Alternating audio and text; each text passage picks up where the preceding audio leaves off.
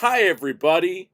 Welcome to the Monday Sound Stream. We've got adventures and excitement and X-Men It's 97 trailer breakdown that's going to make you go, shut up and move on already. I have 49 slides. and he's gonna spend 40 minutes talking about Chamber alone. Yes, possibly. We'll see what happens. We do have news across the board. But of course, we have membership gifting because that's the first thing I do at the beginning of the month. It's first summer already. That's right. Jesus Christ. Yeah. We're in summer already. Jesus Christ. It's already summer, which is fun, but I enjoy summer for many reasons. One of which is I hate the cold. So we got the Guapo Sean, Big Ray, Ghost Spider, Nathan Pride, KP the Gangster, Orion Pax, Joho, Andy the Collector, Izad, and Wario's Digi Farm. All got memberships. Congratulations to y'all. Thank you all for supporting the channel. For those wondering how the membership gifting works. Thank you, Jamie's World. Jamie World said 5 gift memberships. Justice Outlaw. Shout out to Mick Moore. Right decision. Dante Nami Kaze. All got gift. Thank you so much, James World, for supporting the channel. Thank you very much. Yeah, so to put in context for gifted memberships, if you have membership gifting turned on in your settings and you follow the channel, YouTube gives out the memberships randomly based on they're based on how much you engage with the channel. So yes, actually. So, and also shout out Toma for being a member for 30 months because that is how long I've been doing channel memberships. Hellfire mentioned how long are we doing these streams now? Since 2022? November 2022. Yes. Like the weekly streams because you did streams before, but like the weeklies. Sound live. November 21st. Yep. Goddamn. Yeah, we've been doing this. We've been doing this for a hot minute. This whole thing. I gotta tell you, it lately, like in the last month or so, I think the channel's doing better than it's ever done. So, well, maybe not ever, because I just remembered I made a video that made 1.6 million views when I was 14. But in terms of business wise, or your old ass channel, it's definitely doing better than some other. Yeah, it's doing very well right now. So, I am wearing an X-Men 97 shirt because X-Men. Let's see. Velquin says, "How do you check how long you've been a member?" I don't remember when I signed up. I don't know if it's been a year yet. It should be in somewhere, but I can also just open YouTube Studio and look you up. YouTube tells me how long everybody's been a member. So, let's see. Memberships. Let's see where Veloquence is at. If anybody else wants to know how long they've been a member, I'll let you know. Let's see here. Let me see. Can I just search by name? No, I cannot just search by name. That would be nice. That would be easy, but we don't have the police database for Santa. Veloquence, you joined 9 months ago. Also, if it does contain the entire time you've been a member, so if you drop and come back, it shows how long it's been. Jamie's World. Let's see. Let's check Jamie's World. Would require me to spell his name correctly. For one of the anniversaries for the channel, I've been jokingly thinking on the top of my head, we should do Billy Eilish, we didn't start the fire, but Santa what's named after Santa's channel. That would be fun. That would be fun. Separate Terra Toy Story, the Toy Story Power Rangers comment. Right? Looks like Jamie's World's been off and on for the last 2 years, I think. How long have I been? Yeah. How long has Cal been? Let's find out. -0. -0. Well, no. I actually know what level Kaus is at, so this makes it easy. Kaus has been doing it for 20 months in total. Cool. Heck yeah, love that. Thank you. Chat. This name random stuff that's out in the channel. We can make a "We Didn't Start the Fire" parody for name after Santa. If you guys write it out, I'll sing it. But you guys got to write it out because I'm not good at writing. I can sing. I just can't write singing. Comic books, Blu-Rays, Garo, Batman, Robbie Reyes. I would love if we just rhymed Garo with Garo. That sounds like fun. So yeah, if you guys want to write a "We Didn't Start the Fire" parody, I'll actually sing it. I don't have a problem singing it. I just know I'm not going to write it. Community effort. Start like a Google Doc in the Discord and see if you guys figured it out. Yeah, Hellfire's like, it's funny I haven't gotten a random membership the entire time. I don't know why YouTube's like that. The dart keeps missing him. Yeah, I don't know. I don't exactly know how it works. Maybe also check your channel settings and see if you can accept memberships, gifting, because I think that's a setting too. I don't exactly know how the system works. I just know it's random. We've been doing this for how many years now? Long time. And do you think YouTube gives me clarity? It's a shot in the dark half of what I do. I've just gotten insanely good at shots in the dark. I saw a movie this past weekend. I'm not reviewing it in full, but I just enjoyed it. It was World War II. It was the invasion of Normandy on D-Day. And the movie is about Eisenhower's decision of when to go based on the weather reports. And it was like the conflict between the British meteorologist and the American meteorologist. And they had different ways of tracking the weather and deciding how things were. And the American meteorologist, like, if you look at the historical data, this is how the weather goes. And the British guy's like, have you ever been to England? And so that was kind of like the conflict of the movie. But it was really good. And Brendan Fraser was in it as Eisenhower, which was like kind of brilliant. He was really good at it. But it just kind of reminds me of like, the American guy was like, well, it's worked for me all these other times. And that's how I feel sometimes doing the YouTube channel. I'm like, well, this worked, so I'll do it again, and it should work. And then eventually it doesn't. That's how it goes. Let's see. Let's look at the channel for last week, just to kind of continue this conversation of how things going. 34.4K subscribers. G-Phone went over very well, as you can see. It did. Is Psychos out of the mines finally? Psychos said he wasn't traumatized from doing the notes on this one because it was a lot easier. So you finally let him go. Yep. That being said, I'm dragging him back in. We got to do the Tegosword next month. Back to the mines he goes. Back to the mines. He can take a little bit of a break. I probably also should watch the last 13 episodes of Gojuju that I didn't see. Just so I have a little bit more baseline knowledge when I'm doing the video. No, you don't have to do it. You don't have to torture yourself like that. It's okay. It's going to be okay because if I don't do it for the video, I'll never have a reason to do it. And if I do it now, then I can watch every other Sentai and then eventually go, I've seen every Sentai and I don't actually have to do this later. You just say you're just doing it for tax reasons. I could. Tax. I did get some more Sentai rings in because Big Bad Toy Store had some for cheap. So I was like, cool, I'm just gonna toss them in this pile of loot box so I can throw those into the video. But I have the master ring for the Tegosword, so you guys will hear all the sounds because I can just swap the pins out and do all that. That'll be a bit more complicated video because of the ring part, but yeah. Veloquid says, man, you really have the audience locked down for your long looks at Morpher and similar toys because you're extremely thorough and that audience is always hungry. Yeah, I'm consistently the only English reviewer that does these anymore. Yep. And I want to go through all the sounds because the thing I was talking to Psychos about this, and one of the things is that the viewership for these videos, it's one part people who are never going to own it that just want to see it in depth. There's one part people who want to see if they want to buy it. But a majority of the viewership, based on how the comments I've gotten, is people who buy these and don't know how to activate the sounds because the instruction manuals aren't published in English. And even if you translate them, they're unclear. And no shade or disrespect to any of the Japanese or Asian reviewers. I respect everything they do. They don't explain how things are done. They just show it.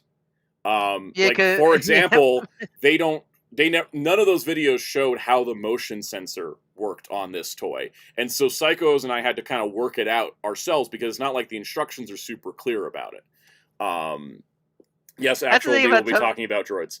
That's the thing about Token toys nowadays. Because you feel like you need those tutorial videos on how to work the damn thing. Exactly, and so you just press the button. It goes. Yep. Veloquid says, do you ever worry you're going to miss the sound and then have to incomplete video? You just re-upload the whole thing if you did. I already did that once. Yeah, you did that with Live Man. Live Man. I missed the sound, so I had to make a short for it. You missed specific noises. Psycho-O's was messing around with the R changer and found another new one. So that'll be a short in the future. We missed a roll call that wasn't listed in the instructions. He found it by accident.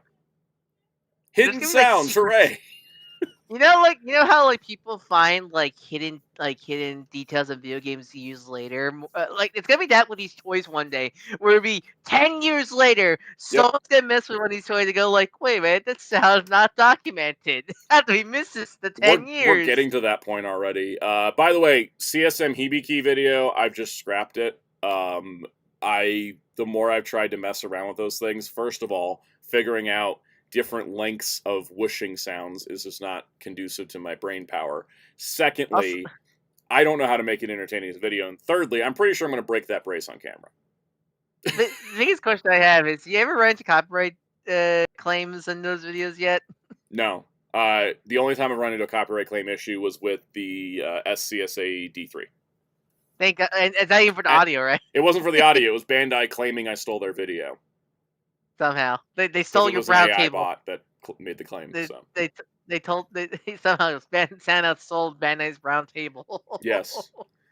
Hellfire says, "Oh, remember CSMK touching its hidden sounds?" Oh yes, I got comments about it. There's a lot, so I'm glad to keep doing these, but I'm not going to do the CSM Hibiki. I will do CSM G3 because that seems like a lot more straightforward. So I would say those like Fies ones and stuff like that, those are hella impressive because those literally are like they're basically just cheap smartphones without the phone part. The phone. Yep. Yep. Also had my Fantastic Four Epic Collection video last week. Isn't that just a coping video? Yeah, it's totally a coping video. I spent way too much money on those last 2 volumes, and I was going to talk about it. Also, second reason, it made the comic haul shorter, because I got to share all those stories there instead of in the comic haul. So, there's a dual reason sometimes. It's like how I do some Blu-rays separate, and then the Blu-ray haul's a little bit shorter because I put it in a separate video. Is there any comics you buy that you just say as a tax that use your tax write-off reasons? Probably not, because I think everything I buy is something I want. But one of these days I'm going to buy a comic just for a viewing guide, and then that'll be it. Is there a Blu-ray that you got that's a tax write-off? Yes. Every single Ultraman Blu-ray. And the turtle and the Turtles 87 is the best example of that, because I do want the Ultraman stuff, though I will say I bought Ultraman 4K Discovery simply to do a video on it. But hey, tax write-off. Yeah. And same thing with TMNT 87. I was like, I'm buying it just for a video. Whereas like Arrow Video TMNT, I wanted that for myself. I think that's like the quickest tax write-off you've gotten, right? Oh yeah, I made the money back on the TMNT 87 set like 6 hours after the video was uploaded. You'll never tell on stream, but with the Ben 10 one didn't even require money. Yeah. Also, speaking of videos doing well, Lyokai's up to 9.7K, so thank you everybody for checking that out, because holy crap. I nearly killed myself making that video. I worked 15 hours on it. And so to see it doing that well makes me very happy. You know why I think it does well? You're the only one that reviewed the thing that has seen victory in detail. This is true. The other reviewers I know that have seen victory haven't done full reviews on it yet. So, also Star Wars viewing guide. That's a top performer in viewing guides, so thank you everybody for that as well. That was a ton of work. Is it doing better than Grogu and Mando? Proportionately speaking, my Star Wars video is doing better than Mandalorian and Grogu. Like in comparison to their respective series, my viewing guide is doing proportionally better. I don't pay attention to the box office, but how bad is Mando Grogu doing? Because I've seen people make it had a 70% drop on its second weekend. Oh, 70? God. And IMAX said, we're going to put Masters of the Universe in some of our IMAX screens instead of Mando and Grogu. That's a sign that the movie's got no legs. Basically, everybody that wanted to see everybody that wanted to see Mando and Grogu in theaters saw it opening weekend, basically. Like, I saw people make the honestly dumb jokes of like, we're gonna do that thing with Filoni. I don't think no, because like there was a report even that confirmed what I thought, which is that Disney wasn't looking for this movie to dictate the future of Star Wars. It's the next movie, Starfighter, is the one that they're looking for. This was just, hey, we need a movie. We already have a show that's been pretty successful. Let's get show to movie, because they needed to put a Star Wars movie out because Bob Iger was pressuring them. And then I think they were honestly surprised how fast Starfighter came together. I think people realized when Grogu and Mando the movie got greenlit, Fiore wasn't even president yet. No, he wasn't. But I think also, like, that movie's very in line with Mando the show, but, how many people watch Mando the show on TV, and they're like, let me go see it in the movie theater, right? Like, it's a certain audience. It's the super fans. It's not many other people. And Disney, for some reason, always takes a long time to learn the right lessons, and what was the term you used for Star Wars in general? Homework the series. I think homework that's the problem. franchise, yeah. Yeah, Like, because you think most that's just how it Star Wars is. shows. You think with most Star Wars series you can watch, or at least the movies you can watch without any research. But this is the first Star Wars movies where you need to do research to Yep. watch, really. Or at least to fully appreciate it. Because every the film probably is fine by himself. It works but I don't fine think on its own, but the emotional core of the movie is how Mando and Grogu's family connection has grown, and like yeah, the core theme of the movie is the old take care of the young, and the young take care of the old. And unless you've seen the rest of it, it does not really hit the same, because it's like if you've not followed their journey together, then the emotional moments don't hit as much. I don't think you need to know who Rada the Hutt is, or Zeb, or Embo, but you do need to at least know Mando and Grogu for the emotional beats to work. So. Yeah, because I feel like you can pull like Demon Slayer and Chainsaw Man did very well, but like I feel like I think that's the also case of forgetting anime. that Demon Slayer and Chainsaw Man get way more viewership than Mandalorian does. Yeah, that's the case. Anime, just we're at the set the point where anime and they built those fandoms like Chainsaw Man over like 3 years, but like Demon Slayer's been building for like a decade to get to its money. And even though there's gaps between the seasons between those ones, like it's still not as big as the current gap with Mando, right? Because it's been 3 years since 3 years last between. season. Also, because Demon Slayer only had like what, a 2-year gap? 1 year gap? Because the Hashira training arc was going to get skipped, and they threw it in last minute, so it was only a 1 year gap. Yeah, it's a 1 year gap. Yeah, for Demon Slayer. I think with Demon Slayer as well is you can watch Demon Slayer on Crunchyroll, you can watch it on Netflix, I think you can watch it on Hulu, whereas Mando you can only watch on Disney Plus. Same with Chainsaw Man. Also, Chainsaw Man helps that it's only 13 episodes. That's a quick watch. But it also, like, Mando is only 8, 16, 24 episodes plus, like, 3 episodes of Boba Fett. So, like, 27 episodes. But it's only 27 episodes. Like, Demon Slayer's got 65 episodes before its big movie. So, the Mando episodes, 40 minutes? They're, like, 35 minutes. Some of them are a little longer. Like, some of them are, like, an hour, and some of them are as short as, like, 25 minutes. They really vary in length. So, but I think it's definitely availability because yeah, I think availability is a big factor. If Mando was on if Mando was on Netflix, I think Mando and Grogu would have done better in theaters. Because like Disney Plus is successful, but it's not like Netflix or Prime Video. It's like number 3, I think, at best. And not everybody that has Disney Plus watches Star Wars. There's a lot of parents that have Disney Plus just to babysit their kids. Is your animation, or it's usually Marvel, Moana on loop. Yeah. Yeah. All right. Anyways, Veloquence asked about stats on the viewing guides. Let's go with the most popular viewing guide. How to watch Super Sentai at 26K. That's the most successful, damn. Really? Yeah. Sentai, next Kamen Rider, then Ultraman, then Digimon, Transformers, Power Rangers, Ninja Turtles, One Piece, Ben 10, Marvel, Dragon Ball, Garo, Kamen Rider Update, Sonic, X-Men, Metal Hero, G.I. Joe, Star Wars, Godzilla and King Kong, Star Trek, Superman, Tron, Fantastic Four, Digimon Update, and then the lowest viewed is Metroid. Are you going to do an update? Because when did you make that Sentai one? I made that Sentai one 2 years ago. I want to do an update, but I'm trying to make sure they're done with stuff. They're no more, because we have some kind of VCMLF? Everything's been released, but the Blu-ray for the Versus movie comes out in July, and I'm waiting to see if they're going to announce another thing after that. Because, you want to make sure it's officially down the ground, buried. Yeah. So we'll see. I want to do a Sentai update, and I want to make it a complete video that's like, here's the entirety of Sentai in one video. Not just an update, but like in a complete remake. Where I just reuse footage for what's existing, and then I just throw in new footage to...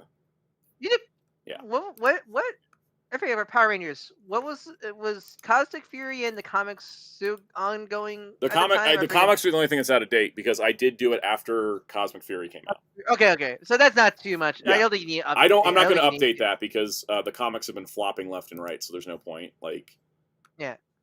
And I've done another comic video since on the deluxe editions. So Yes. Okay. I just don't remember when that came out. So I needed to update the Star Wars tier list. I forgot to do this last week because I said I was going to do it last week, but we talked about Mando and Grogu for like 45 minutes, so I didn't want to add to it. I think we talked about the reaction to Mando. Yeah, we didn't really discuss the movie as much as we discussed like the general reaction. So I have watched a couple things since we did this tier list because I was doing viewing guide research. Phineas and Ferb's Star Wars is an S tier. Oh my god, that is a fantastic special. It's so funny. It's so good. Funny. It got my mom into watching Phineas and Ferb. That's good because Phineas and Ferb is a classic. Fantastic. Absolutely love it. And then Droids. I watched all of Droids in one go, and honestly, I'm putting it in top A. I absolutely love the Droids cartoon. I could not love it more. I mean, no, first off, it's Happy Pride Month because that series is the most pridest Star Wars thing. Let's face it. Well, that and the Dr. Afra comic where she kisses girls all the time. That too. Yeah, but it's just a gay droid couple. They really are, and they just get in the most insane adventures. Like they get passed around between like different human owners, and they have story arcs, and it's just I love the droid show so much. We can see you play Raiders comment about Sentai. Super Sentai viewing guide finale clip show edition. Look, it would be in the spirit of the franchise for me to reuse footage for 80% of it. Well, no, that means it has to be more lower quality than the new footage. Then it will be because I'm trying to decide. Do I try to recreate the background and match me to how it originally was in the first video, or do I shoot it in a different background and just don't even acknowledge it? Keep the spirit of Sentai. New background. Yeah. No, there you go. Also, Valquins, yes, I think as a 35-year-old man, you'll like Fancy because it has smart humor. It really has really damn smart humor. It is brilliant. So the thing is like, because Phineas and Ferb Star Wars is essentially like, what if the Phineas and Ferb characters were on a little side quest right next to A New Hope? And it's hilarious. There are gags in that I'm shocked they got away with their TV rating. So I would absolutely recommend you check it out, and then you might end up becoming a Phineas and Ferb fan afterward. One day we should have Sound get his own jingle, like Soundout Productions. I need a jingle. So the only Star Wars things I haven't finished is Ewoks, Jedi Temple Challenge, and Young Jedi Adventures, and I don't know if I'm ever going to finish any of those. I might finish Ewoks because I got the Ewoks and Droids tie-in comics as an epic collection for the Droids part, obviously, but like it might get me to watch Ewoks. How long was Ewoks? 26 episodes. I'm being a bitch about it for no reason. I've only seen one of them, but I was like, wow, this is. You need something. You need something to binge. You need something to binge eventually. Yes. All the other Star Wars parodies I need to talk about when we get to Spaceballs next year. That'll be the space. That'll be for the Spaceballs. So you can get. Oh, AR says I should do a Ghost User, do shitty green screen, and cut myself out poorly. That's tempting, actually. What if I just leave like a static image of myself and I'm like floating above myself? Yes. That would be even funnier. I need to write that down before we forget that. I have an idea. I do want. I do want to. The Gundam one will be probably the next big project, I imagine. And I do want to actually make a thumbnail for that because I actually have a good idea for the thumbnail. 2 thumbnails. We're doing 2 videos. Oh, wait. So how are you structuring? Is it or just like part 1? UC, non-UC. Okay. Actually, that'll make it. Okay, because I have. I can rework it. It'll be the same. It'll be the same idea, but one will be UC focused. One will be. Yeah, because I haven't written notes out, but based on how many things exist in Gundam and timeline connections, it's going to be 2 videos about the length of Star Wars. Because the UC doesn't have as many projects as non-UC, but non-UC stuff's very straightforward, whereas UC stuff is like over the place. So, yeah, it's going to have to be 2 videos, so I don't die. Because I will die if I try to make it one. Here's a question for the for the thumbnail. Is G-Quux in AU or UC video? It's going to be in the UC video because it's a UC sites. It's okay. So I'll include Machu. Okay, I'll include Machu in the thumbnail for that one. Then. Yeah, because G-Quux would definitely be in UC. It's just because it doesn't make sense to put it over in the other one. It is specifically a UC project, like adjacent project. Yeah, it's others. A what if to a UC, so it fits the same way that Origin does. Also, I forgot about this, but I forgot that Wing Gundam make a cameo in the finale of G Gundam. Yep. Oh god, I gotta count all that. How many years does it take to read the entire 1 Year War? I did all of the 1 Year War. I'm not gonna say read because that's a whole rabbit hole I don't want to dive down. In terms of watching the UC anime, when I watched it all in order, and it took me like 3 months. It's not that long. It's just complicated. That's a rabbit hole alone when you get the UC viewing guide because you need to explain what the hell. Because I think even still there's still people going, what the hell is Gundam the Origin? Still to this day, probably. What is the origin? Should you watch the compilation movies? What is a compilation movie?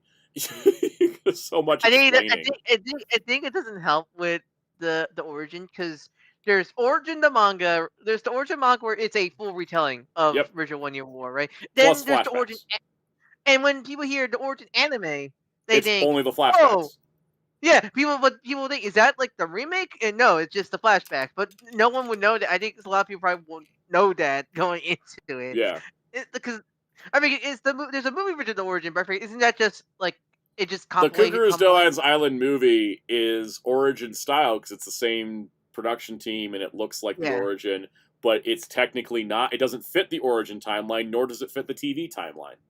Oh, yeah, it's separate timelines because it's not just a retelling because they do add new stuff that is telling a separate canon, but like it's and what's not engaged to what Zeta new translation. New translation. That's a whole other worm. That's a whole can of worms. Then there is also like the fact of like, does G Savior count as a UC project? There's the whole thing of, do I include G Reco? I don't. I'm putting G Reco in the non-UC. Even though technically it's a UC spinoff, it just doesn't feel like one. I never do that. No one, because nobody talks about G Reco because that show was a confusing mess. But they mentioned that the Rhea Guild Century was what followed the Universal Century. Because weird, because so many people I've seen people talk about, is this in I think I heard Turn A Gundam as everybody says Turn A Gundam, but Turn A Gundam's in a separate universe where all of UC plus G, W, and X all existed in one universe. It's everything Gundam prior to Turn A exists in one universe, and it's called the Correct Century. So Turn A is not UC because it references Wing and G and X, so it can't be a UC spinoff. And meanwhile, there's still people that argue about that. Yep. Meanwhile, Victory is a UC project, even though I think a lot of people lump it, but people lump it with G Wing because it fits with the whole single letter. So people think, it's like these other shows. No, this one specifically is UC. Eloquence, they're filming this live-action Gundam movie, and they added Noah Centineo because they hate me.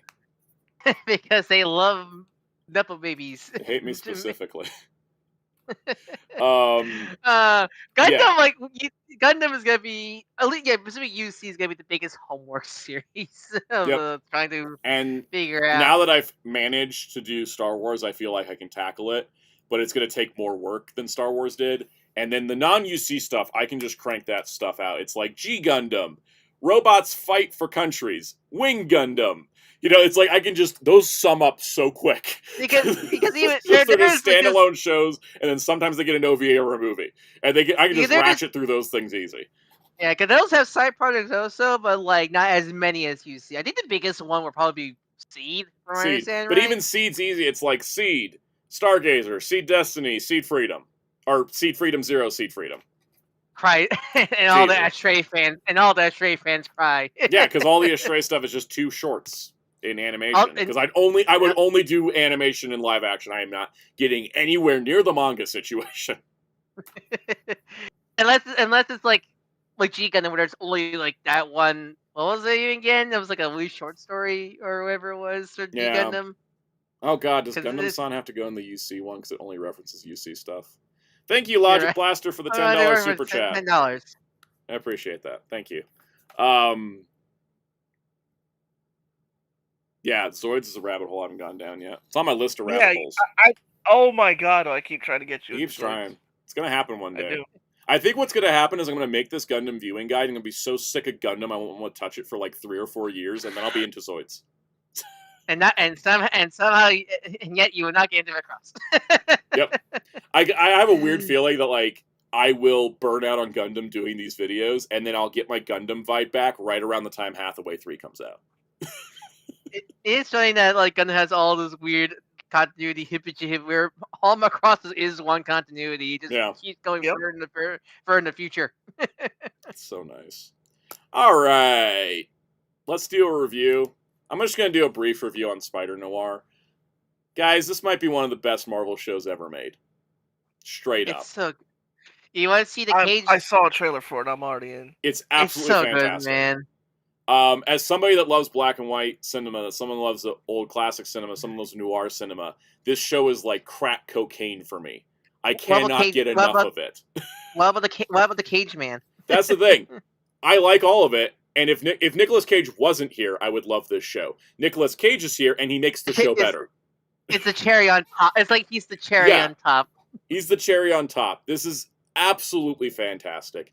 The pacing is great. The storylines are awesome. The dialogue is so sharp. It's so witty, and it's so well delivered. I think the tone is perfect.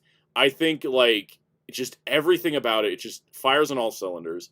I watched it entirely in black and white, but I would switch it to color, because Prime Video has a cool feature where you can just switch it. So black and white color at any time. So if you're watching a scene and you're like, oh, that dress doesn't look that hideous, and then you switch it to color and you're like, oh god, that dress is hideous. Yeah, I was wondering how they're gonna do the black. I thought it was gonna be two separate video things. Like, no, yeah, they let you choose when you click play, and then you can just like tab down and switch between them anytime you want. Which, like, that's still cool. I want to see that more. I want to see more stuff do that. Because the color. I want to do a color rewatch now. The show is so good, I could watch it a second time, and I could watch it entirely in color this time. Because the black. Also, that's the thing. The black and white is very good. Because one of the big issues with black and white is nobody lights black and white correctly when they do it in the modern day, and then stuff gets washed out. It's too dark. You can't see shit. Not a problem whatsoever here. It has really good contrast, because that's the most important thing about black and white stuff. You need contrast, and it's because the color is vibrant ass color too. Yeah, and you watch a black and white film, there's a good chance that the bright outfit that characters wear is like hot pink or something like that. Whereas Herman Munster was a bright lavender violet. Oh, was he? Yep. Oh. His makeup was bright lavender violet, not green, not gray. Bright lavender violet, so that way he'd show up as gray on camera.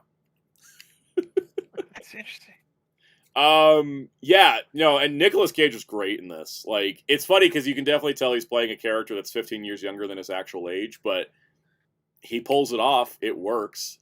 I didn't get that vibe at all. I get that vibe because like every other character around him that's like his old friends are like a lot younger than him.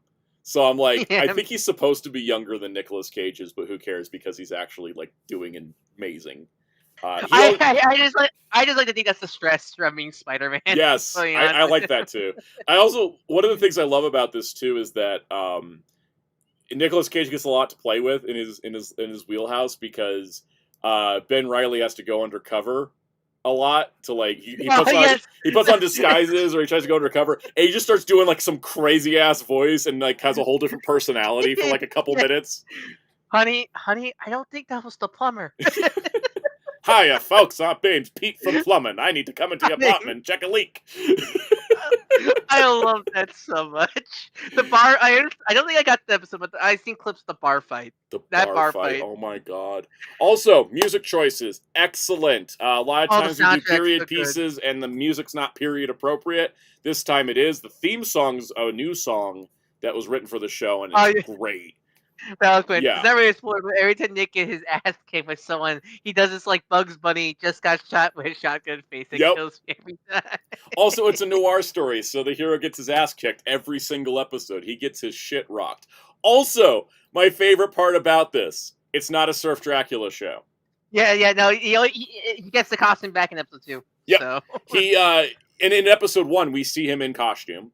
And then he's like, he basically, like, the premise of the show is he stopped being Spider-Man, and then he comes back to being Spider-Man in episode 2. Not episode 8, in episode 2. And so he's in costume, like, every single episode. And I'm so love it. And then all the villains are noir takes on classic Spider-Man villains. And it just, like, the supporting cast is excellent. Robbie Robertson in this show is, like, an excellent character with a great, like, B story going on. And then my favorite character in the whole show is Janet, the secretary. Because she's so just great. The best. The absolute best. She's so tired of Peter shit, Ben shit. And also, the main villain of the season being Silvermane is really fun, because Brendan Gleeson playing Silvermane was, like, inspired casting. He's, like, really great. Yeah. No, just absolutely fantastic. Rating-wise, for anybody wondering, it's like a, it's like a little bit of an edgy PG-13, but it's not like, it's not Daredevil. we're not just crushing people's heads, but anyone wondering at times. So, like, I think because I think like some of you were wondering, is this supposed to be the same noir as the Spider-Man? I think it is, but I think it could be, but I think it's not really important. It's not important. He has a fun line at the beginning where he's like, "Someone asked me one time, what universe am I from?" And I thought, what an odd question to ask. And that's like pretty much all they acknowledge it. One thing that I think makes him different from the one we've seen in the movies is in the animated movies he has white webs, but in this show he has black webs. So maybe they are different. And specifically, is that specifically black? Because there's black webs in the black and white version also. Yeah. And not just the color version. Yeah, it's black and white. It's black webs in both black and white and color. So it's important. It's an important distinction. But I think also because the other one introduced himself as Peter Parker, and also the version in Spider-Verse said he got bit by a spider, whereas this show's origin of him is very different. So I think that's the key. It's like, it could be the same version, and he's just got a new backstory, but I think it's more likely that he's just another version of Spider-Man Noir out there. I actually don't mind I actually kind of don't mind if we get more Spider projects that are adjacent to the Spider-Verse films, where it's like made the same actor, but it's not the exact same version from the. Because I think it also helps unrestrict the productions so that they can make their stuff work. So it's like, basically, it's like, did you like Nicolas Cage playing Spider-Man Noir? Here's a whole show about it. Not necessarily the same exact character, but it's the same variant of the character. Yeah. Yeah. Which I think is smart. I think it's smart. I mean, also, it helps the show work standalone as well, which is good. Also, damn, like, I'm not sure what's the budget for this series, but damn, it looks damn good. It looks amazing. Like it looks better than a lot of MCU shows, honestly.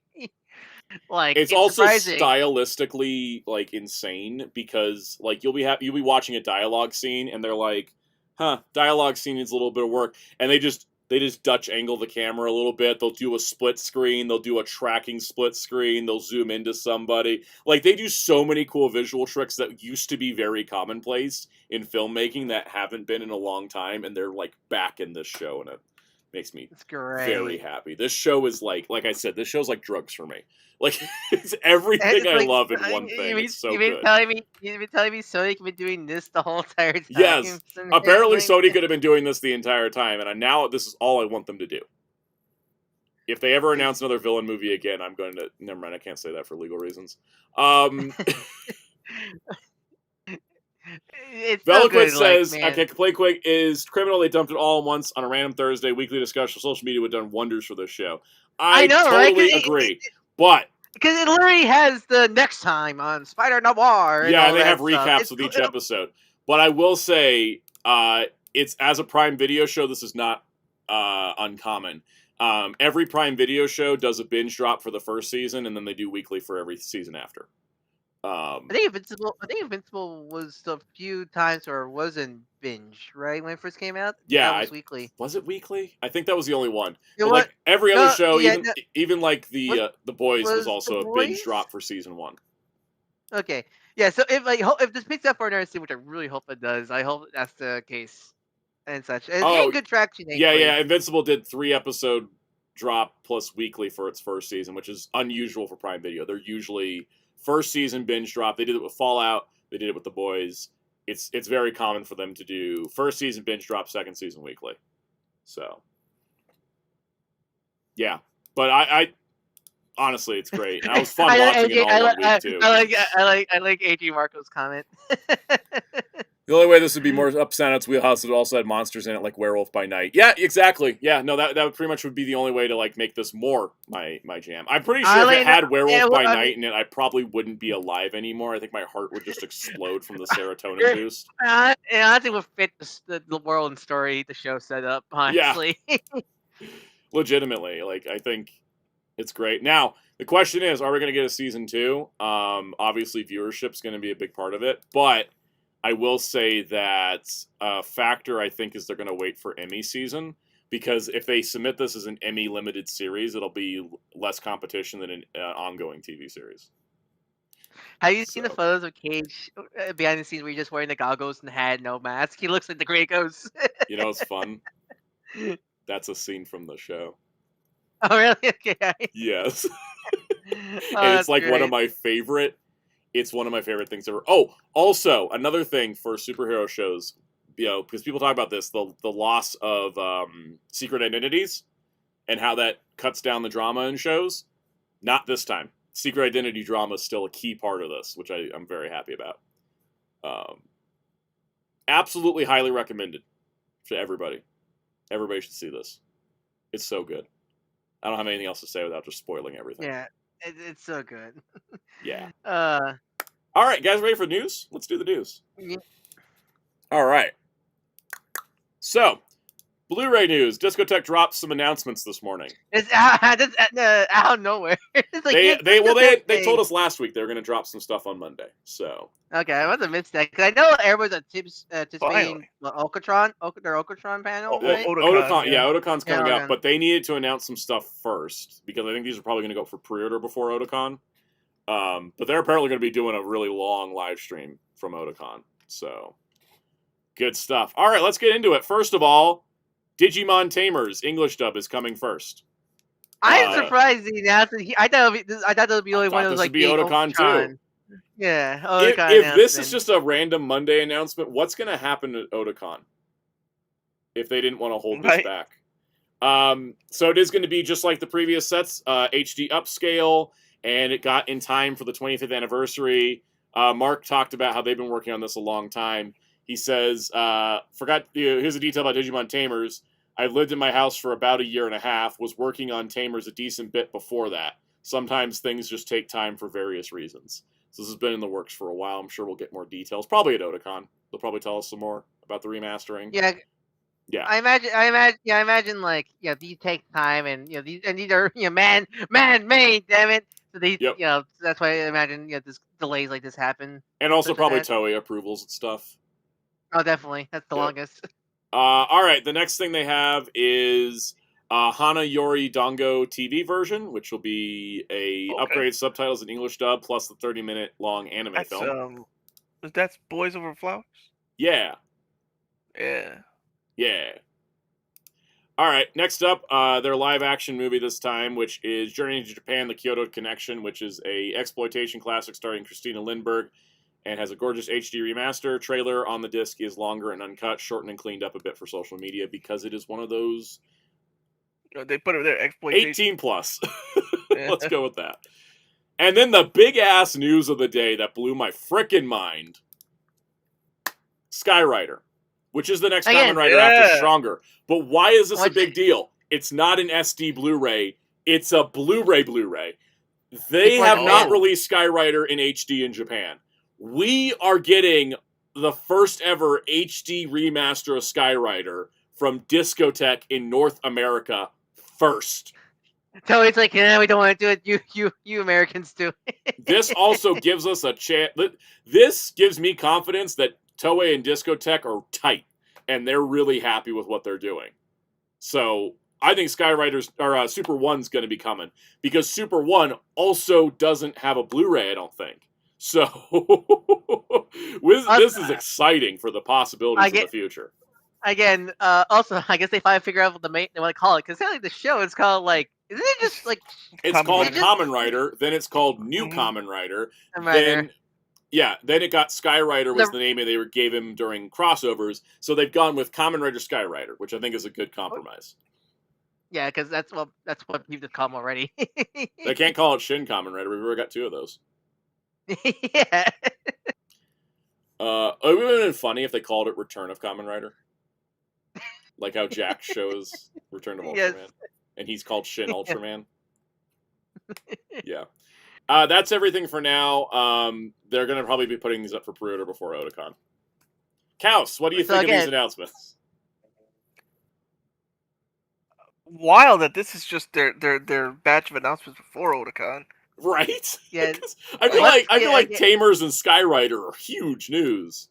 Those are boys. I thought that already got a release, but wait, but Blu-ray release this time. Shoot, surprised that Kamen and then Kamen Rider being full HD. Like what the heck? So what? Yeah, it makes you again. What's gonna be revealed at Otakon? Like because as he said in the Tamers one, they're gonna do the sub eventually.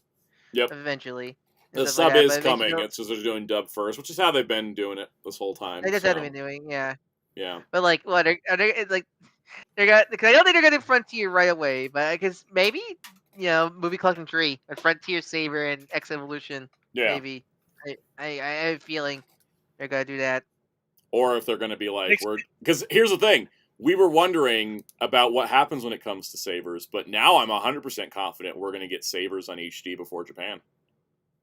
Takes me back to April. Well, remember? I mean, that already happened, didn't it? In Germany, was it? Yeah, that's right. Germany got one. Yeah, that's right.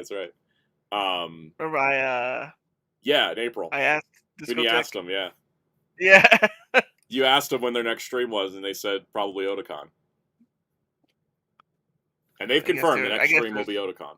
Yeah, I guess they stuck to that. At first, I was like, are they being coy? But I guess they meant it. Shoot. When is Otakon?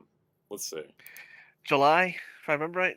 It is July 31st to August 2nd.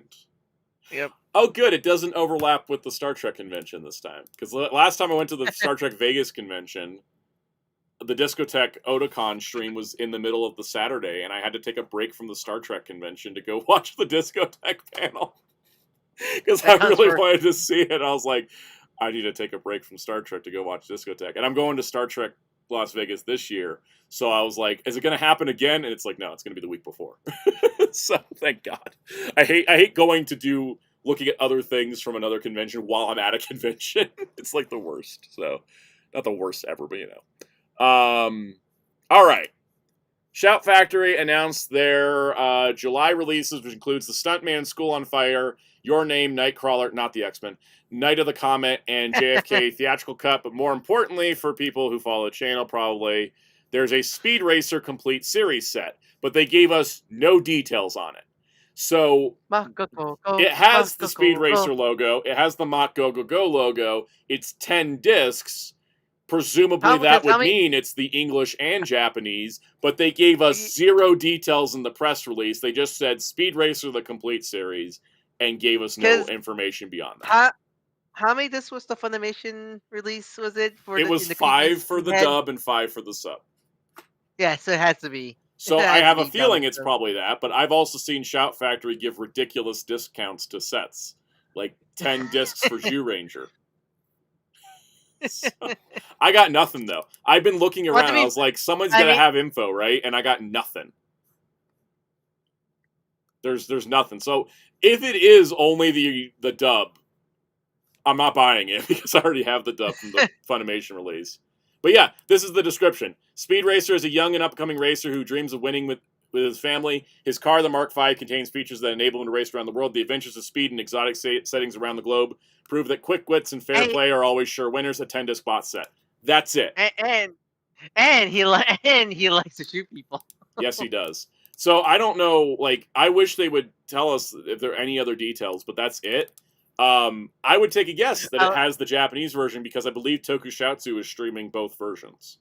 And why would they have the Japanese logo on there? Well, Funimation's case said it had English and Japanese audio, but then only had the English dub on it. So I've been down this path before. Yeah, I love Warriors comment. We want to get Data Squad HD and Sabers and SD. I would lose my mind if we got Citramon in HD, but we got Bombermon in SD. Wait, Bombermon gets SD when Beat Break releases in 10,000 years. Yeah. So anyways, both Japanese and English Speed Racer are streaming on Tokusatsu, so I'm saying there's a large chance the set's going to be both, but I can't confirm it, and I'm not buying a $65 Blu-ray set until I know for sure. Tax write-off. Even then, I'm not buying a $65 set until I know for sure. Someone needs to be the guinea pig. Well, somebody will be. I am not as big of a Speed Racer fan as... There's like 6 channels on YouTube that are so dedicated to Speed Racer that I could never even try to keep up. I've never even finished the original show, okay? I like Speed Racer, but I've never been a completionist down the rabbit hole. There's several channels that are, and I respect the hell out of them. Have you seen him at least kill people? I have, yes. I watched a compilation of the violent stuff from Mach Go Go Go one time. It was really fun. Oh, the cows! Didn't you ever say that speeds your inner spirit animal or something like that? Oh boy, is he! For real. Yep. He's me for real. By the way, for any reason I haven't finished the original Speed Racer with the dub is because, as an editor, I notice all the editing, and it's insanely distracting for me. And so I was going to buy Funimation's standalone release of the Japanese version to watch that, but they never did that. And I never wanted to buy the head. So... you don't want the conversation piece? No, I don't. I have plenty of conversation pieces already. All right? Do you want to see my crystal skull? Like... Well, no, that's what happened to your speed. That's what happened to your speed set. You eradicated him. Let's go. I have a golden fertility idol. Nothing else beyond that is a conversation piece. Would you like to see the golden gun I bought? They got customs to not catch you with that. The golden gun for the Bond Collector's Edition does not come out of the case, and people were mad about it. But I was like, they literally said that up front, that it was going to be affixed to the case, because otherwise they could not ship it anywhere. I say, did it even real? It's the Megatron thing again. Do you realize customs would kill you? Yeah, exactly. They would have never gotten it through the port. So. Yeah, well, actually, go back to Materia Statue. Did I ever tell you the story of when you did that video? I never realized that thing in Raiders was actually a fertility statue. Yes. I thought it was just a golden tiki head. Yeah, you don't realize it's a fertility idol until you notice that the idol itself is giving birth. Yeah, I thought it was just a golden tiki head. For the longest, my biggest exposure to that thing was the Lego piece, which is super simplified just to be a head. So when you said I saw it and you said fertility statue, I'm like, wait, what? Yep.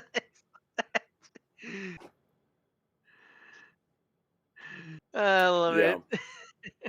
What about the ape? What about the ape head? Oh, the ape head's great. I just don't have it out on display because I don't want it melting. It's in its styrofoam where it's safe and has been for 20 years.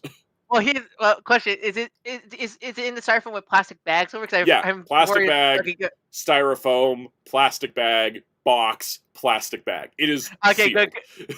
Okay, good, because sometimes styrofoam will melt onto the ding. Right. So, but yeah, it's been safe in its box for 20 years, and I only took it out to do the video, and it's going to stay there safe.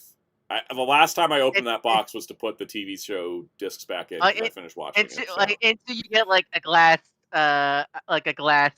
case for one day. But I need to get a glass case on a wall that doesn't face the sun 90% of the day because I don't want it to shatter. So, I have a bunch of things that are like that. That golden gun from the 007. By the way, if anybody wants to see the 007 golden gun for the game, I got a short coming tomorrow. It's not an unboxing. It's just hey, look at this. But that needs a case. The fertility idol needs a case. I think technically I need to put the Holy Grail in a case, but it's robust. I don't need to worry about it as much. Use it as actual drinking glass. I would, but I'm kind of like worried the paint's gonna like flake off if I put the wrong liquid in it. I thought you were gonna say you're gonna actually get poisoned like in the Yeah, movie. I could get poisoned by the paint. What else needs a case? Apehead needs a case. Couple other things. I have a one of a kind vinyl figure I bought from a friend's art show that probably needs a case as well. So How many figures do you put in cases because of their fragility? Torka from Beast Wars. He's been in a sealed Torka, plastic case from the day I learned what gold plastic syndrome was. I took Torka and put him into a plastic Beanie Baby box. Do you have Randy the grenade bomb? No, I do not. But I have Torka, and he's close to it. But he's still good. He sits behind my TV. He's like out of the sun, out of the elements, sealed in his plastic case. He's not. Nothing's gonna happen to him. Don't you have a Tiga and Garo figure arts in cases? The Garo figure arts are in cases because I don't want to dust Zero and Kiba and Garo's gold, and I have Tiga in a case because it's Tiga. He's damn rubber. All right, back to the Blu-ray news. Kill Bill, The Whole Bloody Affair is finally coming out on 4K. This has been a big deal. There's a limited edition from Lionsgate that has like a veil and art cards and stuff. There's a damn VHS tape because for some reason we keep living in the past. There's also a standard release. The funny part is that a lot of people were kind of pissed off that the movie is across 2 discs. That's because it's a 4-hour movie, and if they put it on 1 disc, the quality would have went and it would have looked like shit. So Kill Bill's one of those things that like I know of because of I never actually watch it because it's watch it. I've never actually seen it either. Yeah, okay. It's like a revenge film. Yes. It's like because it's Tarantino. It's Tarantino. I'm not a big Tarantino guy. That's the reason I haven't Okay, because I know like because I never really delved deep into it because it's telling one movie split into 2 parts practically. Yeah, right? It's a part 1, part 2. And then this new version adds like, it adds an extra part to it that's like animated to bridge it or something. I don't exactly know. Wasn't that the thing in Fortnite, right? Because I played that part in Fortnite. Oh wait, you guys ever saw any of the Kill Bills? No, I never. I just know of it. Yeah, I just know of it. I mean, wow.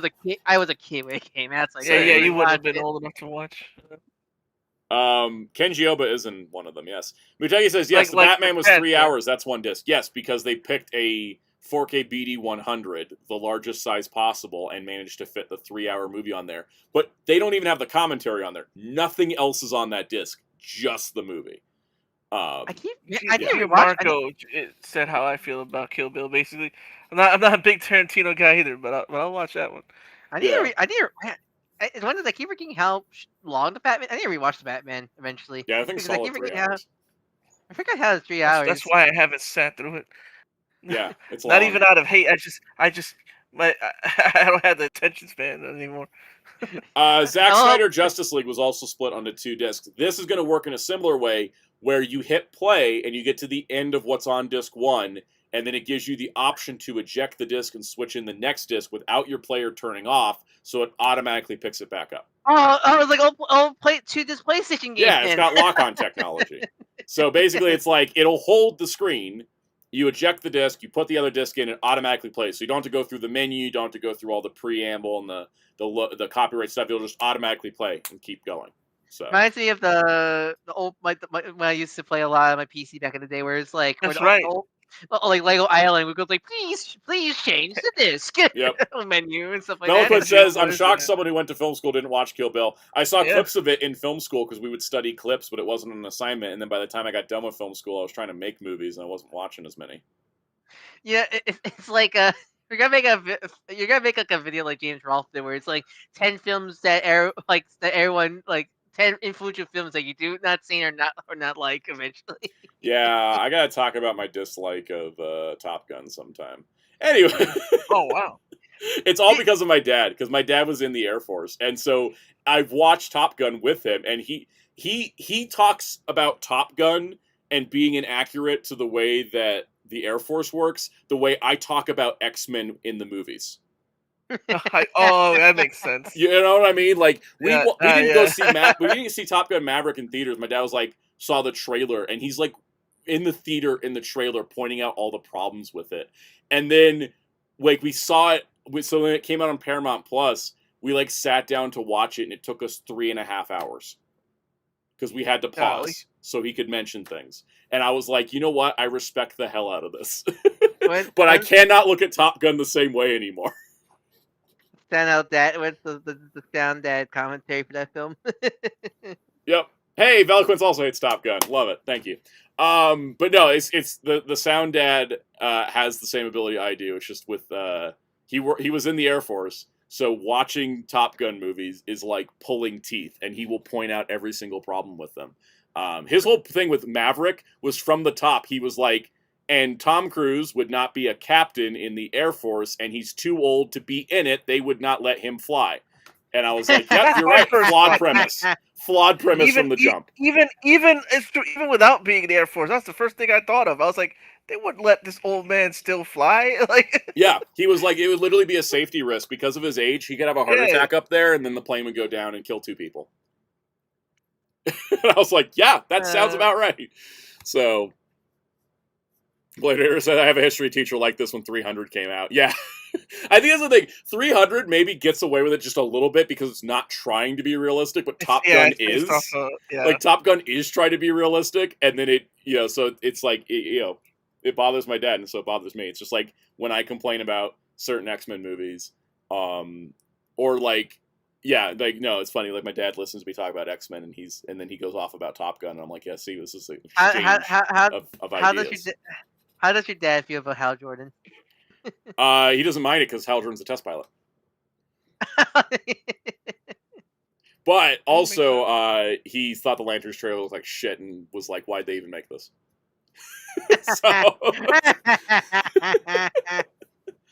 Oh yeah, 300 is a comic book movie. Oh, Actual Lee said my grandfather was the same way with Pearl Harbor. Yeah, I was the same way watching Pearl Harbor because my grandfather was in World War II. Also, that movie's just bad. The movie's terrible as a movie, and then as someone that knew someone that was in World War II, that movie's even more terrible. Oh my god! Do you find it offensive? Because I know a lot of people find that. I find it actually. I do find it offensive. I find that movie absolutely offensive. There's another list of the reasons I don't like Michael Bay. Yeah. Anyways, Psycho says hi. I'm caught up from the G-Phone chat. Wouldn't say I'm working in the mines. I'm in the mecha graveyard, but one thing people don't realize, I also buy these toys. So I work out how to use it, pull my hair out, and then never touch them again. Wait, so Psychos, you're in Russia? No. But wait, the mecha graveyard's in Russia in G Gundam. Yes, but he's closer to Russia than I am, so he's in the UK. That's also, by the way, fun fact, when you're trying to like work on video notes for a video and you live in 2 completely different time zones, you have like this window of opportunity to talk. Oh, which one has the bag underneath your eyes? It's usually him, especially last week, because we had to talk on Wednesday, and I went to the comic shop, and I was going to come home early, but then I stayed a little late after the comic shop closed, and they locked the door from the inside, but then the key broke. So I was trapped in the comic store for like another hour. Oh no, sound trapped in the comic store. What a horror. So it was just me and the guys working there, and we had to wait for somebody to come back with a key to open it from the outside. And so yeah, Psycho was at 3 a.m. waiting for me to come home to talk about the G-Phone so I could film the video and get it out for you guys. You guys could dig a hole. Dedication. Let's get the spoons out. You can dig a hole outside the comic store. Yeah. Oh god. Let's see. Yeah, Veloquence, yeah, my grandfather was in World War II. My grandfather died at age 96 6 years ago, so he'd be 100 and I can't do math. How old would he be this year if he died 6 years ago at 96? When was it? What? Okay. 6 years ago at 96, that's 6 more years. 99, 102. 102. He'd be 102. Hey, D-Mark, how much extra stuff did you get from being stuck in the store for extra time? Surprisingly, nothing it's extra. Wild how ages work. He got extra yapping time. I got extra yapping time. We were just talking about You said that was your grandfather, right? Yeah, it was my grandfather. My parents are older. You're younger than me. Yeah, that's right. Your parents are. Yeah, exactly. My parents are older. Like I'm older. Yeah, but your parents are older. My parents didn't meet till they were in their 30s, and my mom didn't have me till she was almost 40. So, I've had older parents, which is also part of the reason why I'm such a weird nerd about old stuff. Because my parents are like, yeah, but no, it's great, and that's why my parents are also like, it's awesome because they're like, they defy their generation they're from. They just go I'm like, man, he ain't gonna notice, and you're like, no, I know all this. I'm like, oh, I don't have to explain what this is to know. Nice. How does your dad feel about the Blackhawks from DC? He thinks they're cool because they're a comic book. Chicago Blackhawks? Oh, DC. Yeah, the DC, the fighter pilots. He likes them. The thing is, like, if it's something where it's like, it's the modern, realistic context that Top Gun tries to put itself in, that bothers him. Yeah. Like, if it played itself as complete fantasy, that'd be one thing. More fantasy, I feel, yeah, exactly. So. It's funny you mentioned your grandpa. Because mine was born in World War II. Yeah. Right after Pearl Harbor. That's how I got all this. Mine enlisted all this Hawaiian stuff because he didn't want to get drafted. Because if he got enlisted, he got to pick what job he would get to do. Whereas if he got drafted, he would just get put into something. They would just Yeah. And so he wanted to be a pilot, so he was a pilot. And he came into the war right at the tail end. But he was doing bombing missions, and then he got out of the war. He got out of the war when it ended, obviously. But the last day, they were supposed to fly a mission, and they were supposed to fly in and drop supplies or something. But the war was ended, and they were like, they wanted to go home, and so he called the weather guy, and he's like, "Hey, weather's pretty bad, isn't it?" And the weather guy's like, "No, it's great. You can still run the mission." He's like, "No, the weather's really bad, right?" And like, after like 3 or 4 times, the guy was like, "Oh yeah, the weather's terrible. Cancel the mission." Wink. He's like, wink, wink. Nudge, He's like, the weather's really bad, right? It's like, But yeah, no, my grandfather had so many great stories from that. But I was like, one of my favorite ones is just like, the weather's terrible, right? Like, he really wanted to go home. But yeah, so shout out grandfather. All right, let's do some Blu-ray news. We were still on that. This is the funniest Blu-ray story I've ever seen in my entire life. Ever seen in my entire life. I have nothing that's funnier than this. So Animego, who's also owned by Media OCD, who does work for Discotek, they have announced their Vampire Princess Miyu Blu-ray that was announced in February 2025. No worries about derailing Veloquence. I could talk all day about this. I love it. So in February 2025, Animego announced they're doing Vampire Princess Miyu, and people were wondering, where's the release? Well, here's the story of what happened.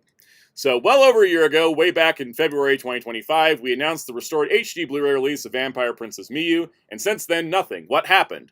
Well, we finished the disc and sent the packaging off to Japan for approval, which is a requirement when you work with anime professionally. We had some good back and forth initially, but ultimately we simply could not get this approval to the finish line. Due to the way the copyright system works over there, we hit a procedural logjam. We made absolutely no progress in over a year. We've done everything we could to think of to rectify the situation, but unfortunately this is not going to get fixed. Worse, we discovered that our contract for the show, which we inherited from previous owners of Animego, ran out much sooner than expected, next year. That means we're basically out of time to do a proper release. But we had this gorgeous HD remaster of a gorgeous show just sitting there. The wall we hit with approvals would likely make it impossible for anyone to release it in the future. What a waste. So we're doing something ridiculous. We're releasing the disc on our own site without artwork or design to approve. Yes, it's a completely blank cover. Oh, wow. I hope they don't go in trouble. You know what? I hope they don't go in trouble for that, because I feel like that might be a lot. I hope they don't. Like, that's used risky. From what I can tell, they have the rights to release the disc. They already have the rights. It's just the but the packaging art was never approved. But there's the disc. Basically, the disc got a check mark, but the packaging art didn't. Yeah. So they're just going to release it with a blank cover and hope for the best. You know what? I actually like Vampire Princess Miyu. You ever watched it? I've never watched it, but I ordered it because the story is so funny. It's great. It's great. I was concerned because what did they say like did they lose the license? Did they lost the license? They will lose the license next year. Okay, next year. Okay, so they do have the right. Okay, so they're going to release it while they can. They have the right to release it. I was worried that they're going. Like, I mean, they're telling Art going rogue, but I thought they're going to go full rogue, and then like I got like, oh no, I'm not going to get in trouble like that. But yeah, I think they'll be okay because they still have the license till next year. But they're just going to release it with a blank cover because what are you going to do? Yo, how much is I'm looking at it's like $25. I don't even think it's that much. This is going to be a funny, interesting story to tell in the Blu-ray halls, I guess. Yeah. Empire says Miyu. Oh, out Blu-ray for pre-order. Media OCD store exclusive. Yeah. $24.95. Yeah. Yeah. Nice. I bought it because I was like, this is a funny story. And like 10 years from now, if I'm still doing videos, I'm just going to bring it up randomly. And people will be like, that's hilarious. When did that happen? And you all have known right here. It's definitely the conversation piece. You can get a slipcover or no slipcover. You have a choice. If you want the slipcover, they'll send you a blank slipcover as well. You know what? Hey, no, you know what, people? Go find artists to commission. That's what I'm saying. Yeah, take it to an artist alley. Take it to an artist alley at a convention, or get a friend to do it, or hire somebody you like, and just like, can you just draw on this slipcover for me? I'm gonna draw my own cover. Shoot. There you go. Just man, the legal. I'm not sure not to go too off topic, but have you been hearing about the goddamn bricks and minifigures? Oh my god, the bricks and minifigs thing makes me realize that I still have goals as a YouTuber. I haven't exposed a corrupt police ring yet. Yeah, yeah. Accidentally too. That's the thing. They did not go into that situation trying to expose a corrupt police circle, but they did because they were pursuing Lego that was stolen. Oh yeah, that whole you might have to look it up. Everybody needs to look up the bricks and minifig situation. Look it up on YouTube. There's a bunch of videos about it. It's insane. Go look up the YouTuber. The original video was done by Reckless Ben. It's a rabbit hole. Grab the link and throw it in the chat. Grab the link. Yeah, go grab it. It's like, oh my god. Because it's such a crazy story, and that's like when I hear that news, I'm like, oh god, it's like hopefully we don't get like crazy scenarios like that. And for context, Bricks and Minifigs is a Lego retailer that works on buying and reselling Lego. Yep. Here. Here's the original video. You guys want to watch it? It's part one of a multi-part story. It is bonkers. I highly recommend checking it out because I don't know when something like this will ever happen again because it's just insane. So they gave it to the TDR for some people to check because these are hour-long videos. Pretty much, a grandparent had this like $1,000, like even like the YouTube videos keep saying 2,000, but like apparently a lot of people like did the math. It's actually more than 2,000. I heard 200,000 last. Yeah, like it's like more than what is that? It's actually more than what they're saying even. But like he's retirement age and stuff like that, so you want to sell the Lego sets, Lego Star Wars specifically sets for his grandkids and stuff like that. So the son went to make agreement with a brick and minifigure store, which is a third party, it's a third party reseller store. A used to be reputable Lego third party store, and the original owners make a consignment deal. Which if you don't know what a consignment deal is, it pretty much they get half a cut. They'll get if the set sells, the store gets a cut, and the original owners get a cut. But then the greater parent company of Bricks and Minifig took pretty much did a coup and took over the store because the original owners were leaving. Were gonna move, leaving because the husband got another job opportunity. But they just really like coup it and like took over the store without like their permission and without and they tell them, hey, we had this deal with this person. they said yeah we'll do it, fine. You just like puts it aside and never agreed with the consignment yet, and just sold this old man's Lego collection. And Reckless Ben, the YouTuber, got in contact with the son and tried to help him get his Lego sets back, and then it went down. The story gets even crazy where it goes from crazy.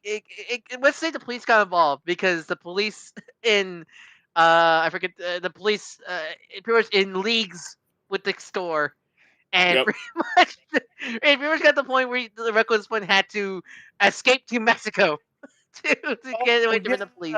This story. Friggin', we were talking about this Friday. Soundout, weren't we? Valkyrie, how can Lego figure be so much money? You'll be surprised. Lego Star Wars, especially. Lego is aftermarket is absolute insanity. Yep. Also, Mass Effect fan, we talked about the Discotek news at the top of the Blu-ray section of the show. So, any other thoughts on the crazy ass bricks and minifig story? I just this is funny every time I hear it because we're talking about Friday too. You know the domino meme, right? Man, yes, it's at the bottom. Try to get someone's Lego minifigures Lego sets back. Expose the corruption of the police force. Yeah, in Utah. Madness. Who knew? You guys ready for some comic news? Yeah. Because I don't know how to transition off that, so let's just go to comic books. All right. So, we were just complaining last week that there isn't any Mandalorian comics that aren't just adaptations. So, Paper Cuts said, bet there's a prequel comic to Mandalorian Grogu coming out starting in July called The Mandalorian Grogu Danger in the Dark. Why is this not Marvel or Dark Horse and it's Paper Cuts instead? Who knows, but because something. I mean, I don't think you have it on the news, but they're doing Atlantis. Paper Cuts is also doing Atlantis. Paper Cuts does have a Disney license, weirdly enough. Yeah, it's just kind of weird that like Disney's licensing their comics everywhere now. It's like if you have money, you can get a Disney license. Yeah. Dynamite, Dark Horse, Paper Cuts, Abrams, like everybody's doing stuff. It's weird. But yeah, I'm probably gonna pick it up because Mando. And then Marvel, in their revolutionary ideas of being the House of Ideas, they have a Book of Boba Fett comic book. Is it like pretending there's a season 2? No, it's just adapting the one season of the TV show into a comic form. Wow. I don't understand why we do comic adaptations anymore. I'm going to be totally honest. Back when you couldn't go home and rewatch the thing you saw in theaters, I got the point of comic adaptations. But now in the era, like, doing comic adaptations of a streaming show just seems silly to me. You know, I don't. Yeah. I don't get the point. Besides the fact that everything Star Wars has gotten a comic adaptation, that's like the only reason I think they do it. I think that's why, honestly. All right. In the world of DC, DC Finest are now available to read on DC Universe Infinite. So they're going to be doing this more. This is something that people have been asking for. Belka says, you don't need to read the Book of Boba Fett comic, but you do need to read issue 5 and 6. Mr. Yugi says, maybe I'll add some depth to characters. The only time I saw that was that the Solo comic adaptation added the deleted scenes in. And I wish they would do that, because that would be nice. Anyway, so if you want to read DC Finest books without buying them, they've started adding them to the DC Universe Infinite, and I think on digital comic purchasing platforms. This is something that we had not seen before, because Marvel Epic Collections do get released digitally, but DC Finest hadn't yet. And DC Universe Infinite Ultra gives you access to trade paperbacks and omnibuses and stuff, but it hadn't yet included DC Finest. So the first lineup that's available now is Supergirl, Girl of Steel, Superboy, Superdog from Krypton, Science Fiction, The Gorilla World, Horror, The Devil's Doorway, and weirdly the second Supergirl Peter David volume. But I think they did that because the first volume's contents were already on DC Universe with the previous collections. And then coming soon will be weekly drops of Western, Hangman Never Loses, Superman Family, Giant Turtle Man, Superman Kryptonite Never War, Supergirl Body and Soul, Legion of Superheroes That Goes Legion, Peacemaker Kill for Peace, Blue Beetle Challenges the Red Knight, Robin the Origin of Robin, and Green Lantern Hard Traveling Heroes. I mean, it's nice because it's that you want to read like a like all at one go, a certain run, and such like that. I was catching up on my Batman. Because I needed to read the Tynian run, and I got to read it through the trades instead of through the singles, and it was a lot easier and more consistent. So, and also with this is good because some of these books, like Blue Beetle Challenges the Red Knight and Western, are stuff that's not on DC Universe already, so this is now going to be good. Plus, it gives you a chance to try them out. Like, say you don't know if you're going to like the science fiction collection, you can try it out instead of just buying it blind. And that could, like Belkin says, could boost sales for Finest if you get to try some of these books out before just committing to 600 pages in a purchase. So I could have tried out Peter David Supergirl again instead of just jumping right into it. Same. Yeah. It's funny. It's funny because I love Peter David's writing on other stuff. There's a section of the comic haul that's coming this week that is dedicated to how much I love a Peter David comic. But it's not Supergirl. It does not vibe with me anymore like it used to. So, all right. We got a couple pieces of entertainment news before X-Men. So just your X-Men warning.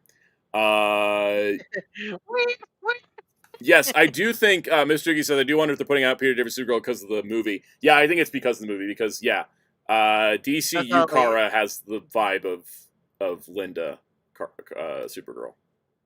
They're both very angry for justifiable reasons. Yeah, Veloquence says I hope they add the horror books. Yeah, they added. They had the first one is already up there. So, I hope people read the Western book when it goes up. That Western collection is so good. It's like one of the best books I've ever picked up. All right, we've got new casting for Ultraman Teo. I still keep wanting to call him Ultraman Teo just because Spanish. It's all he's Ultraman Uncle. Ultraman Teo has 2 new cast members. First of which is Japanese comedian Makita Sports as Junpei Minobi, who is the Department of Animal Science and Biotechnology instructor at the university. But the big news is Rila Fukushima is joining as Kyoko Shiga. Now, why is this big news, if you don't know? Because this woman's done Hollywood productions. She was in The Wolverine as Yukio, and she was also in the Arrowverse as Katana. And now she's in Ultraman. So this is a actress that international fans would be familiar with from other projects, now put into Ultraman, which I think, first of all, shows how few roles for Asian women there are in Hollywood that she's now doing Ultraman. But it also is showing Ultraman making a conscious choice to try to bring more audiences in with a familiar face. Mm-hmm. I mean, the fact that it's really insane the way they get actors at this big level. It's really damn cool. She co-starred in a movie with Hugh Jackman, and now she's doing Ultraman, which is not saying anything about her, but says everything about Ultraman being able to pull talent like that, which I think is great. I think it's Ultraman stepping up its game a little bit, which I think is good. I want to continue to see Ultraman grow and improve over time, and this is definitely part of it. So, all right. You guys ready for the X-Men? Oh, wait, no, sorry.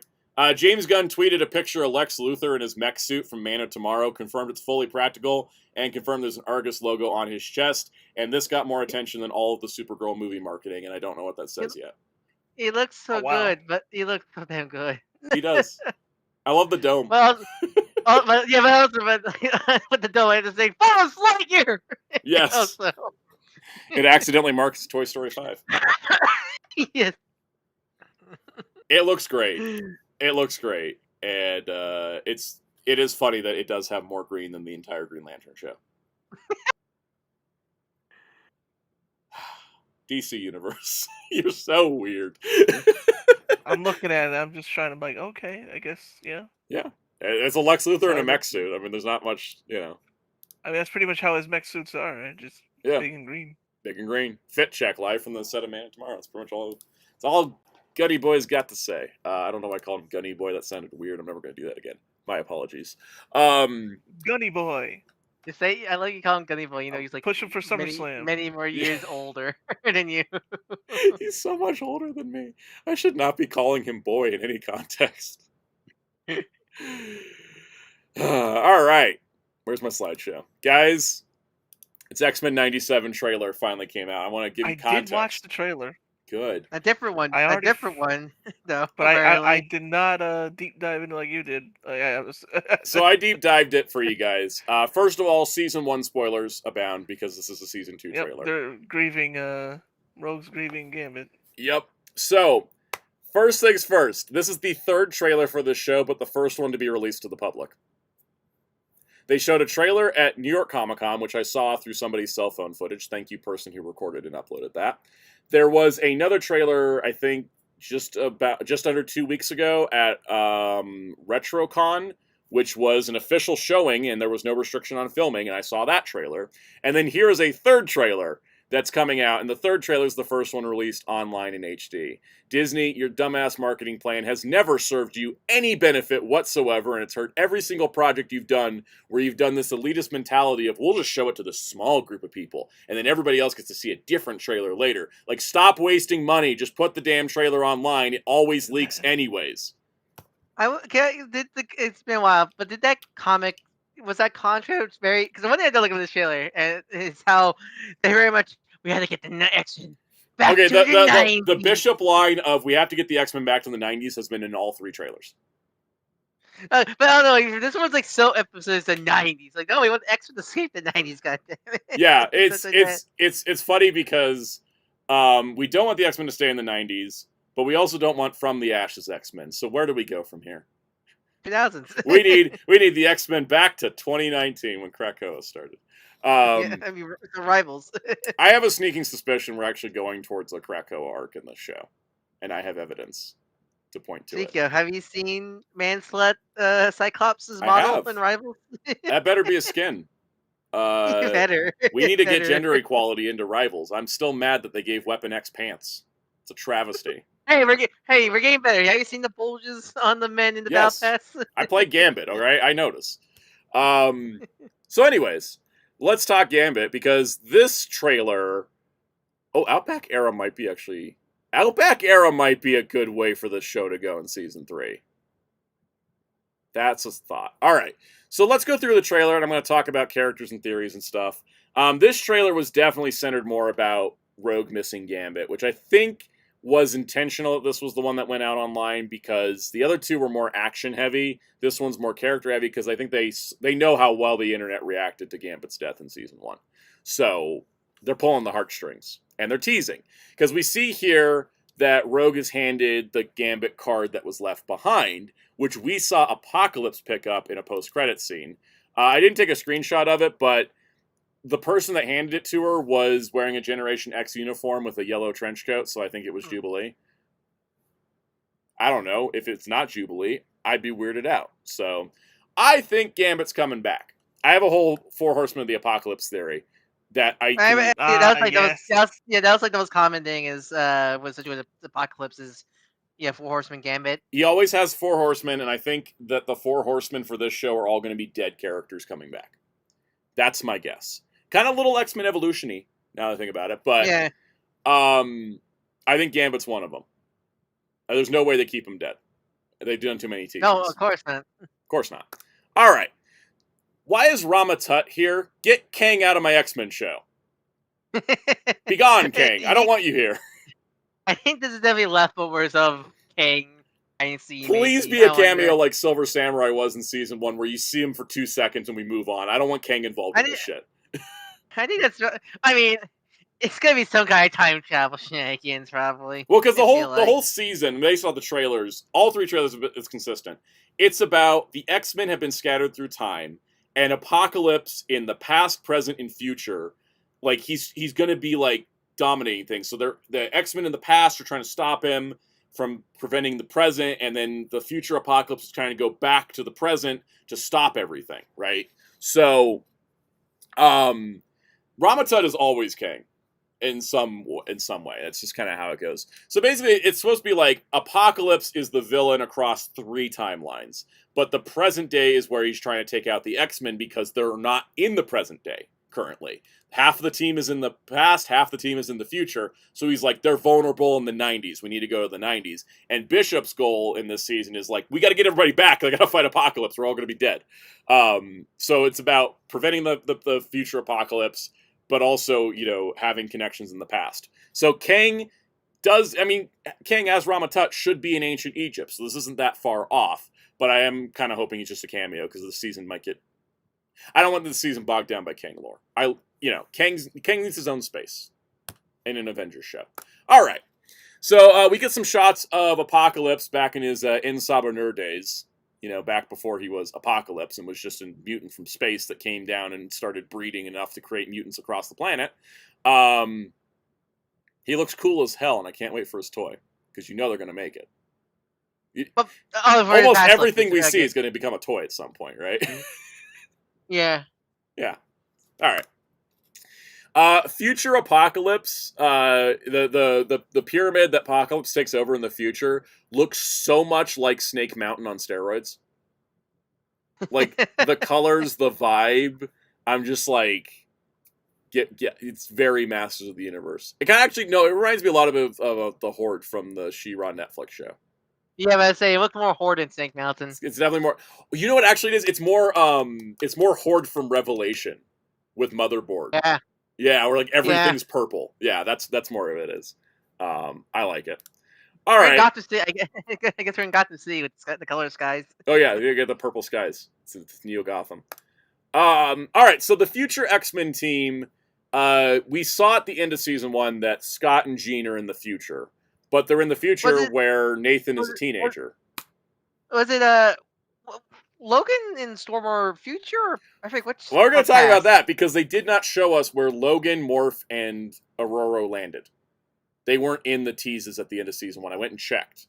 We didn't know where those 3 of them ended up, but the trailer gives us some clues. But we know Scott and Jean were in the future because they see Nathan and they see Mother Ascani and the Ascani clan who are raising him. So, J. Delby said Vulcan cameo. We had one in season 1. He's already established now. So it's going to be very much the Summers family kind of storyline in the future. Watch, they release that Vulcan body again. Probably. Just a different head or something. Our past X-Men team is Magneto, Charles, Rogue, Nightcrawler, Beast, and Bishop. I find it funny that Beast is here simply because you got Charles and Magneto who are in a situationship, and then you got Rogue and Nightcrawler who are siblings, and then Beast is like, I'm also blue? Do I fit in this group? I'm also I might see it as Avengers. It might see it as Avengers days then. yeah, it's the Avengers and Hank. The interesting part, though, is Bishop is here, because Bishop was in the present day at the end of Season 1, so he manages to time travel back, probably to stop Apocalypse in the past. And so he reunites the team. Also, Magneto's like, he's just trying to end up on every, like, DILF list that's out there on the internet, because he's got the beard and the long hair now. All right? Like this and that new rival skin? Yep, pretty much. Remember, X-Men is one long-ass old man Yowie. Toxic old man Yowie series. It's toxic everything. If the X-Men aren't toxic and messy, they aren't the X-Men. Yeah.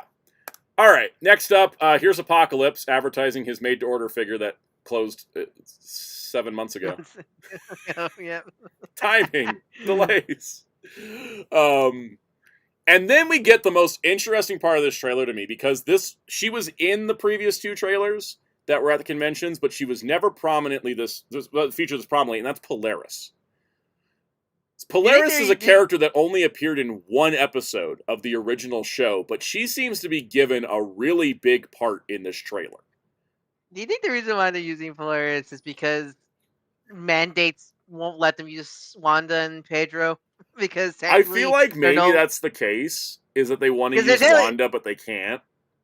Because they're no longer officially Magneto's mutant kids. Yeah, because Wanda and Pietro have a cameo in season 1 in Magneto's Mindscape. But they were silhouetted. They're silhouetted with Polaris. She was there next to them. Yeah, but it's just I wonder if maybe also just someone on the team was just a big Polaris fan, and they're like, what if we just. Because Polaris is the most underrated, because I really like Polaris a lot, but she always get outshined by the 2 Avengers babies. Yeah. 2 Avengers babies. Definitely. So the thing I find interesting too is they play into one of the things from that episode, which was not a Polaris episode, it was an Iceman episode. And that was establishing that in this universe, they had the original 5, which was Jean, Scott, Bobby, Hank, and Warren, but that Polaris was a part of their X-Men team. Now, in the comics, it was Polaris and Havoc that joined the team a little bit later. But in this universe, Polaris joined the team later.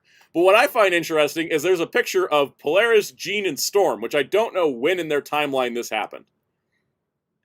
But it does seem like at some point she was part of the team, and then she left, and then she joined X-Factor, because they didn't know who Havoc was when they met X-Factor. They knew who Polaris was, they knew who Iceman was, but they didn't know who Havoc was. So, very interesting that Polaris has such a big role here, but I'm excited about it. And also nervous about it at the same time. We'll talk about that in a minute. Then we have Morph and Logan in an X-Jet. And this is interesting because they don't show much of either of these 2 in the trailer because we don't know where they ended up. We have no idea where these 2 landed. And Logan, last time we saw him, had his adamantium pulled out. But he seems to be doing okay here. Oh yeah, if they're not gonna do the Savage Wolverine stuff, I'm fine because they never. Well, guess what? They are doing it because we've gotten T-shirts and posters and merchandise artwork that's leaked out for the show because Disney's marketing team is in the gutter in terms of actually knowing how to doing anything.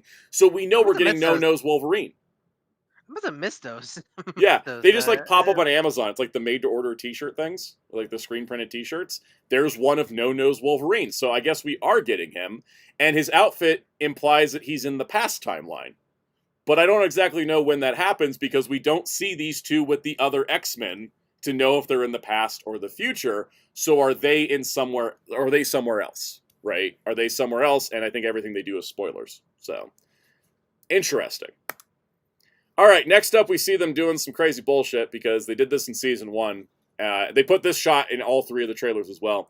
That one shot of Gambit charging Wolverine's cards in season 1 was like the moniker of the show for a long time, with the visual distinction. Yep. And so I think they're trying to recreate that with Jean creating telekinetic Wolverine claws to reflect Cyclops' beam into 6 directions.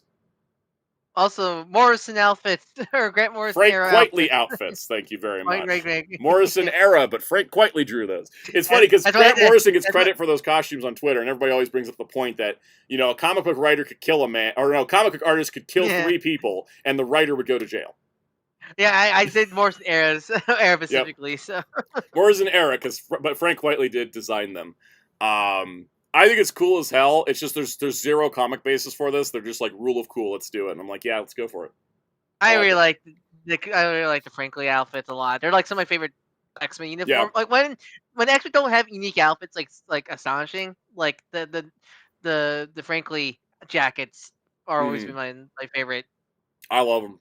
And also it's funny because we see that Jean and Scott in the future are wearing like their X Factor costumes, but with like, you know, futuristic cloaks, but then here we see them in the Quitely outfit. So I'm not exactly sure when all this happens. Also, because Rogue at the beginning, when she's handed the card, she's wearing a version of the Frank Quitely outfit, which I don't think she actually wore in the comics, but uniformity is a thing, so go for it. This is just a cool shot of Jubilee, but she is wearing her Generation X uniform now, not the black undersuit that she had in season 1, but she's actually wearing the Generation X one, and she is older now.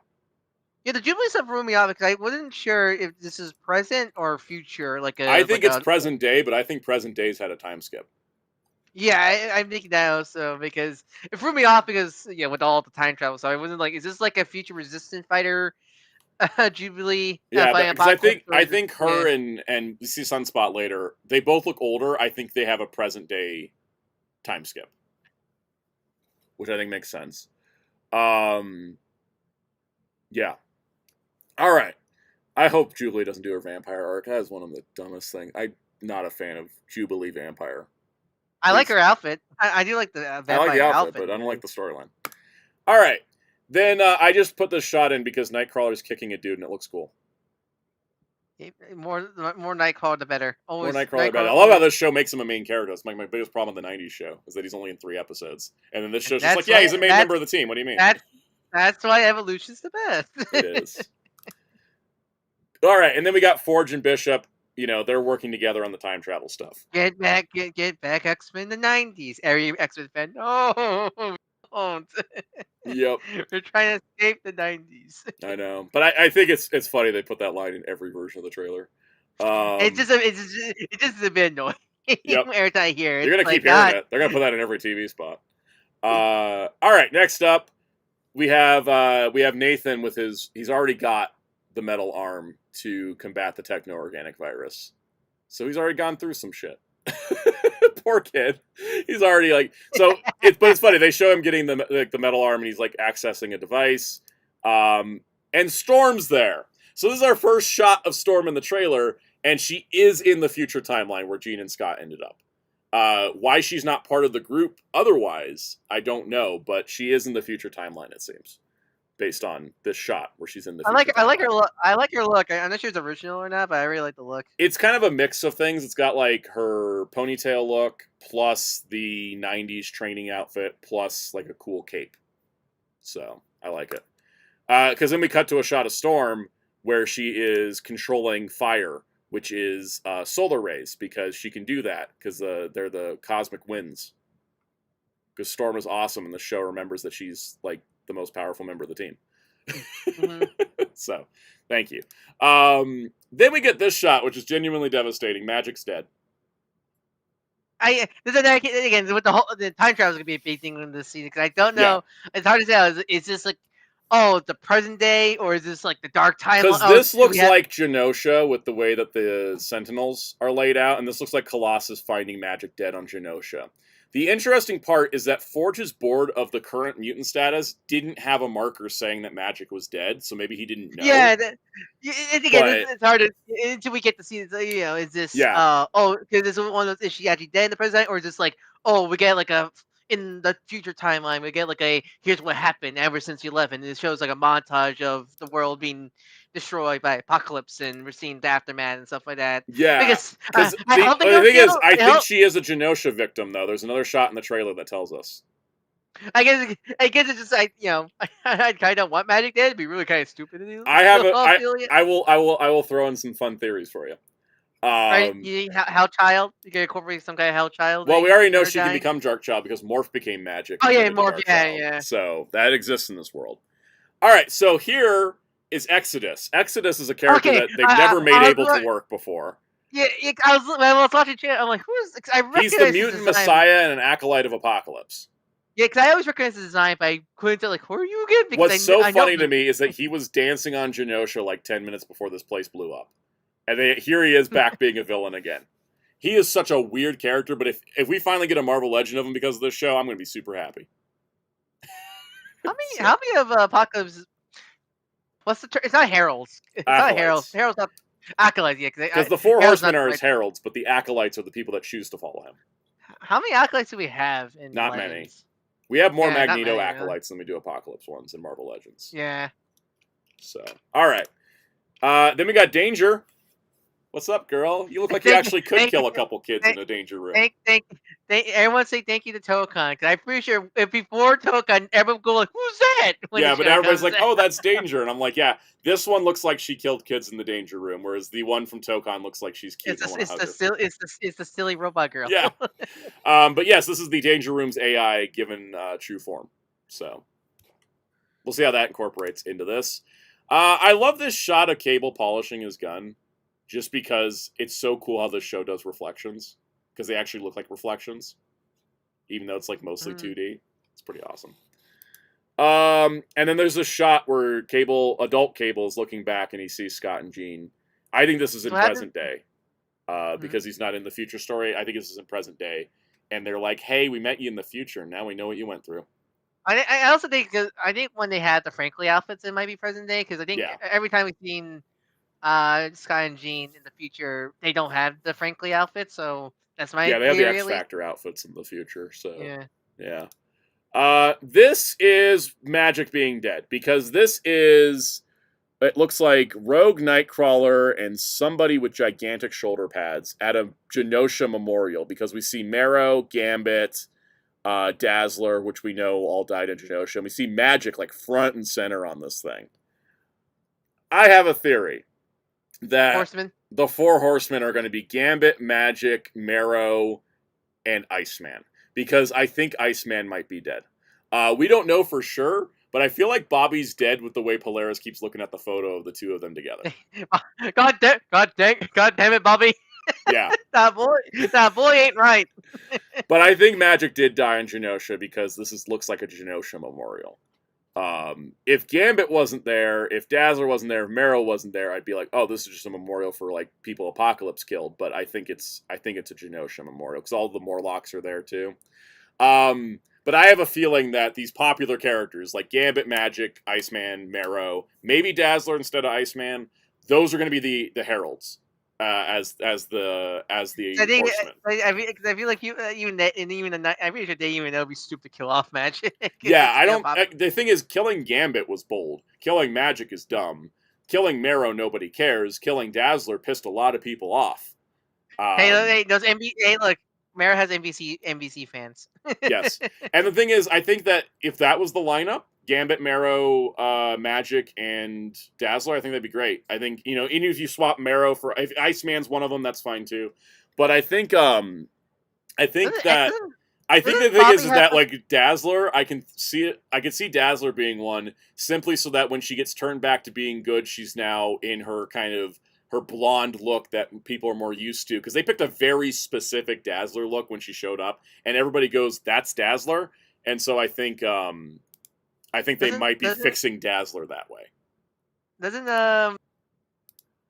Bobby have like some kind of dark form in the comics? He does, yeah. He's also an Omega level mutant. So. Yeah, so like I could. Your dad used his Age Apocalypse design for his tarot. Yeah, I actually really like his Age Apocalypse design with the. Yeah, that'd be fun. Jay Delabeat says very unconventional horseman, and I'll take it. Yeah, I think that's the kind of thing. This is the kind of thing the show's done since the '90s, which is here's a storyline that's famous. We swapped out the characters. Like the Dark Phoenix saga has Gambit and Rogue in it. They didn't exist when the Dark Phoenix saga was written, right? That's the kind of thing this show's always done. So I can see that happening because it wouldn't make sense for the Apocalypse Horsemen to be people we don't care about, right? Like they throw Caliban in there and no one's going to give a shit. You throw Magic in there, it's got weight. You throw Gambit in there, everyone's going to be losing their minds, right? So, all right, next up, Jubilee's crying about somebody. I don't know who. Also, this show's reflections are amazing. So what happens if you give Studio more money? Because Regional Studio Mirror does the animation for 97. Oh, also the show apparently has been renewed for a season 4. Larry Houston said he's doing consulting work for season 4, which says that there must be a season 4. I think it's like I heard an article saying like they have plans. They have like the story up to season 4, something like that. Yeah, I don't know if they've greenlit season 4, but they are already working on the story side of it. So, Eloquent says, isn't Iceman classified as an Omega because if he wanted to, he could cause a full-on ice age on Earth or something like that? Yes, that, and if his body shattered into a million pieces, he could reform himself, so it's kind of hard to kill him. He's a starfish? Kind of, yeah. This could be Sunspot dying. Or in mortal danger. Or what if Jubilee's like, oh no, Gambit. She sees him back. I don't know. There's gonna be drama. I like this this thing here. This it's like a glyph in like an apocalypse temple, where it's in Sabanur, and then Charles, Eric, Rogue, Nightcrawler, Beast, and Bishop. Like they helped him. Ye old wheelchair. I know. I love the wheelchair. It's like it doesn't make any sense. I know, it's just funny looking, seeing a wheelchair and old, like, timey hieroglyphics and stuff like that. Yep. Veloquid says, wait, tell someone that the Days of Future Past where he got killed by being beheaded in his ice form. Yeah, I'm just playing. I love that movie. I love Days of Future Past movie, too. But there's some bullshit in that movie when it comes to power scaling. I'm sorry. Storm got stabbed. Storm got stabbed. Of all things, stabbed. Also, Magneto's way stronger than that version, too. All right. Bishop and Polaris are in the Savage Land, which I think is interesting. And I'm just happy to see the Savage Land. Are we going to see Naked Man? Probably not. He's still wearing a shirt. No, not Kamandi's going to be in. Oh, no, not Kamandi. Yeah, maybe. Then there's this shot of Storm, and she's back in her classic outfit. So that happens at some point, which is happy. I like it. It's cool. That order playing things out of order. Things are definitely out of order for sure. And then we got the shot of Morph, where he turns into Deadpool, and everybody's like, "Oh my god, he turned into Deadpool again!" Because he's done this like twice. Where's the comic one shot of when Morph met Deadpool? I want to know. I hope it's like some kind of like they met at a bar once. Scenario I would like love that. it if they didn't actually fight and they just met at a bar and Morph's like, that guy looks cool, and then just turns into him. But the thing I noticed that a lot of people missed with the Morph turning into Deadpool thing, they're fighting the Brood. The Brood are parasitic space aliens that try to invade by infecting people. Oh, we mentioned wheelchairs and the wheels showed up. Isn't that amazing how wheels, that works?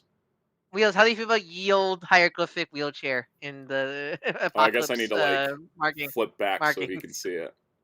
What's going on? I'm so confused. We're talking about X-Men 97. And they showed a hieroglyph of Charles in a wheelchair. Yeah. Oh, yay! Yeah, there he is, right there. That trailer made me like die like laughing because like I was like the trailer had some really good moments, and then the trailer also had some moments where it made me just go, man, who's writing this show? multiple different people. That's the thing. We're still. I haven't gotten to my complaint point yet. By the way, guys, we're only on slide 30. Where's Chamber? Guys, I don't know where you guys are at yet, but like the part that made me comedically cringe was we got to send the X-Men back to the 90s. Yep, and I'm just we talked about that already. I don't like that. Yeah, I don't like that. I was like that one just made me weird. just when I heard that, but when the trailer leaked, I just sat there and I was like, "Oh, didn't leak." The thing is, there's 3 trailers. 2 were from conventions, and then there's this one that actually came out online. So, but yeah, we got to get him back to the 90s line. Was in all of them. It kind of reminded me of how the first season's trailers all played up the Saturday morning thing. So, but I didn't mind that. I don't mind that because it's more fun. It's less annoying, honestly, because it's more like a fun, nostalgic thing. So I have a theory that Morph and Logan are off in space, and they're fighting the Brood, and they're trying to get back to Earth. Like, they didn't get sent out of time; they got sent into space, and they're fighting the Brood together. Because they're gonna meet. Yeah. Wait, they're fighting Gangrel, Edge, and Christian? They're going to basically play out the movie Alien, yes. It's more funny imagining that, like, all the chaos from the finale of season 1, somehow Logan Morph just goes, and just float in space. Yep. Just, like, getting checked out of space or something like that. It reminds me of the classic Wolverine image of him on the nuke. Like that. Oh, basically. Jerry, you got any thoughts on this? I don't know why, but... Yeah, hello? Yeah. Yeah, they're fun, aren't they? I was going to say, if they're going to see Carol, I know the old X-Men cartoon, she was in a coma, but... historically, she fights the Brood, Yeah, I kind of feel like it would be fun if she was in this show, and she, like, teamed up with Wolverine and Morph, and she's, like, how they get home. I like that. I need some good Carol. She could be binary, because that was an X-Men thing. She was binary in the X-Men books, and she fought the Brood. So it's part of the bit, like Jerry said, part of the Brood. Exactly. Yeah. Give her something cool to do. You know I want with all this bullshit?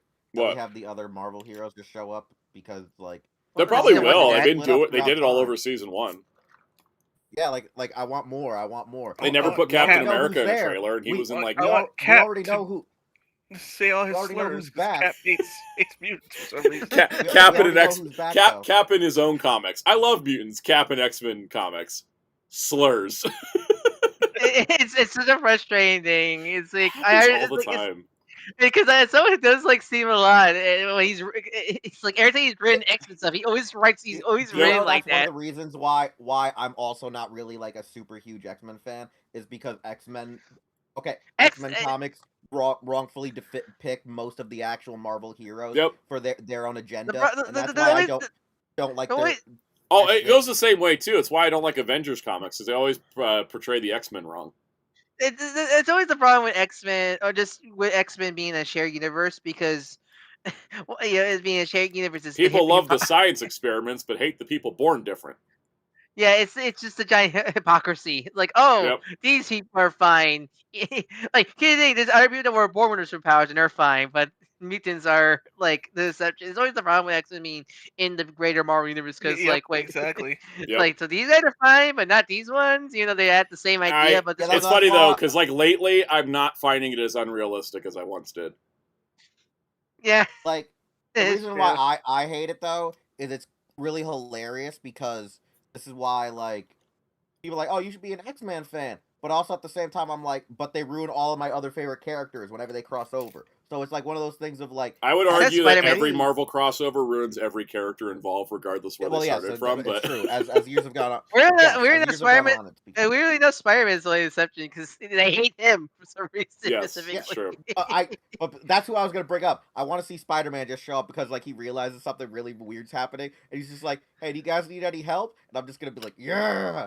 It's a possibility. I mean, he was in season 1. Remember, they did team up, and they did say after the whole thing of them teaming up, they're like, listen, you're not a mutant, but we're cool with you now. And he's just like, but yes. It's more funny. You're going like, hey, Mr. Charles, hey, can I live in your school? Well, Peter, you see, you're not actually a mutant, you're a mutate, but you let Deadpool in all the time. He more barges in all the time. Yeah.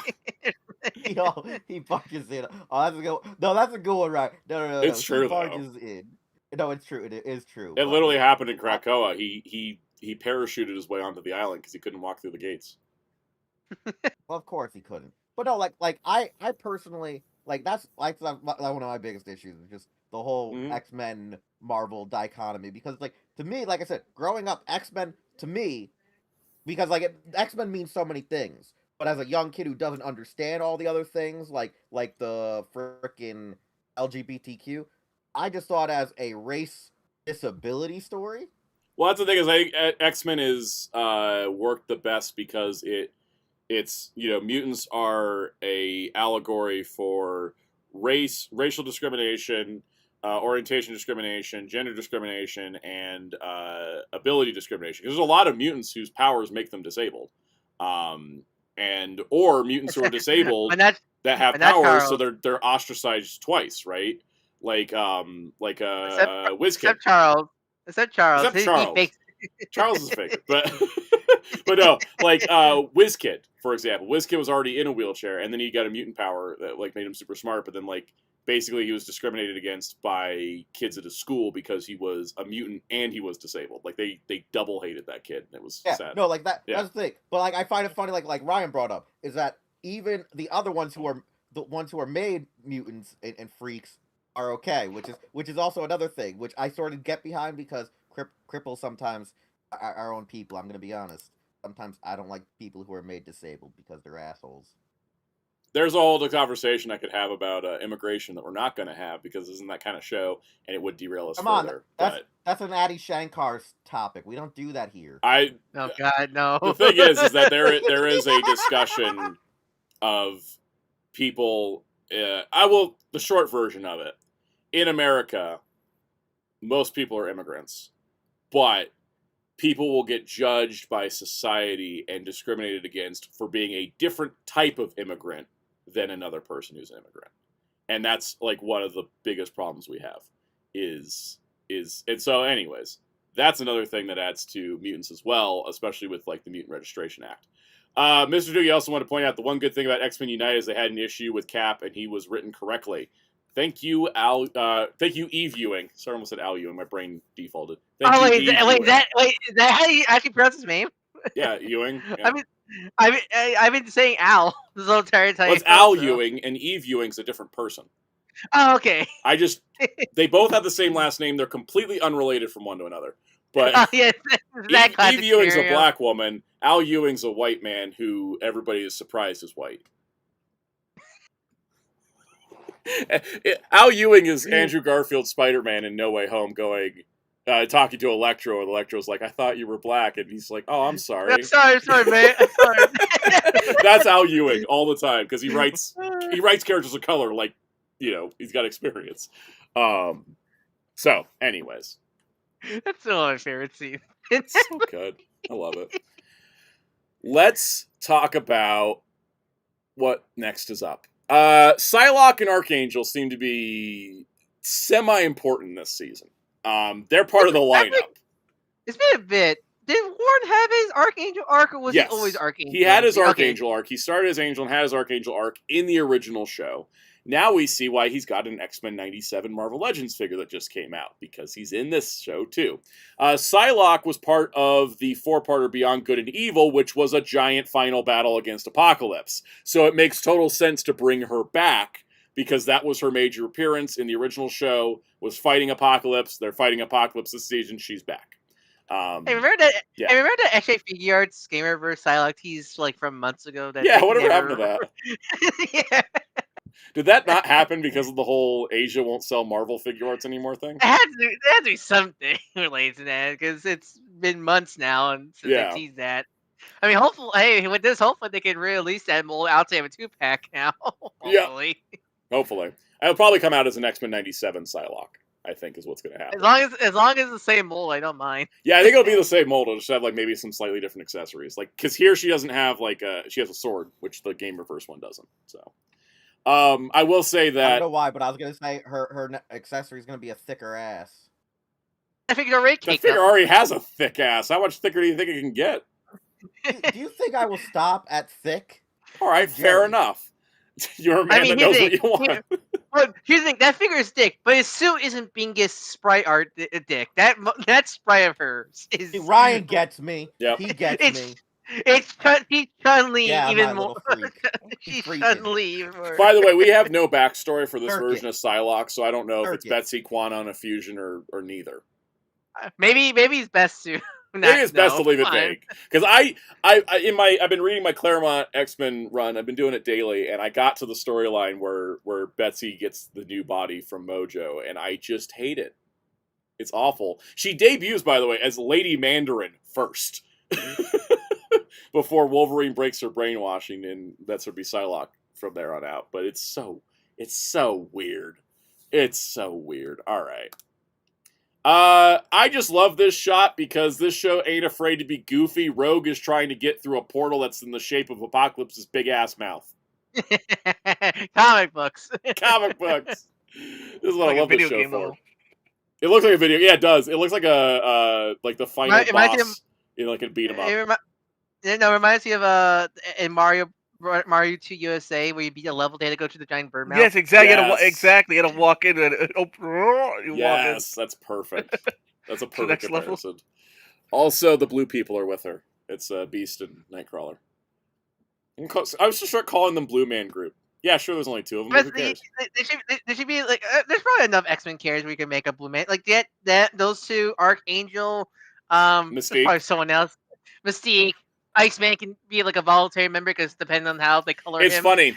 By the way, when we were talking about blue people, I just looked down at these like mini pops that I bought of the X-Men over the weekend, and there's like 4 blue people: Iceman, Mystique, Beast, and Nightcrawler, like right there.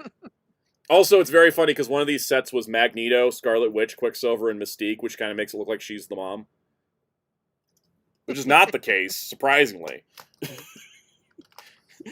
More times she's been the father. Anyways, next shot. The 90s canon never gave a clear origin of Nightcrawler, right? They did. They did the Mystique was his mother, and she left him Okay. behind and stuff. But they didn't do the updated origin we only just got a couple years ago, where her and Destiny made Nightcrawler and then had to leave him behind. So. Oh, did they just wipe Ezekiel off the face of the planet? Yeah, the Azazel storyline was Mystique, because Mystique had Charles erase the memory of her trauma of having to leave her child behind, and so it put a fake backstory in her head that Azazel was the father, and then he took the child, because that was less traumatizing to her than being I had to leave the child behind so that I could make sure my wife didn't get killed. Good, because I hate Azazel. Yeah. I never like Azazel. And also because the original plot line that Claremont had planned was that Mystique and Destiny were Nightcrawler's biological parents, and that Mystique shapeshifted to make that happen, but that was a little too progressive for 1980s Marvel Comics. I was saying, that is a very progressive thing back then, which I'm sadly not surprised that would have been happen. very progressive even for the 90s. Yeah.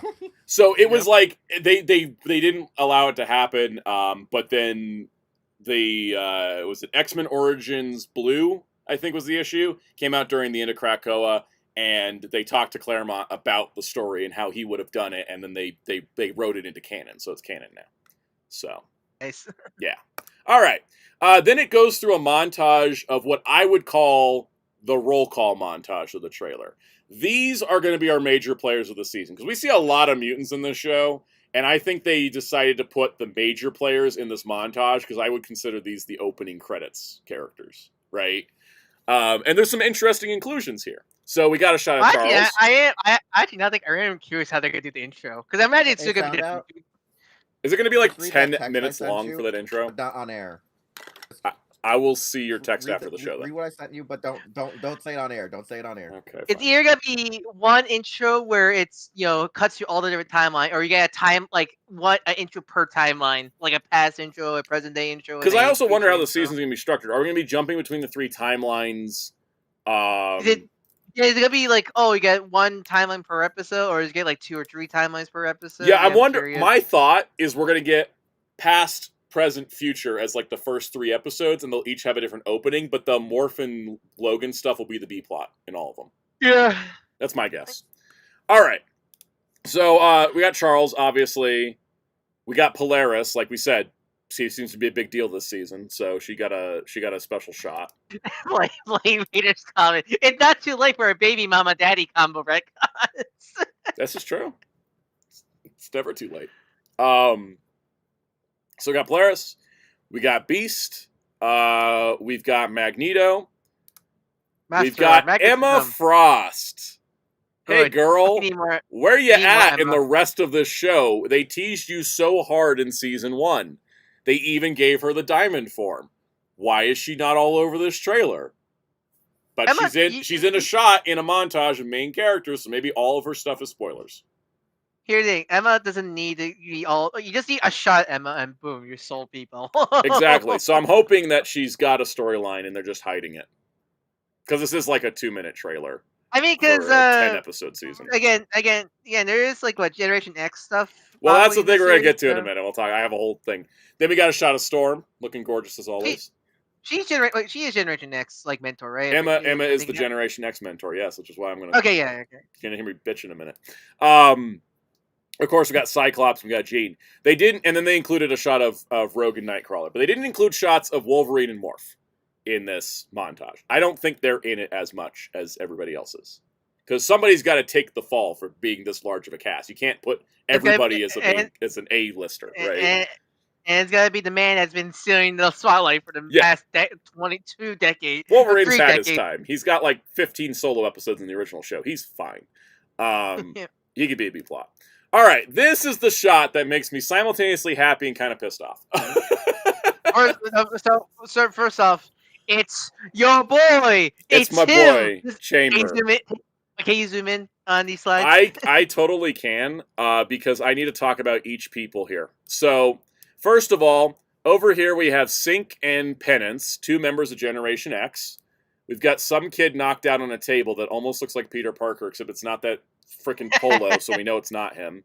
We got my least favorite mutant character of all time, Quentin Quire, standing next to my 5th favorite mutant of all time, Chamber. And I just got to talk about Chamber for a minute. Was Quentin around this straight? No, Quentin came later in the Morrison run, and Quentin, he's not in the shot anymore. I just cut him out. All right.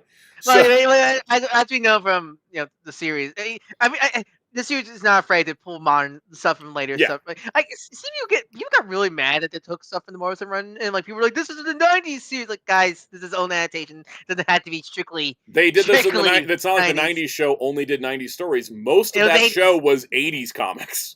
Yeah, he does look like Amuro Ray. You know what that is, especially with the head bandage and the yellow shirt, and the blue jacket. It's Amuro. It's Amuro. I'm saying it's Amuro now. Oh, X-Men 97 is only 9 episodes this season for some reason. Grumble. How many episodes? 9.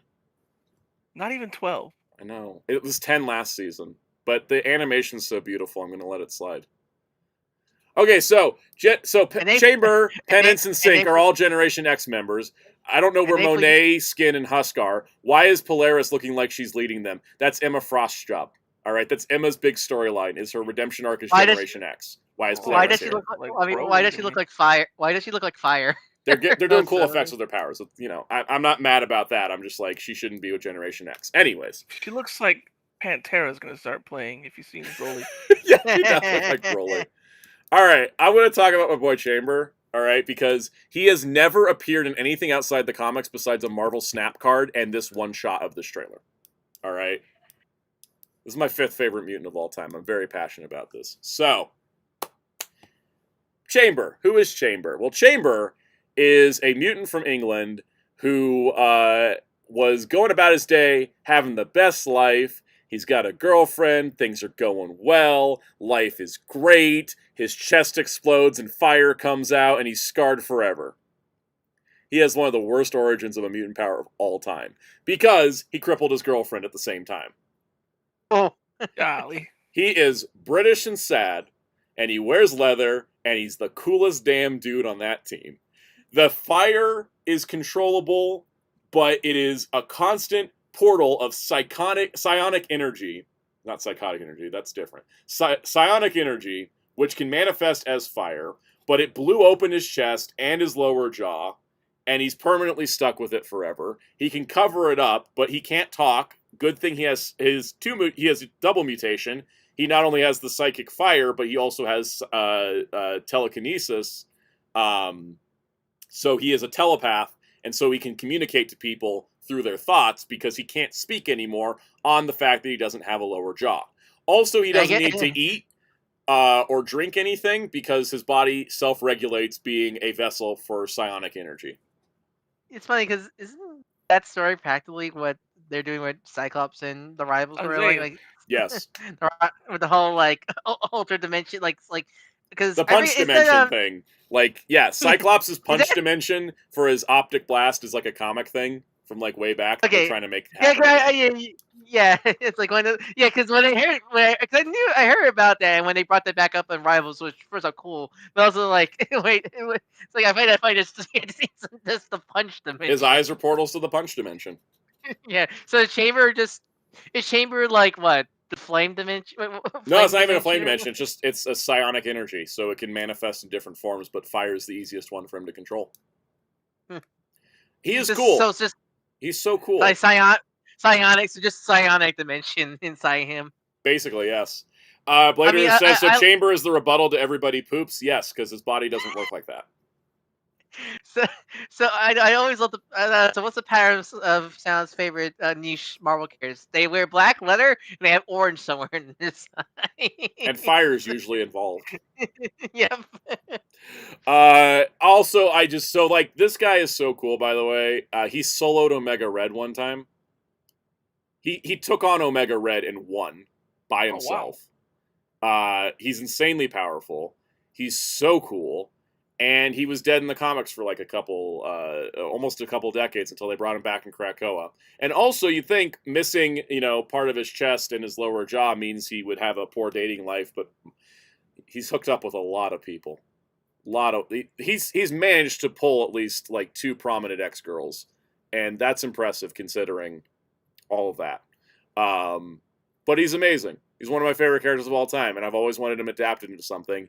And this is probably the most we'll see of him is a cameo as part of this group. But damn it, I'm just glad he's in something finally. Put him in Rivals, dude. Is this should be something to be man for you? This is very important to me, actually. This is like, out of everything in this trailer, that is the thing that is the most important to me. Is that Chamber exists.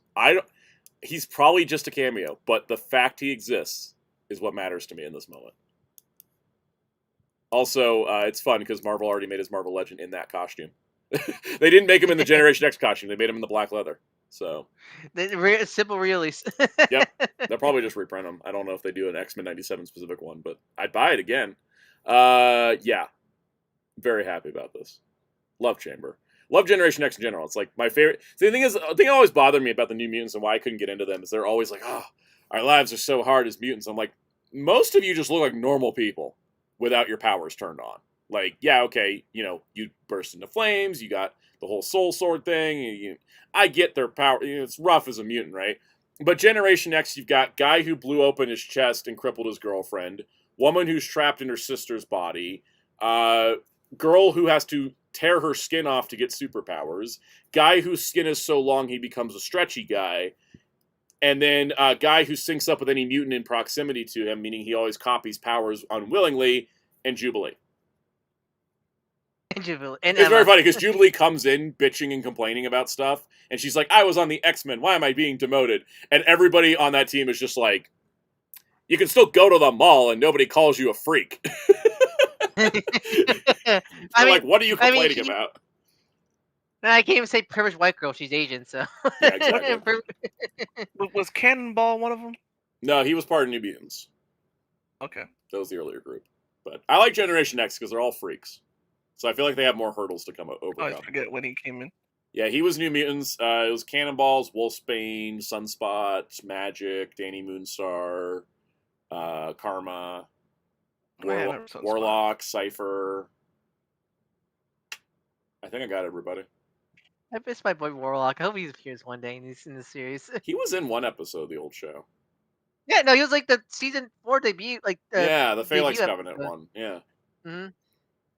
Later it says, wasn't there a Generation X TV movie in the 90s? Can this make this canon? No, because these 3 members of Generation X we got were the 3 they cut from the movie. Okay, I did want to... Because imagine... Oh, by the way, they made a Generation X live-action TV pilot and didn't include Chamber. How big was that budget? Because I don't think they didn't have the budget for it. They also cut Husk and replaced it replaced her with a girl who could just grow muscles big. I kind of want to imagine it's just a horribly like paper cutout like flame mass effect for her. I've seen cosplayers that could pull it off, so they could have done it. Also, here's the other thing: the fire is constant, but he does have a way to manage it. Let me see if I can find the comic page because it's in my book. It's in my Epic collection. He does have a way to contain it when he's just doing casual situations. Because as you'd imagine, having a burning fire pit in your chest all the time would be kind of annoying. Also, side note, nobody did artwork like this, like Chris Bacalo in the 90s. It's like half the reason this book is, I think, lasted as long as it is, because the early arcs are done by Chris Bacalo, and you just do this amazing frickin' artwork. Love it. Yes, he does still sleep. And he sleeps around. But he does still sleep, so. Does he always have to like spread like top like his back on the pillow and something? He can never sleep sideways. I don't know if he could sleep sideways. I never gotten into it. But gosh, it takes a minute for him to stop having fire all the time. Where's it at? It's got to be a shot of him in this issue. Figured it out by this point. Oh. Skin's using his middle finger to open things again. There we go. See, only an X-Men you can say something like that. I know, right? See, he's got like I can kind of see it. I guess he's got basically just like it's like a bandana wrap around where his mouth would be, and so that he has that to kind of cover. I forget what it's made of, but it is able to like hold back his power, so it's not just blaring all the time. So he can, he can act like a normal person for a bit. It's like his mutant disguise. It also gives him like 10 points in aura because he just looks cool as hell. I like I said, Chamber, 5th favorite mutant. The only reason he's not higher on my list is because the rest of the list is Storm, Nightcrawler, Wolverine, and Emma Frost. And as much as I love him, he can't really get above any of them at the moment. Oh, here's it. Your other picks are like mainstream one. He's your what's the other term from Clip? Blurbo. He's my Blurbo. Yeah, he is your Blurbo. He is. I have both of his toys. I have the original Generation X 90s toy and I have the Marvel Legends. It's the only toys that ever got made. He does look like the Shadow. That's the I've been trying to nail that down in my head. I'm like, what does he look like when he looks like... Yeah, he looks like the Shadow. The pulp hero. The one that inspired Batman. He's British, right? Yes. So if he does talk, I hope he has like the dickest British accent ever. Oh yeah, he's like, it's funny because depending on the writer, he's either like super Cockney or he's just kind of like James Bond. It's different. He's too punk to be like James Bond. He needs to be like oi, full guy. He needs to sound like he fronts for a British punk band. That's the sound I hear in my head. Oh, my browser froze. I was going to show everybody the Shadow and talk about how the Shadow knows, but what Shadow knows? He does look like the Shadow. So would he just be Robbie Williamson? His voice? No, I think he wouldn't be quite Robbie Williams' voice because Robbie Williams' voice is a little bit more northern. Who knows? I feel like he'd be more Southern British because of the way Chamber normally acts. More punky. More punky. I'm trying to think of a good comparison. Maybe more like Sting. That's a John Constantine. Anyway. Identify your British people by fictional people and also real life celebrities. I'm trying to think of like if I were to cast somebody to play Chamber, I don't know who it would be. Because I feel like you had to get somebody that looks good from the nose up. That's another reason he's never been in live action. You have to cast an actor that looks good from the nose up. Do you know how hard that is? They cast Batman's from the nose down, but like, how do you do the other part? It's kind of tricky. All right. Do we have more slides? I got really on the Chamber thing. Is there anything else besides like cool like flash final shots? Nightcrawler versus Exodus. That's pretty rad. Well, I mean, it's Exodus. It's Nightcrawler. Of course, it's cool. Yeah, he's doing a sword fight. Nightcrawler's a priest now. He's got the collar. I don't know when that happened, but he's got his priest thing on, which is great. Was it like Psychos, you're gonna play Chamber now. I've decided.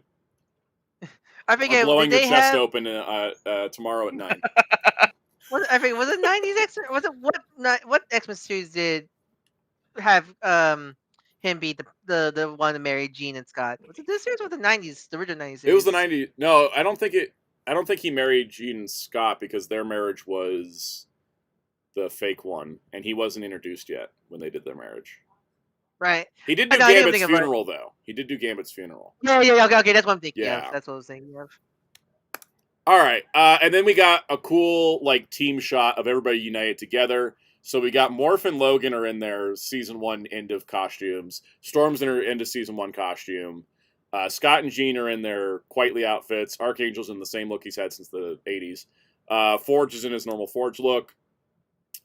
Cable, 90s look. Psylocke, 90s look. Jubilee, Generation X look with trench coat. And then Sunspot is in his X-Force costume. Good, finally. He's actually in his good costume. Yeah. And then, yes, starts airing July 1st. If you guys want to hear me yap about more X-Men, just stay subscribed, because I got plans.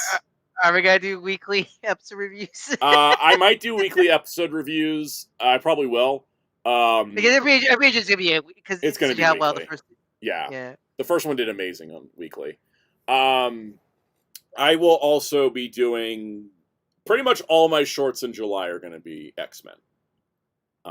Because I want to do more of those every figure I own of. I need to update Wolverine and Storm. I've got like a half dozen of each by now. So I was thinking of doing a short for every main X-Men of the show. But, of course, I'm going to have to combine some, because I only own 2 figures of Polaris. So it's going to be like Polaris, Emma Frost, and like Chamber as like one, right? Because like there's some of them that don't justify an entire separate video. Like Cyclops, Jean, Wolverine, Storm, Nightcrawler, yeah, Gambit, Rogue, sure. But Angel, Iceman, like they can't do dedicated separate ones because I just don't have that many of them. Not for lack of trying either. There's just not that many of them. Like, again, I have the 2 figures of Chamber.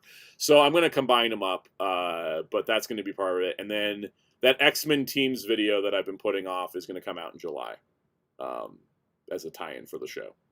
And then I might do a comic video. I don't know. X-Men comic videos are hard to do.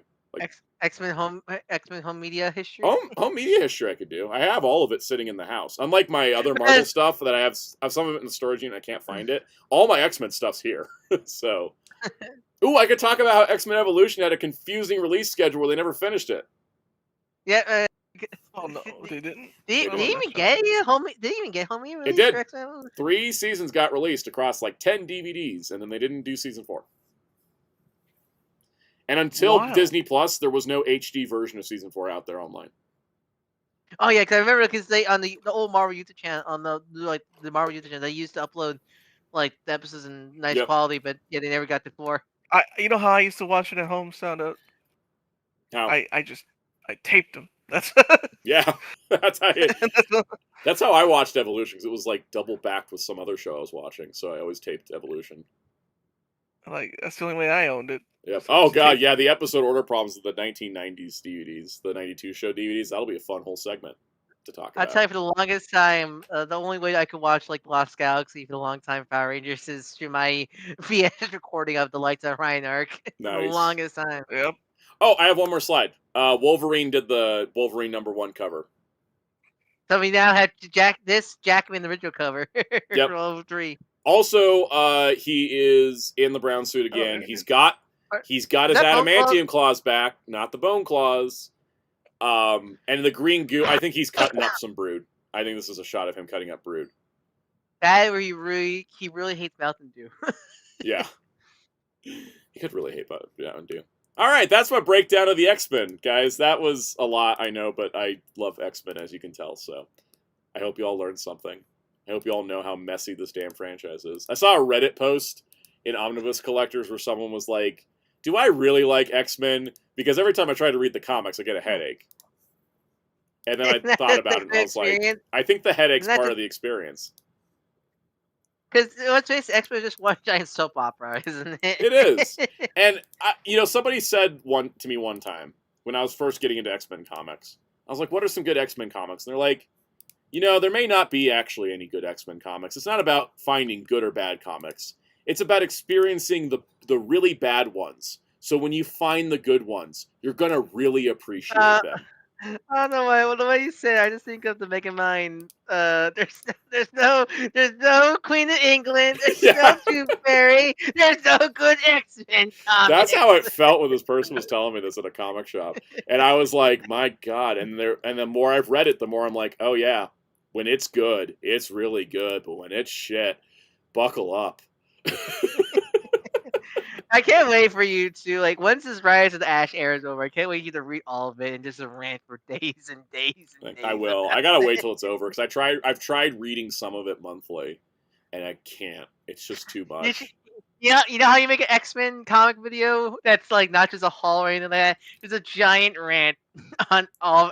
I read every From the Ashes, Shadows of Tomorrow X-Men comic, and they're terrible. Here's why. I photoshopped you with tired black eyes or something like that. Tired black eyes. Me reading it. If I just stay up late, I can get those naturally. Be so aggressively anti-AI in videos that you put yourself in sleep deprivation just to get the effect work. Hey, it's practical. It is practical. It's not healthy.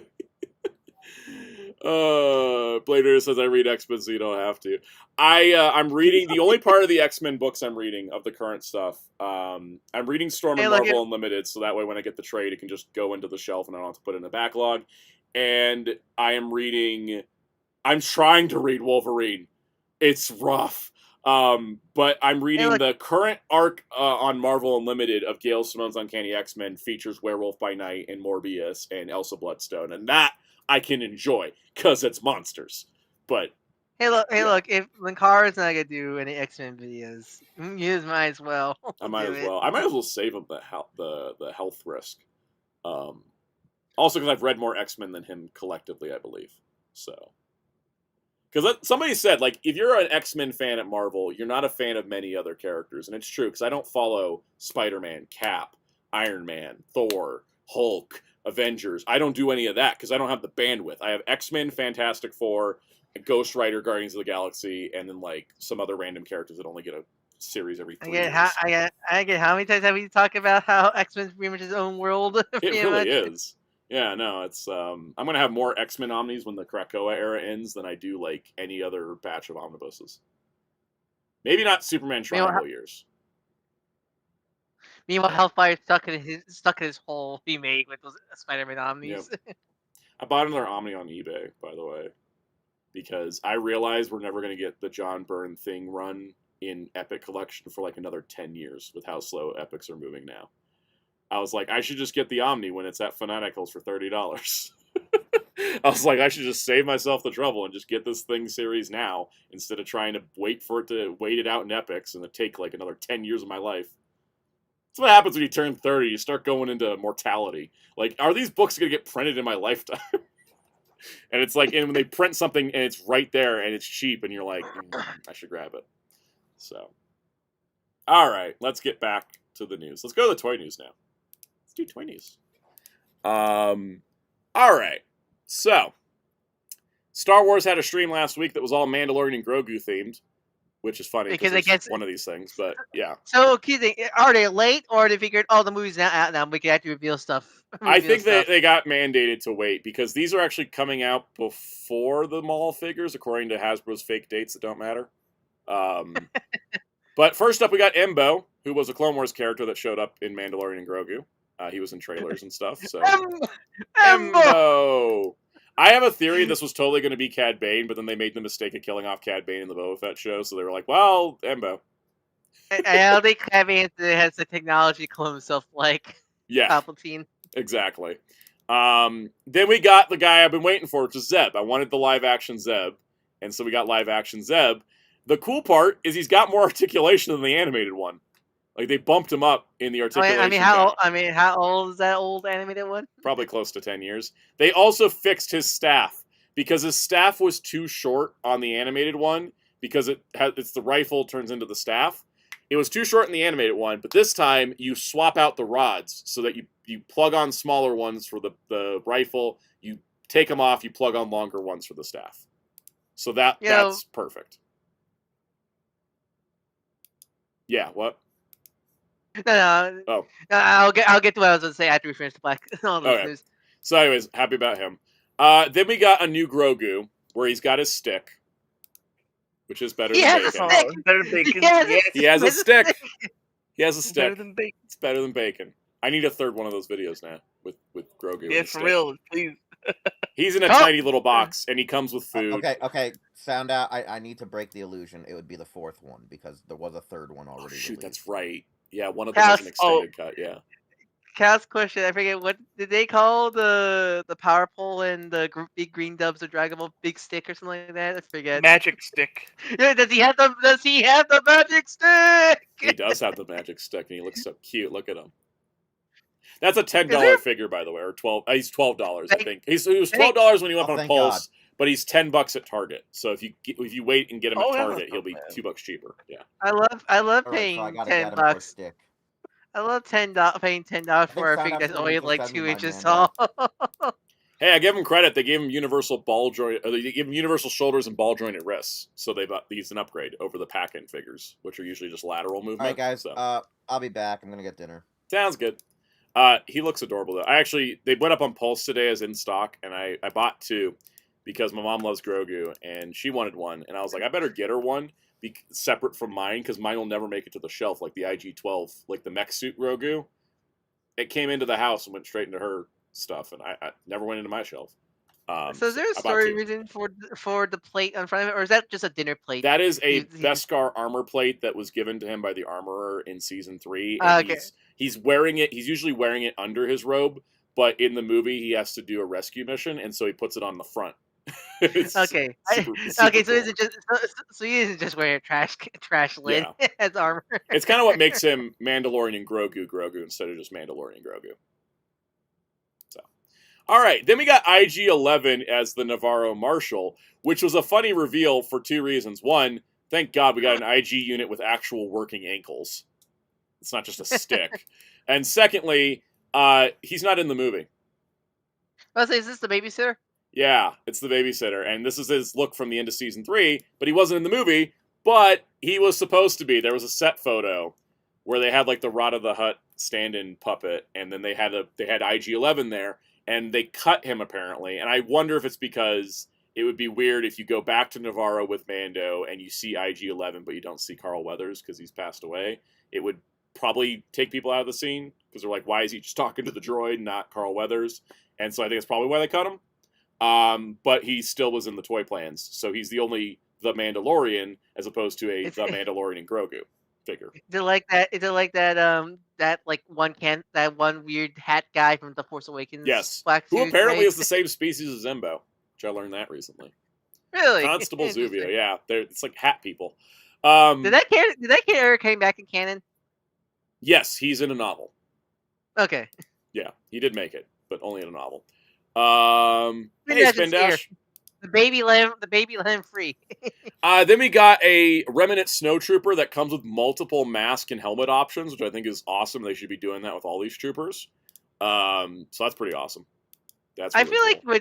I feel like with the troopers in general, at least the stormtroopers, clones a little bit more uniquer.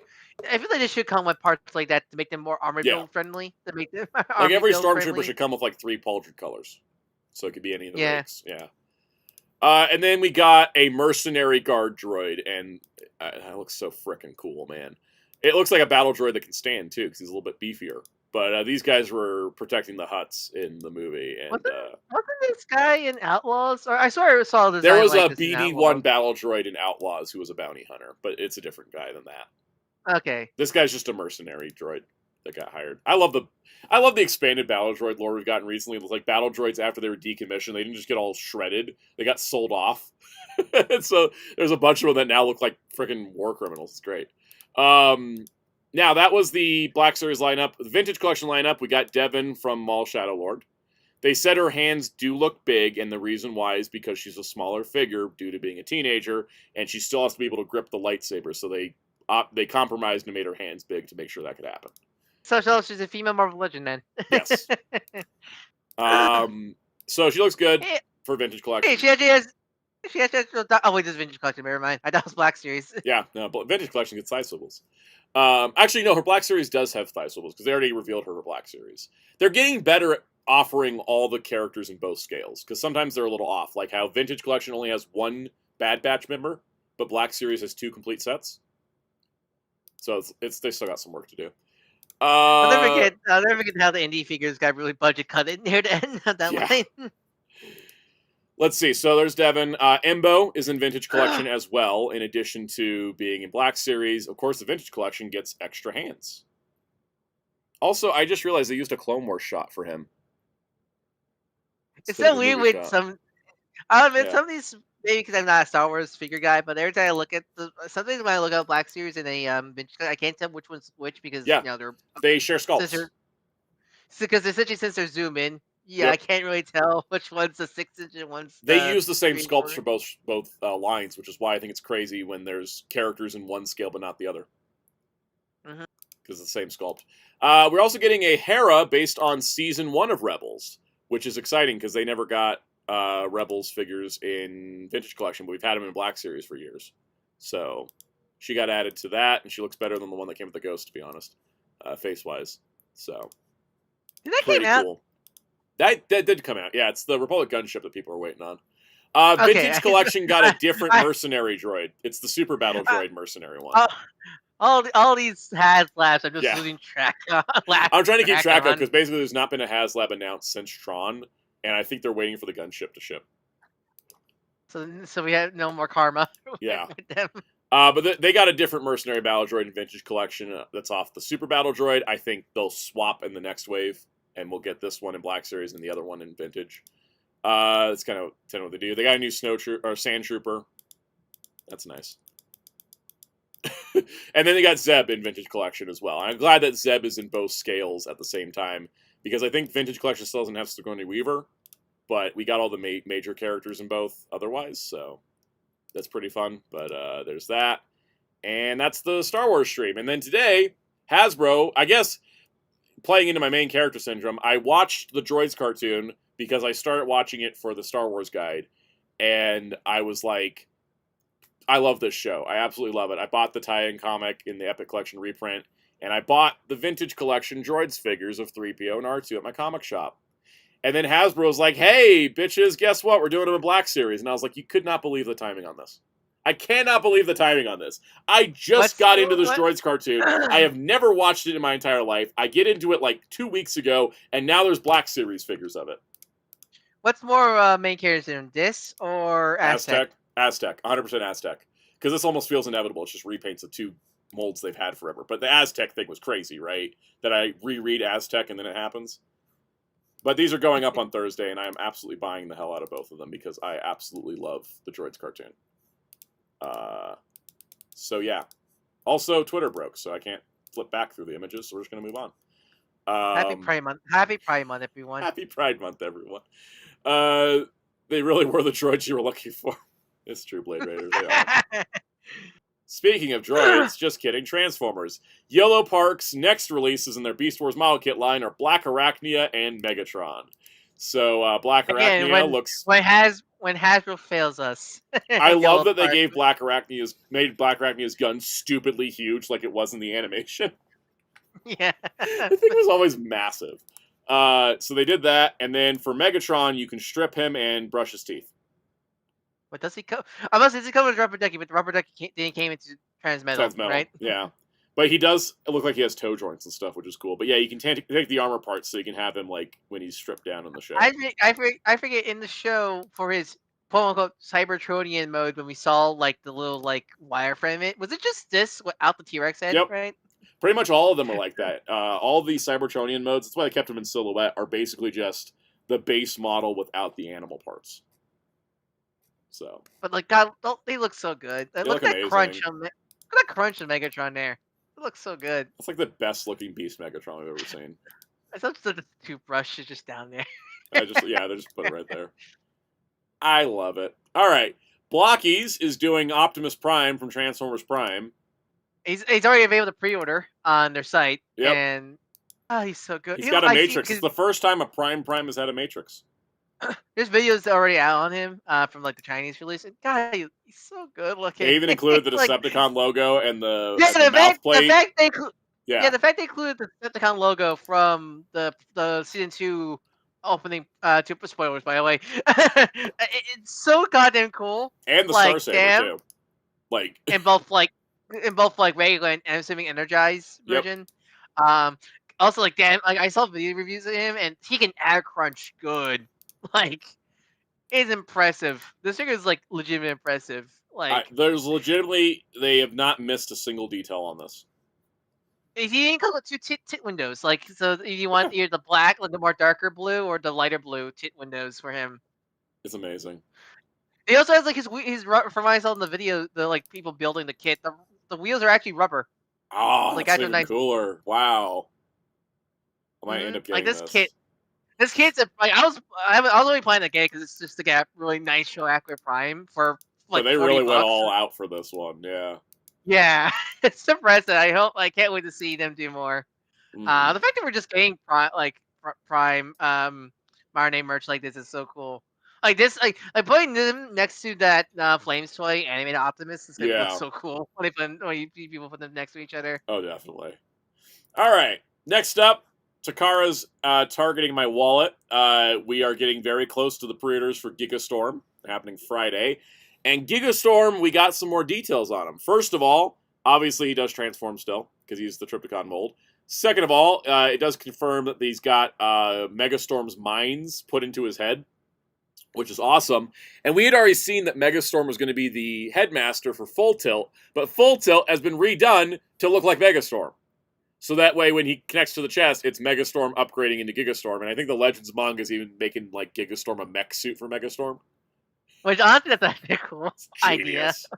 I kind of love that because that'd be like so a good that'd be a good like stand-in because I'm pretty sure they probably get again like because we don't know if that rumored G2 Megatron is gonna be like Gigastorm like Megastorm. Yeah, is he gonna have the camo or not? Is the question. Yeah, so if not, this would be a good like middle for them and such. Because I don't think I don't. Yeah, they could do a Megastorm with the camo if say the Hasbro one had camo, but like literally it's just the same figure with no camo. But they could change the head because if the Hasbro one's more like the G2 comic, they could change the head into the anime style. You're right. I didn't think about that. Yeah. Honestly, that would be how I'd end up buying that toy twice. One for my G.I. Joe shelf and one for my Beast Wars. That stupid tank. That stupid talking tank. Larry, how am I having to write a Transformer? That stupid talking tank. I ain't giving it the name Megatron. If you do a rundown, if you see doing the rundown by the time that it goes, please just call him that for the whole his whole section. I totally will. I totally would. Psycho says, "What's the context of this?" Well, one of the Predacon leaders was Megastorm, who was reusing the G2 Megatron toy. And then towards the end of the series, he evolved into Gigastorm, which reused the Trypticon toy. So it's basically that. But I love it. Also, I did not realize the purple cannon bits on the cannons extended on Titans Return Trypticon because I never turned them into city mode. So I learned something today. Because I went and looked it up. I was like, wait, could the original extend the cannons like that? And I was like, oh yeah, it could, but you only do it when you transform to city mode, which I never did. Because I never have room for the city modes, so I never do it. I will turn the Titans into their vehicle mode, but I won't do the city mode because they're too big. You need room for their bat fleet. Yeah, exactly. All right, and then we got Missing Link Ratchet, and I gotta tell you, this toy looks so damn good. I canceled Ironhide. I was gonna get Ironhide and Ratchet, but then I saw Ratchet, and I was like, I'm going to be so happy with just owning the Ratchet, because he looks so good, and I love Ratchet. I don't need the Ironhide, so I went and canceled Ironhide. I'm just going to get Ratchet. With the repaint so good, you don't want the original version of the mold. But no, I mean, the Ironhide still looks good. It's just, I think I'm getting a new Studio Series Ironhide. I'm good. You know, I don't need another Ironhide, but I would like to have one version of this mold, and I think Ratchet's the one. Because I'm also, occasionally, I kind of casually, just when I feel like Transformers mood, I will read some of the G1 Transformers comic now that I have the US and UK woven together, and I just love Marvel Comics Ratchet so much. That dude accidentally became important in his job. You know, he's like, I'm just a medic. What am I supposed to do? And they're like, well, Shockwave killed everybody else, so you're going to have to step up and be the hero. And he's like, fine. Like, he didn't want to do it. And he feels so out of his depth, but he rose to the challenge and did it anyways. I love Marvel Comics Ratchet. So, kind of hate what happened to him later. But one day we'll get the horrifying fusion of him and Megatron. That Prime had to put down by putting a bullet in his head. Yellow Park will make. Yellow Park would totally do that. So, yeah. Hellfire says, hey, Takari, you want to give me an Omega Prime? Because Hasbro doesn't want to. Should email him. Update. He's still fighting, by the way. Yes, Hellfire got the same exact email as the last email. They didn't even change a single word. Same automated email. It's at the point where it's now like Drag and Battle-Beast fighting each other for Hellfire and Hasbro. Oh, also, speaking of Missing Link, I got Ultra Magnus in. Absolutely fantastic. Because that was my first time handling the Optimus Prime mold as well. And I understand all the hype behind it now. When I looked at the pictures, I was like, oh, that looks nice. But, like, whatever. But now having the Prime mold in hand, I'm like, oh, I get why everybody was losing their shit over this. Because it's really damn good.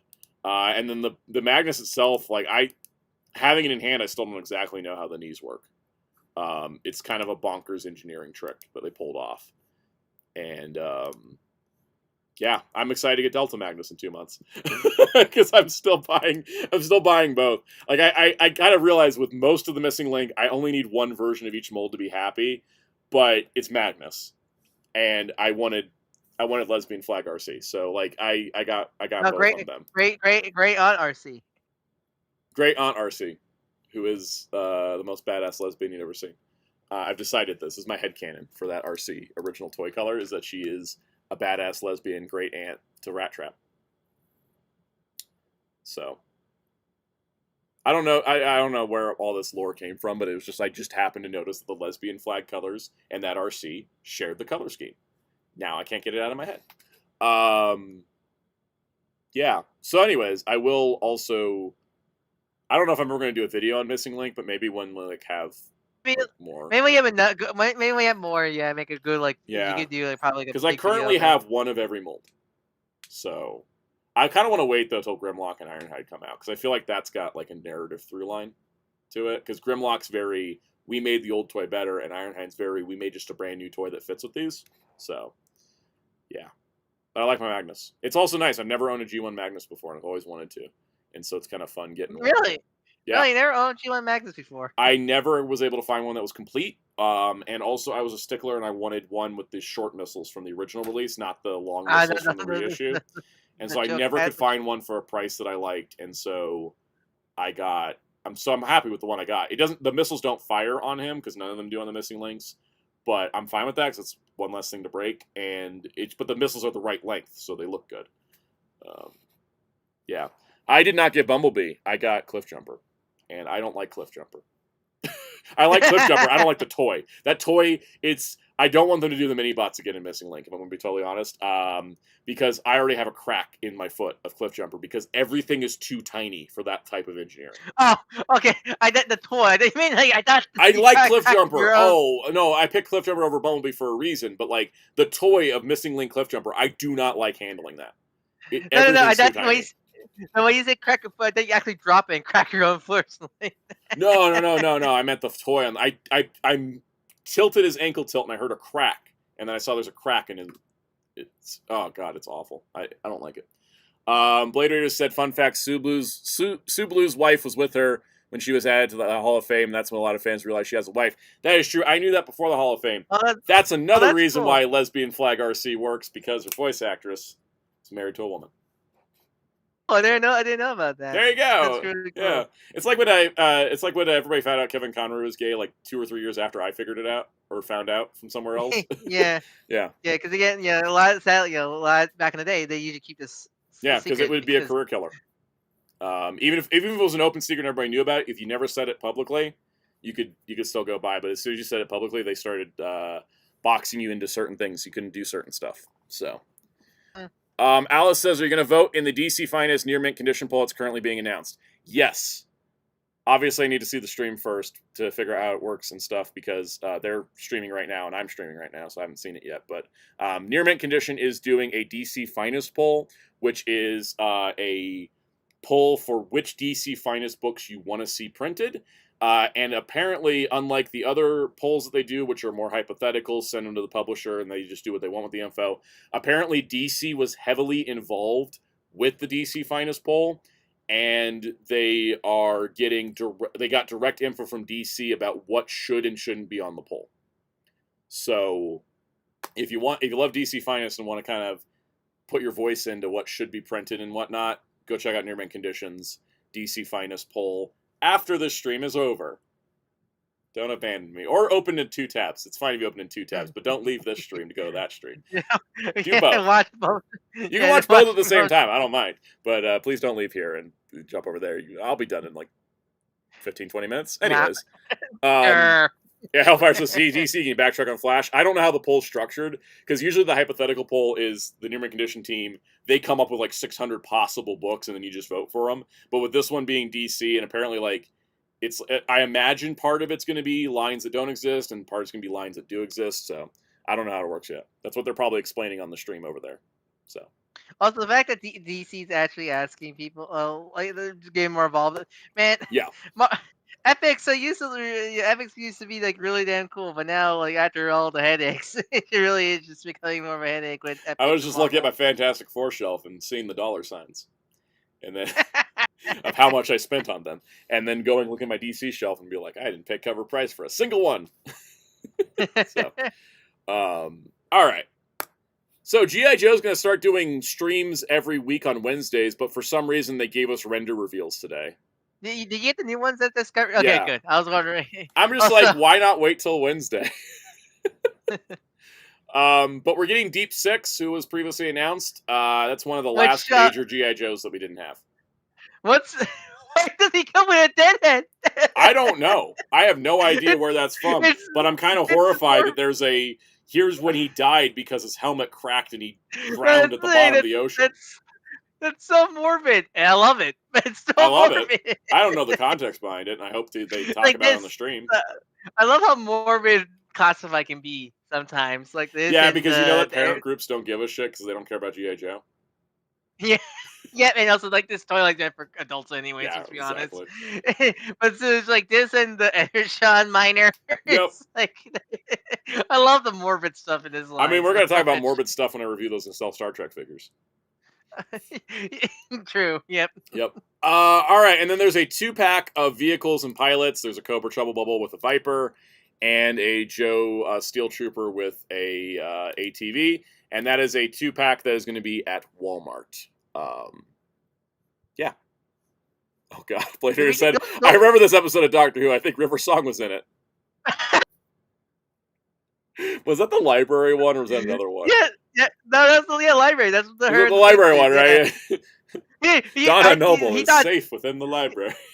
He not that. I'd have Water of Mars. Oh God, yeah. Water of Mars is even better. Oh God. Oh yeah. I love how horrifying Doctor Who gets at times. By the way, I'm down the rabbit hole on Doctor Who audio dramas, considering the show's basically dead at the moment. It's in the mega wilderness years right now. I bought the Fugitive Doctor audio dramas, and I'm loving them because I love the Fugitive Doctor, and as we talked about, Potential Woman. So I love the Doctor Who audio dramas for Fugitive, also because Alice Krieg's in them too, and she was the Borg Queen, so it's just very much just hit my stride. But it was very funny because the Fugitive Doctor like encounters the Daleks, and she's like, "What's those?" And I'm like, "Oh, that's a very interesting to take with the Doctor, is the Doctor not knowing who the Daleks are." So, Spindash says season 2 Blu-ray should arrive tomorrow. Yes, my order says it's arriving tomorrow, and I should be getting the 8th Doctor 4K today. I pre-ordered the Steelbook from Diabolic DVD because I think the Blu-ray disc in that is region 2, but the 4K is all region. So I was like, I'll get the 4K of 8th Doctor movie because I like it. Who's the potential man at Doctor Who besides Fugitive Doctor? The 15th Doctor? Poor Shooty. Poor Shooty. I love him so much, but his whole era is just sad pretty much. Yeah, it really is. What I've been doing though with the audio dramas, because I was like, where do I find in my day to listen to? Because I can listen to podcasts when I'm filming or editing. I can listen to, music, filming, editing, and stuff. I can listen to podcasts and read. I can listen to podcasts and play video games like Marvel Rivals type stuff. But I was like, when do I listen to audio dramas? I can't listen to an audio drama and play Marvel Rivals. I can't listen to an audio drama and read. I don't want to just sit and do nothing, listen to audio drama, and I can't audio drama and edit because it's too much. So I figured out I've been trying to walk daily, so I just listen to it on my walks with my noise canceling turned off. And it was funny because I heard a siren and I had to pause it to go, wait, was that in the show or was that here? So, AR said would it be 15th Doctor or 9th Doctor? 9th Doctor had a full arc. Even if it was only one season, he had a full arc. I love Eccleston. Eccleston's still one of my favorite Doctors. Shooty did not. His arc got kneecapped at the very end. So I hope he gets Big Finish. I hope Big Finish can get him. I hope so too. Some really stories. All right, there's more G.I. Joe. They revealed the SDCC exclusives. Again, I don't know why we didn't just wait till Wednesday. But we're getting the Fatal Fluffy, which is a cartoon character from one episode. It was from the opening. It was one of the 5-parters. I like this is just an excuse for the Joe to just make Bullman. Basically, yeah. Man. And his creature goblins. I would be into this if it wasn't $55, but I also don't know how big it is. He does like a con exclusive, so you always have to put the contacts on him and stuff like that. But still, you better want your Joes to fight a Bullman. There you go. And then the other thing we got is a 2-pack that I wish wasn't a 2-pack. It's from the episode There's No Place Like Springfield, where Shipwreck got put into an alternate reality. Did it have yellow people and like an angry fat man yelling at his kid? No, it's actually funny because the Springfield disguise for Cobra is base being in Springfield, but never explaining where Springfield is predates The Simpsons. G.I. Joe did it. Yep, they technically may have taken it from the comic because that was from the comics. They brought it into the cartoon,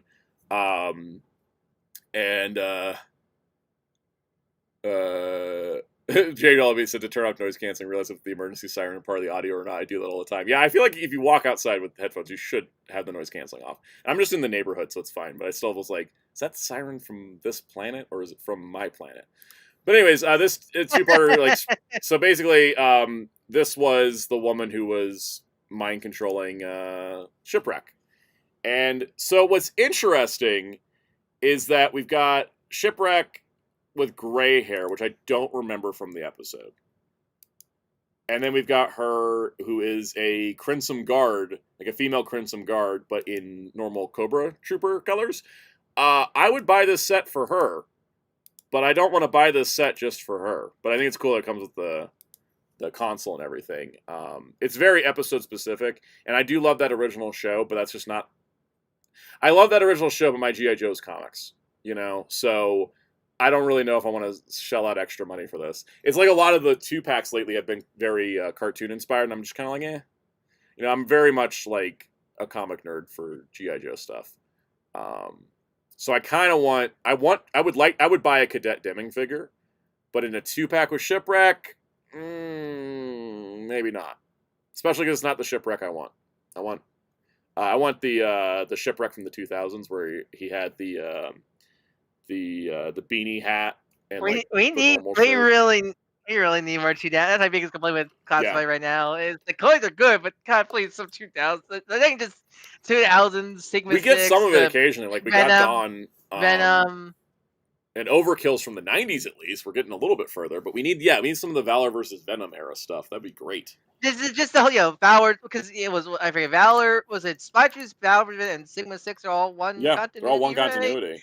I would like that stuff, man. Like, I really want, if they make that that Duke in the heavy armor from Sigma 6, you know the one I'm talking about, right? Yeah, the green visor. I want that so, because I love that look so much. I wanted that toy so bad as a kid. Like, I want.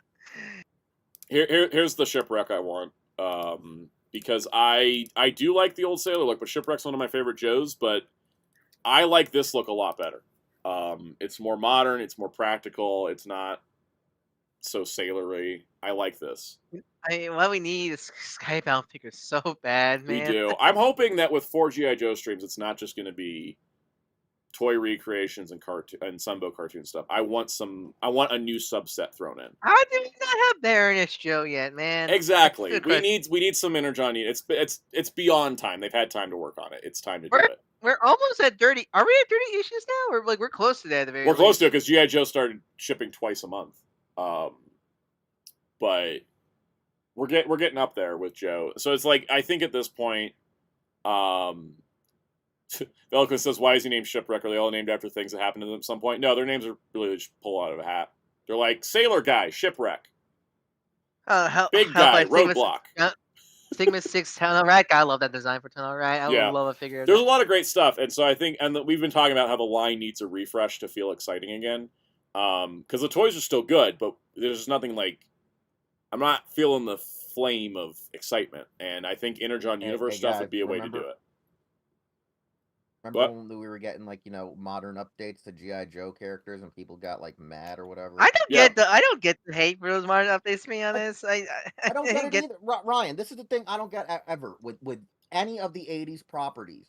You try to just take that design and make it look like it would fit in today's, and they're like, no, it has to be I'm like, why though? How do you expect to get a new audience? Exactly. I mean, because that's why Transformers is dying, because they refuse to get a new audience by relying too much on the G1 aesthetic for so long. Because the classified redesigns all still look like the characters. They only just have the only thing that makes them modern are just some nice embellishments. And here's the thing, what I thought was when they introduced the Retro Collection, that was the solution. Retro Collection does the old toy design / cartoon design. The main line does a modern update, and then they just stopped doing that, and that's where I've also kind of fizzled out on some like excitement, because I like the modern redesigns more than the classic. It's the same thing with Transformers. I would take a modern take on the classic design more so than, look, it's exactly like G1, and it's the same thing with G.I. Joe. I'd rather have like an art style consistent line where everybody's like a nice modern update of a classic design. It's funny how you bring that up, because there used to be this fan artist. I think they don't do art at all anymore. There was this guy who I used to follow on Instagram where his art style was, it almost kind of felt like RID 2018 before RID 2018 existed. You mean 2015? Yeah, 2015. Yeah. It kind of looked like that art style / like Cyberversy, but he still made it that they looked like their G1 like aesthetic. So it would be like G1, but what if it was drawn in that art style? And that's what I liked about Transformers back in 2010. Yeah, when Transformers was doing that in Generations, where it was like, here's this character in the Generations art style. That was when it was at its best. I miss when Chug had art style, man. Yeah. I mean, that's why I actually like Walkies, because like they have a unique style. Like they, even though they are using the G1 design as a base, they go together. Whereas like current Transformers, everything looks like 6 different lines at once, because it's why I really do. It's why I want to. It's why I probably want to sell all my G1 era stuff besides like the Japanese stuff, because and then they're getting too cartoon based, where I'm just like, that's I think that's what's killing it for me, because I don't like the Sun. Oh, I like the Sunbow designs in cartoon form, but I don't want them as toys. Astro Train is as terrible as he is because they're so stuck on the Sunbow design. Detail. I like the Greeble. I like the stylization. I don't want everyone look like they're from an 80s cartoon. Yeah, and especially because the line hasn't been, they look like the 80s cartoon from the start. They've only started shifting it recently, so everything's all mismatched now. Instead of finishing a set and then starting a new set, they've mismatched everything again. That's why, that's why I feel like the Armada, the Eurocon trilogy stuff, and even the animated stuff, because at least with the animated stuff, they're consistent. They're not look like the cartoon. They're their own take.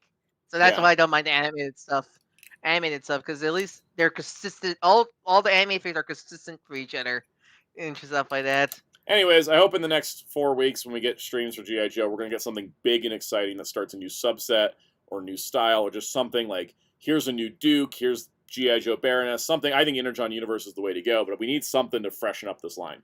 It's getting very nostalgia baity, when I think the line was doing something. Like, the line used to excite people who never heard of G.I. Joe before, and I feel like we've lost that.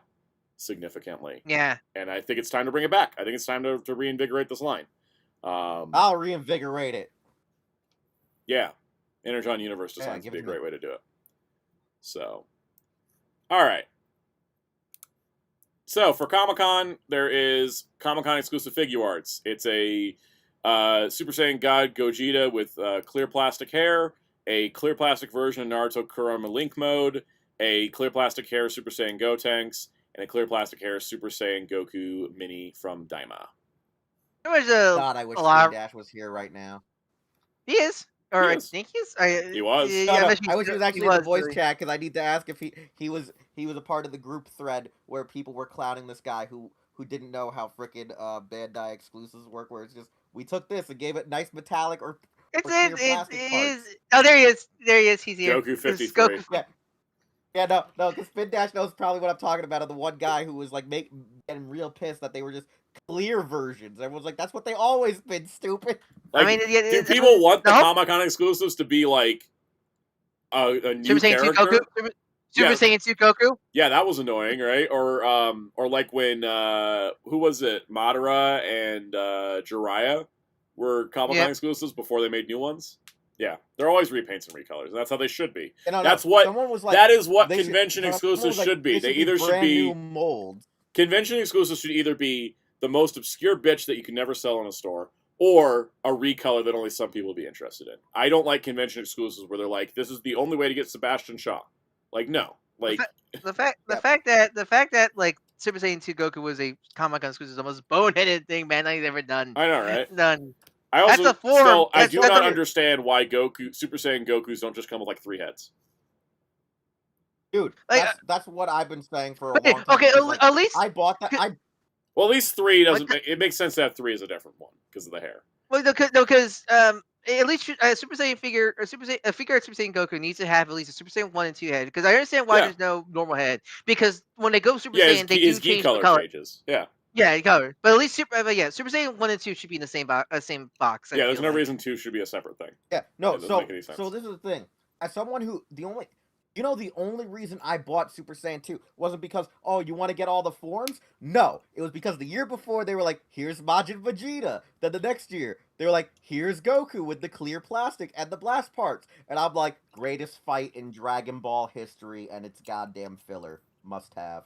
Yes. It's why like, Dragon Star. I've been canceling some of my Dragon Ball for mostly because of money. But like I think I'm gonna stick with Dragon Stars unless it's a character I really, really like. I canceled my my Trunks pre-order. I think Dragon Stars one looks so damn good. I don't even think you need the figure. When because like one, I needed to save money because I was also we're going to talk about it a little bit. There's going to be a new Trunks soon. Yeah, so I figured, I think I'll stick with the Dragon Stars for characters, and I'll only get the figure art if they're either A, cheap, or characters I really like. Yeah, like I have Tien and Yamcha in figure arts because they just don't exist anywhere else. I also bought figure arts Krillin because the Dragon Stars one being like taller than Vegeta was bugging me.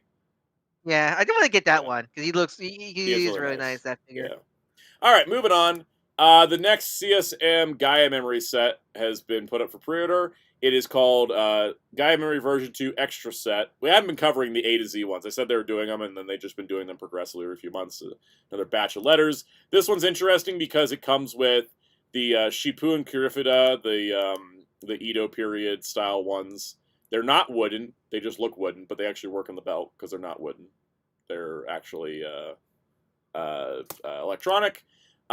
This comes with an alternate part for the Extreme Memory. So you swap out one of the memories, and it becomes Cyclone Axel Extreme instead of Cyclone Joker Extreme. And then, because that was a hypothetical form, and then it's the Bomb Memory, which originally was seen with Shroud's Bomb Magnum weapon. This is 12,100 yen, releasing in November. And they're all equipped with driver communication function, allowing them to work with all the different CSM drivers. It's so weird how Axel Extreme has really took his own life because it was like a two. It was I don't think they made a physical. It wasn't even a physical suit. I'm pretty sure it was just like a Photoshop editing. It was a Photoshop edit. It was just a hypothetical, like, what if we made him you know, I think because if I remember, I think one of the Climax Heroes game made him a playable character, and that's why I think that's where his, they also made Dark Decade a playable character after they canceled that character for the movie. So yeah, because one of those things where it's like he was meant to be in the show, right? Or something like that, right? He was going to be in the movie War. He was going to be the explanation for Decade being evil, but they switched it to Decade actually being evil instead. Oh, is that making a violent emotion? Yeah, violent emotion. Violent emotion. But it's just funny how even then I feel like maybe because it was in the show, hence why it gets because Dark. I would like a lot more Dark Decade because I actually really like that color scheme a lot. The Dark Decade one, but like Cyclone Axle Extreme did get a figure art back in the day too. Back when they made figure arts of everything. Yep, remember back in the day? Remember the day where figure arts were just Kamen Rider with some add-ons, and now it's the opposite. Yep. Funny story. SH Figure Arts Ultraman Teo has already been shown. The show doesn't even air for like a month and a half, and they were like, "Yep, Figure Arts coming out in December." Pre-orders later. It's one of those like you knew that was coming. I knew it was coming. It's just I'm surprised at the speed. It's not quite as fast as Ultraman Omega though, because he came out in August last year, but he's coming quick. They usually wait till the show airs to announce him. My theory is because it's the anniversary. Yeah. And my other theory is that they're trying to really capitalize on the fact that he really doesn't have a gimmick or something. Because in Bandai's eyes, Teo is the extra Ultra Zero. The new Zero is the hot one they want to push because that's the toy gimmick one. And I mean that's a good move for Subaraya. That was probably the plan. Oh, that's right. Teo's toy's already out too. Yeah, that's probably the plan for Subaraya. It's like, oh, you could have the Zero. We'll make our own little show here. You have zero to market. They threw Bandai the Zero card and were like, yeah, that's our main guy this year. And they're like, okay, cool. We just got off the hook of never having to introduce a toy again. It was like ran over made this show. They're like, we're going to get Relive Fukushima. We're going to make a really great show. Because from what I understand with Ultra licensing, for like all the Chinese like the blockies and other Chinese like made stuff, doesn't Subaraya mostly get that cut? Because I know Bandai have some cut. But Ultra, everything that's not Bandai made, Bandai doesn't get a cut of. Yeah, and I think this is how we're getting a lot more Chinese Ultraman items from blockies and other companies. I think they're taking advantage of that. Yep. They're really taking advantage of that. Oh, definitely. Definitely are doing it. I would say that this figure is like way too. Like I don't mind how buff he looks, but it's like not accurate to the show at all. He's like rip as hell. Yeah, I think it's because they're kind of I don't want to say they're using a base mold, but they kind of are. Ever since Arc, I feel like because ever since Arc, they've been using a similar mold, aka.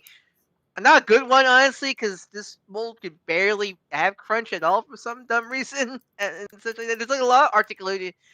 I really have because I get because of sculpting maybe, but I really hate how they don't really have. One of my theories for why it's got a base mold. Sorry to cut you off. Is just because what's his face is still the actor, so they're like, well, we've already. Oh right, they've been using the same suit actor. That would make sense. Even though it's to the match how he looks in show. Yeah. But so, like, I always one thing I don't like about this Ultraman mold is how he doesn't really have bicep swivels. He has like the kind of Figma style where sword swivel, but it's not useful at all. And his elbow swivels. Yeah. Yeah. I'm still gonna get it though, because I'm too deep into Ultraman figure arts to quit now. I'm just gonna go like I'm gonna wait for the Blockies Galaxy S version to come out. All right. If you missed SH Figure Arts Grand Geo last time, he's back around. He's coming back around. He's got a big old effect. He's gold. All right, moving on. Tojima wants to be a Kamen Rider, featuring Tojima. So the pre-orders are already live for the US, and he's $99. So he's practically $100. What the hell? So we went back to figure art prices suck again. Well, right now. I guess it's because he's 11,000 yen instead of 9,900 yen. What do you think? Because they just all the BBTS and all the other like US retailers got the new pre-orders for all the new figure arts, and you think They're doing a release of the figure art Shotaro from JoJo, and he's cheaper. He was like $99, I think, last time. Yeah. Now he's only $89. So he is cheaper. So expensive, but cheaper. And stuff like that. Oh yeah, even, I see like the Jujutsu Kaisen. Yeah, there's 75. Yeah. Yeah.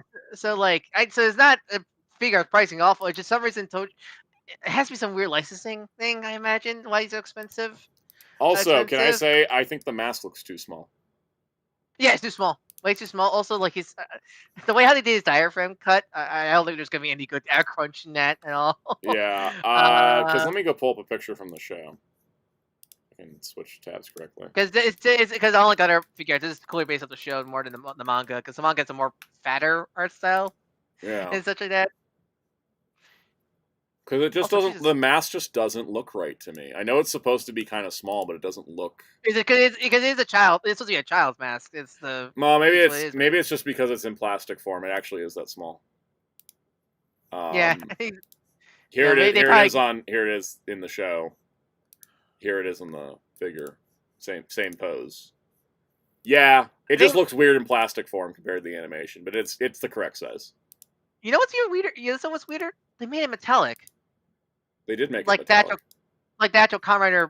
Like there's a photo with him, the new figure Ichigo, which that's not how it was a look because it's a cheap children's mask. That's the gag of the mask. So I don't know why they made it like look at the actual like helmet of Ichigo because that's not what it's supposed to be. They're trying to justify a $100 price point. Also, not to be too I don't want to be like nitpicky, but like, where's the string to connect the mask to the head? Oh yeah. Oh, I know what it is. It's because they're using the faceplate system. The mask is a faceplate instead of a separate head, so the string's not there. Yeah, you're right, but still, like because they should soon mold the mask. Because imagine what is because he comes with what one unmasked like. I think does he only have one unmasked face? I'm looking at the promo photos. So he comes with one unmasked face. And then... it's funny. Bandai stopped specifying what comes with their stuff, so it just says replacement facial parts. So yeah, but yeah. So he only has one. He has three faces I've seen. One without the mask, one with the mask, and one with the crying yell. And I'm assuming those are molded onto the figure. And as soon as you have the string, no matter what, because it's molded onto the face. It should be molded on the face at the very least. He only has two faces. According to Big Bad Toy Store, he has one interchangeable expression part, 2 pairs of interchangeable hands, and 1 set of interchangeable bangs. Is the mask part of the bangs? That's my only thought, is maybe the mask is part of the bangs. Can I at least explain why it's not on the face, if the string's not on the face? So, I think this is definitely a weak figure by the looks of it. I'm trying to tell if this is the crying face under the mask. No, that's the yell. Yeah, no, the mask must be part of the bangs because he's only got 2 faces. You're right. Yeah, I think I went from like, I'll get this to I don't think I want it anymore. For $100, like he's missing 2 important details. When we get like when the Figma Yukiko tackle gets revealed and she comes with more stuff and maybe and she's like a lower price, I'll laugh. That'd be hilarious. Because Figma is upping their game with their figures recently. They've been really good with their engineering. I was gonna get this, but I don't think I am now. The mask string bugs me the most. Out of everything, the lack of the string, because that means that mask is just floating in front of his face, which is not how it's portrayed in the show. It's one of those things where it's like a Kamen Rider wearing a belt, but there's no belt strap. Yeah, because it's a case of like I feel like his articulation doesn't match the high action the show has, and because I can tell he cannot do a good act crunch at all. But the fact that the mask is like really very badly inaccurate, because again, it should not be metallic. It's a children's mask. For anyone knowing, like yes, it's just a children's mask picked up from a random stall.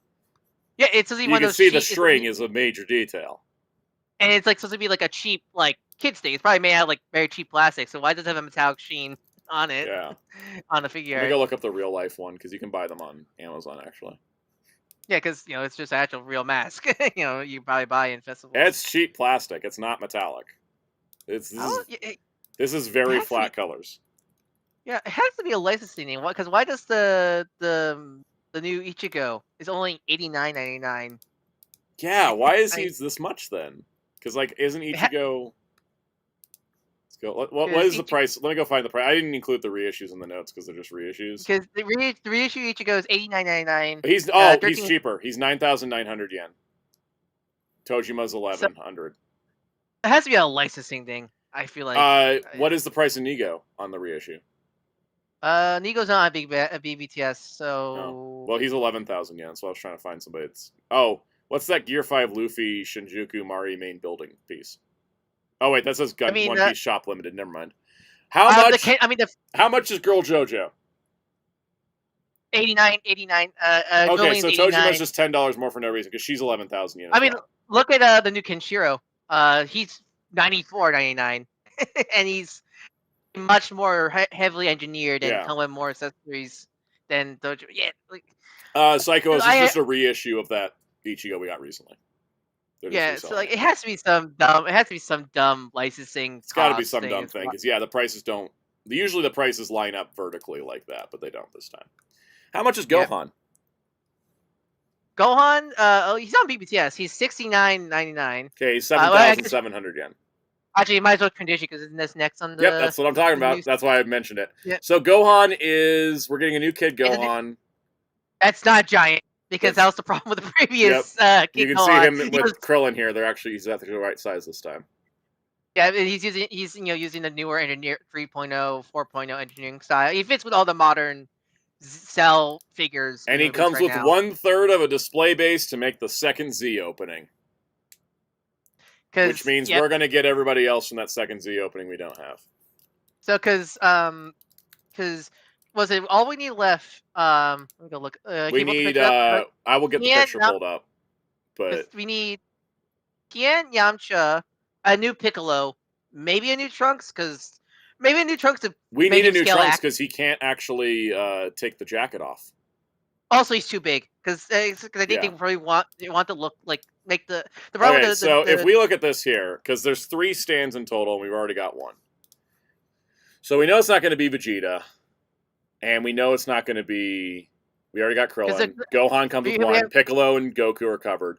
So I think the 3 stands are going to be Trunks, Yamcha. No, how is this going to work? Because Gohan's stand 1, and there's 3 other characters to do: Trunks, Yamcha, and Tien, unless they just keep the same Tien that we already have in the same. Well, because I can see them doing updates. Oh, it's the Vegeta. Okay, so Spin Dash says it's Vegeta and jacketless Trunks because everybody else exists. Because Yamcha and Tien are the same. We've already gotten them. Those are the Cell Saga looks. Well, it's either because that stays up. I guess it's up to Bandai. Did they want to re-release those figures? Probably not. Or did they repeat Bandai?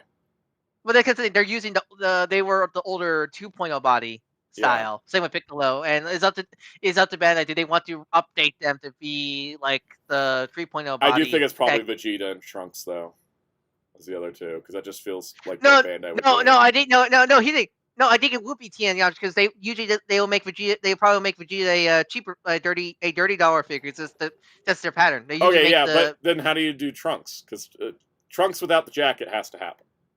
I think they will make a shirt, because I think they will make a. Yeah. I think they will make a jacketless Trunk and scale him, because the problem with the 3.0 Trunks is he's too big. He's like, you put him next to the Goku and Vegeta, he's way too big. So I won't be sure they'll make a Trunks that'll be scaled appropriately to the new Goku and Vegeta molds we got recently, and stuff like that. Because I feel like they could update. Here's another issue. The Krillin that they've made that's in the promo images for Gohan is also on the older mold design. No. The Krillin was the 3.0 body. No. Because this Krillin that they're showing is the one with the double joint knees instead of the single joint knees. No. It's the way how you can tell. The biggest how you can tell is the 3.0 body is the hip joints. The hip joints are very similar. No, those are similar to the 2.0s though. No, because. Are we mixing up Krillins? Because I'm not. Let me pull up the Krillins real quick. Because I want to make sure we get this correct. Because it's tripping me up. Because the Krillin that I'm seeing in the Krillin that I own does not feel like a 3.0. The Earth's Strongest Man Krillin is what is dubbed the 3.0 style of figures for Dragon Ball. That's where they use. This is my question. If this is a 3.0 with the hard cut hips and the double joint knees, Then the Namek Krillin is also a 3.0, despite having completely different hips and knees? Hold on, let me look up. That's very confusing to me. Yeah, because the Namek Krillin looks like the Goku and Piccolo that we got recently, whereas the Cell Saga Krillin to me looks like the previous versions of the molds. Let me look. Let me see the. Is there a good shot of the? I got him up on stream, by the way. I'm bouncing. I can split view this. No. The Namek Sama Krillin is 3.0 style. Okay. I'm looking at the hips. It is 3.0 style for Krillin. Why is this thing not because the single joint knees is because when it comes to the figure arts, Dragon Ball figure arts, it's the modern like the 3.0. I think the 3.0 style figures for Dragon Ball figure arts started with either I want to say Super Saiyan 4 Goku was the one that started the newer modern style of hip joints. And then, but then I think Daima Goku Adult was the first to do the newer style, newer style single jointed knee, which is people are kind of dubbing a 4.0 style body now. Yeah. Like a 3.5 because it's still using a lot of similar engineering techniques that Super Saiyan 4 Goku and then Superhero Gohan introduced because the 2.0 bodies is recognizable by having those weird like disc hinges in the hips, and stuff like that. And Krillin, Tien and Yamcha were using the disc hips. And Piccolo, the disc hips, alongside Piccolo. And they released that Piccolo recently, I think. If I remember right, so I don't think we might get a new Piccolo. It's Piccolo. Though I could, who knows with Bandai. But I can see, if Kid Gohan, this new Kid Gohan is in the new body style, is using the 3.0 style legs. I could see because the new Kid Gohan looks like it uses the same style limbs as the Namek Krillin, but they have him posed in the promo images with the Earth's Strongest Man Krillin, which is the one for the saga. Yeah. So that's where it's confusing to me because the Gohan articulation wise matches the newer Krillin, but they're posing with the older Krillin because that's what matches the era. So I'm trying to figure out how much of that is an indication to what they're going to make with the other two stands. I see. So, because that's the thing. Because what I imagine is because 3.0 and 4.0 could be interchanged. Because the only really big difference between 3.0 and 4.0 or 3.5, whatever you want to call it, is the knees. Everything else is everything else engineering wise is similar. Knees and hips. The knees and hips are like the differences. Yeah, but that's about it. But I'm looking at the photos for Gohan, and they have the old 2.0 Piccolo with the plastic cape and everything in the photograph. Tells me they probably won't redo Piccolo then, which is a shame because I think people really want like. That's why I'm like wondering if they're gonna redo Yamcha and Tien because they don't like making them. I think they. I feel like they will. I feel like those would be two great. Are the only I think Yamcha and Tien are the ones they actually should remake. I'm just not confident in it because Bandai has treated them like dirt. I think them if they count with the stand the display base, I think is the major sell for them. For people who really want to complete that Z opening shot because Trunks can be you could sell Trunks easily because he's Trunks. Yeah, you can always sell Trunks and Vegeta. That's not a problem for them. Yamcha and Tien need a reason for people to buy them, and I think them making updated versions of them with the newer newer style of engineering with the stands would be a good reason why people will buy them because they're probably going to end up being P Bandai again. So anyone they'll still be P Bandai. Be careful because Gohan's going to be retail, and I think the other two parts will be P Bandai if they are Tien and Yamcha. Or they go Vegeta and Trunks get the other two stands, and then Tien and Yamcha are made, but they're still P Bandai. It's weird with the Gohan, and chat can correct us or not. Maybe it's been that. Because I hear there was two Gohans, one with the stand, one without the stand. I'm not sure that's. I only see one on the Trauma Sheet site. Yeah, so I think that was I think when the figure was first teased, people thought that, but that might be not the case anymore. Yeah. Oh, do you know what people thought that stand was originally? What? When that stand first showed up, some people actually misthought that it was going to be recreating Piccolo blocking Gohan for some reason. Even though, I mean, it's still the same outfit. I guess, so you can I could see kind of it, but recreate that.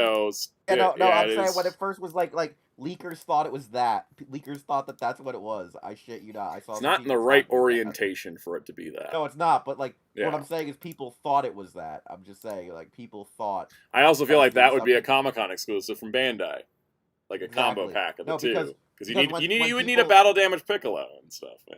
Because what happened was when people were finding this thing before it was officially announced, it was when the SDCC stuff was getting announced. That's why people misassumed. Because I saw that being labeled as an SDCC exclusive. Yeah, because it's weird with Bandai has been weird with the Dragon Ball figure arts in terms of updates and re-releases, because I think they recently they re-released that Krillin. See, they re-released Namek Krillin. They released Android Saga Krillin alongside this the figure arts Trunks. Yeah. Trunks. So I think. I think it's the Namek Krillin. They didn't want to remake the Android Krillin on the Namek body, so they just re-released the. Because the only thing they really need to remake. Krillin. The only thing they need to remake the Krillin the fit with everybody else is the knees, but that's about it. I think that's why they just did a re-release with him. Same with Trunks is probably why they re-released Trunks to go alongside the rest of the modern. I also have a feeling that jacketless Trunks won't have the Super Saiyan head. Yeah, I feel like that's the only way you could do that, because I think it's a bit annoying because man, they really delaying giving us Boo Saga stuff, man. They don't want us to get Boo Saga stuff. It's the Bandai figure art Dragon Ball line is very frustrating, as you can tell from this conversation of like trying to figure out what is what and when is where and how is what and who is this and which version's this. They make it insanely confusing more than any other figure arts line. Most figure arts lines are like, here's the version you get. Have fun. It doesn't help that they just they keep redoing characters and new engineering bodies, and thankfully most of the time in cheap forms like the Gokus and Vegetas if you really want them and such. But it's like you look over at One Piece and it's like every time they do Luffy, it's a different costume. Whereas you look at Dragon Ball and they've done Goku in the same costume 600 times. Yeah, this is why Spin Dash charts it exactly, because it's like the frickin' McFarlane DC of figure arts. There's just so many damn Batmans. There's so many damn Gokus. Because I won't be surprised. I mean, they're doing that new Frieza in the new 3.0, 4.0 style. I won't be surprised they're gonna keep redoing older characters in the new articulation style. Dragon Ball figure arts are in the same situation that Dragon Ball Z was airing on Toonami in the 2000s. They made progress forward, and then they got stuck recycling the Frieza saga for months. Yep. And then as soon as they broke out, they got to the Android saga, and it's never debut though. Never. Because that's it. Because they released Fat Boo recently, and so I don't think we're probably not gonna get a new Fat Boo, because honestly, I wish they'd re-release Mr. Satan. Yeah, they really need to. I wish they would make Videl. Man, Videl, yeah, I know, right? Hey, we keep doing Frieza saga stuff. Where's the re-release on Bulma, where she's actually not a bad figure this time? I know, right? How about Chi-Chi? It's just frustrating as a Boo Saga fan. Did they ever make third form Frieza? No, I think we only have. Did they skip over Xenomorph Frieza? I know they made second form. Or was that tease? Let me look up third form Frieza. Let me look that up just quickly. I always have trouble looking at figure arts too for Dragon Ball because there's a ton yes. of Okay. They did. Oh, they did make it. Okay. Yeah. I'm trying to think, like, what have they missed from this era that they haven't done? Have they done a Pooh yet? They have not done a Pooh. I think what's frustrating with me with the in terms of what I do not know why I don't have Spin Dash's spreadsheet open. You're right, Spin Dash. What am I doing? Yeah, I think you know what's frustrating me with the Android Saga figures. I think the updates are good. I think they're good. They're overall better figures than the last ones and stuff like that. But most frustrating me is the fact we're not getting any specific Android Saga characters. Besides, like we're just getting the main characters over and over and over again, not getting like.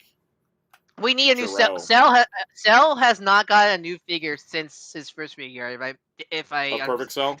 Yeah, because I think we keep getting repaints of his original Perfect Cell figure. They've never done the second form Cell. R. Brown mentioned the second form. Yeah, Yeah, they only done imperfect, but never semi-perfect. But I think how about for a new perfect Android Cell, 17 or an Android 18?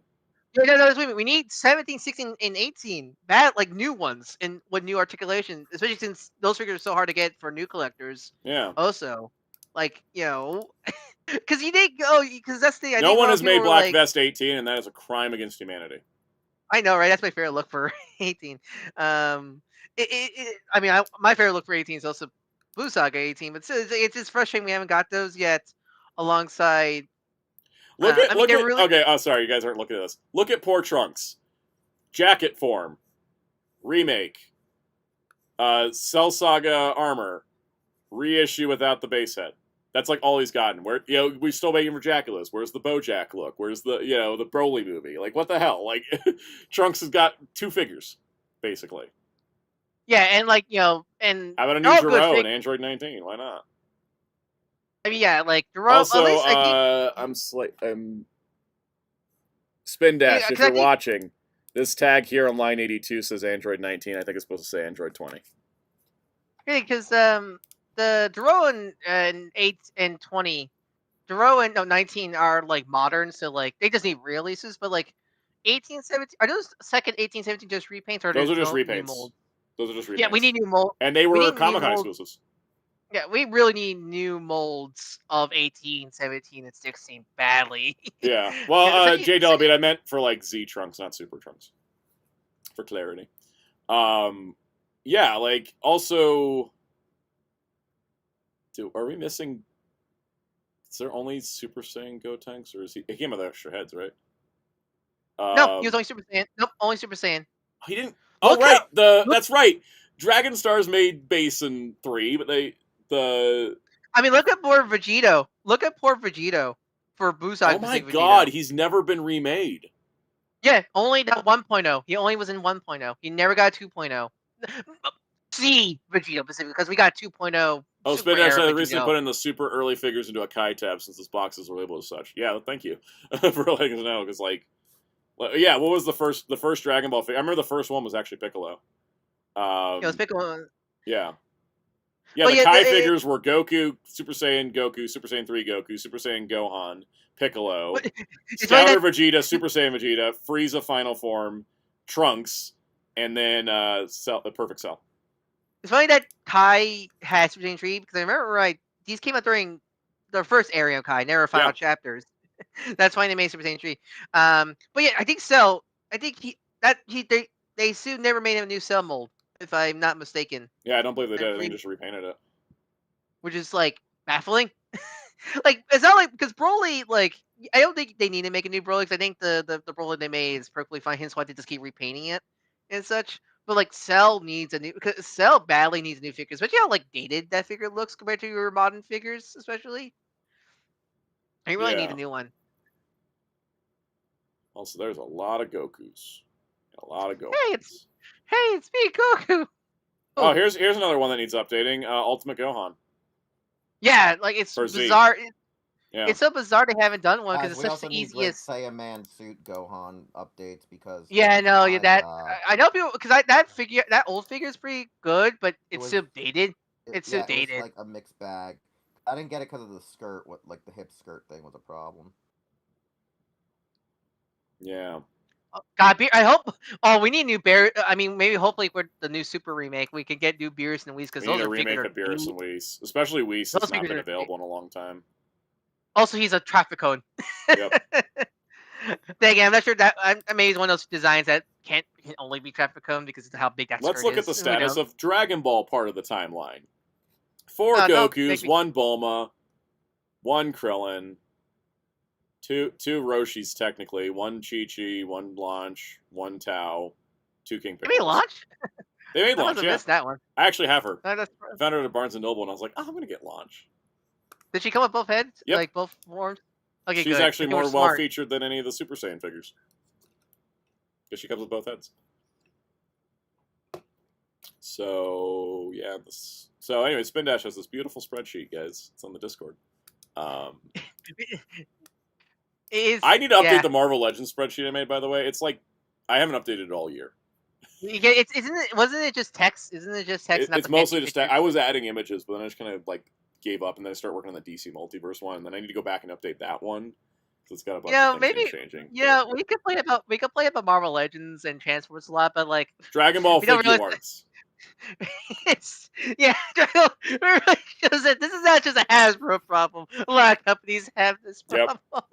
By the way, I almost forgot about him, but here he is. It's Doma from Demon Slayer Infinity Castle, and all I wanted to do say about him. Bastard. First of all, I hate him. I'd never spend 11,000 yen on a figure of him. Second of all, why was this man not given cloth pants? Mind the pants because, like, I don't know, soft. I don't think soft goods. I know some people are like, "Where's the soft goods in this figure?" I'm like, one, none of the Demon Slayer figures have done soft goods. Second, I'm not sure you can really do these because it's like bleach pants. I'm not sure if soft goods would make it look that much better. It looks terrible as is. Also, he's missing something. That's my biggest problem, actually.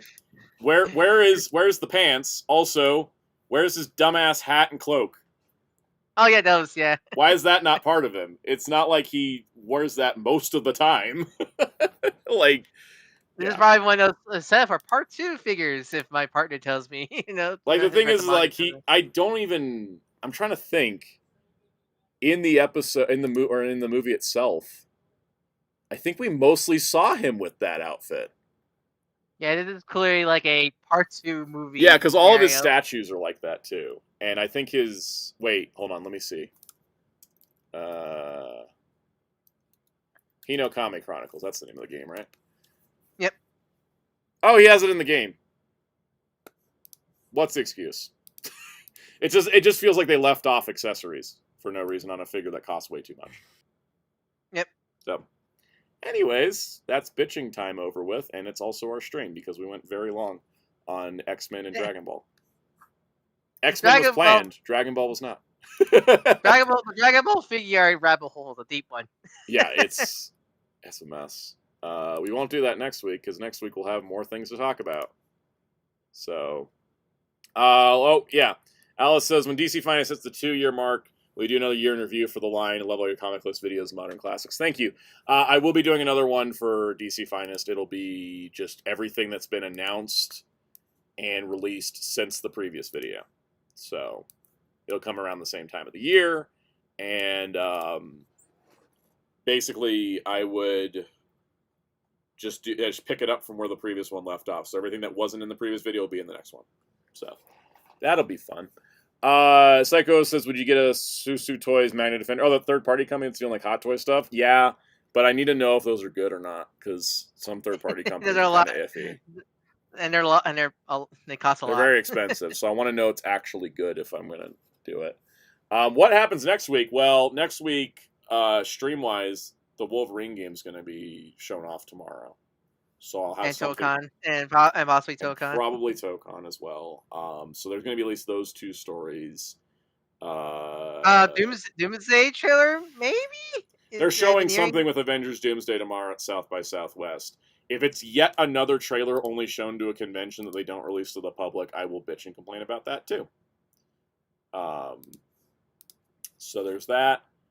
And I don't even know what else is going on. There's something else coming up in the next week. Oh, Masters of the Universe comes out Friday. That's the other big thing. I have a movie to talk about next week. Masters of the Universe viewing guide is coming out Friday as well. For everyone wondering. Oh, and Summer Games Fest is happening, and I ain't watching it. But we would talk about something if anything sounds interesting. If there's something that interests me. Otherwise, we talk about it on Kausa streams. I'm not going to see Backrooms. I don't have any interest in it. Not my jam. That's about it. Kaus, what do you do? Speaking of Kaus, what do you do tomorrow? I like how Muteki says, why sound out Muppets? I don't know. You never need an excuse for Muppets. Kaus streams Tuesdays at Twitch.tv at Fighter Kaus. 4 p.m. Eastern Standard Time. Yes. Go check us out. We're going to talk about stuff and probably be reacting to State of Play since it's tomorrow. Check out our Wheels, what do you do? Here at dashclub.com. Follow us across social media using Hero Club for Life. Check out our Twitch streams Wednesdays and Fridays at 9 p.m. Eastern. And yeah, that's it. Guys want thoughts on Backrooms. I'm going to tell you two things. First of all, Veloquent says, if the Backrooms movie had the Muppets, then would you see it? Yes, obviously. The Muppets would be like if a the Muppets were find starring in there. a torture porn comedy, I would watch it because it's the Muppets. Okay, Wasn't define that genre. wait, wasn't that the Happy Time Murder? Sure. You ever I will seen that watch. movie? I haven't, but I know of it. I will watch the Muppets in anything. Okay, I've watched them in some real shit. So like, we go through anything. Secondly, I don't have any thoughts on Backrooms as a concept or a YouTube series / video game / movie, but I am very impressed that it's a $10 million budget was able to make and become the #1 movie with a 20-year-old director from A24. I think I'm mad respect. I'm impressed by their success. I'm happy for their success. Apparently, their audience needs to learn how to act in a movie theater based on how I've been seeing on Twitter. The Minecraft all over again? It's worse, apparently. Really? Apparently, I don't know how true this is, but I saw a Letterboxd review that had nothing to do with the movie. They were just talking about how it was the worst theater experience they had in their entire life. Because apparently, and I think it's happening just like the Minecraft movies, you have people that don't normally go to the movies or have never been to the movies going to their first movie and not understanding that the movie theater is not your living room.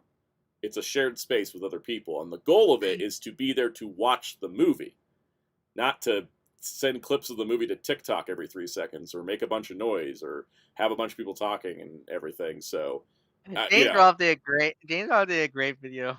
I know. It's in my watch later, and I've been waiting to watch it because doing stream prep all day. But it's a great one. I'm convinced that James Rolfe your secret like ultra life or something. James Rolfe is just me plus 20 years. I don't know how much older he is. It's your future Flash Forward miniseries. Yeah. James Rolfe is just you know how like in the X-Men trailer you see young Cable and old Cable. James Rolfe is just old Cable. I'm young Cable. We're two sides of the same coin in a lot of ways. He just likes video games more, and I like comic books more. Which I guess also that's two sides of a coin right there. So he's in his 40s. Okay, so he's only like 10 plus years older than me, not 20. I don't know how old he is. Actually, here's the thing. From what James is actually like you is actually it's more movie guy than video game guy actually. Yeah, I'm more movie guy than I am like toy and comic guy too. It's just I don't do as much with it on the channel. So it's that's the thing. We're two sides of the same coin, but we have that movie love as the core, and then he does video games as well, and I do comics as well. Comics, yeah. It's like basically how it works. We also have multiple personalities for different video types. Yeah, let's see. Spin Dash said, my theater was good for Backrooms, save for one single fake cloud drifting up once. Yeah, you lucked out, it sounds like. Fake cloud? What? Yeah, no, I've seen worse in theaters. Minecraft was... let's see. Those poor movie theater employees. I never have a problem with people talking in movie theaters because I go to premium formats where the sound is so loud it drowns anybody out. Like nobody can talk over a movie when you're in an IMAX. It's like physically impossible unless you're really screaming.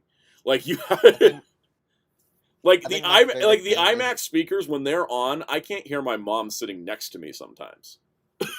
That's the funny part. It's like I've been in theaters before where like I always said to someone, "Oh, were we rude because like someone asked me to move out of the way and they had to actually shout because I couldn't hear them?" And they're like, "No, it's just too damn loud." Yeah. Let's see what else was in the comments section. Yeah, AR says, "Wild how 2 of the best-selling movies out there right now are made by young people from YouTube." That is, I think, very exciting. Look, Black Room. Actually, because I saw Iron Lung yesterday.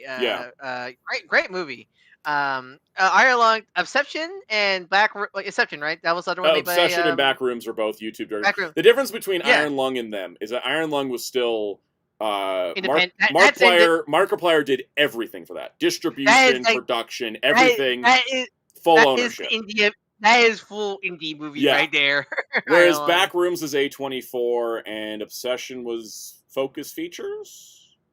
But both of them were at studios, though. They weren't indie. They were still studio movies. But what happened was Obsession was filmed, and then a studio got involved like when they were pretty much done. Yeah, where I think Backrooms they got A24 backing it because it had a much bigger budget. Let me go check Obsession real quick.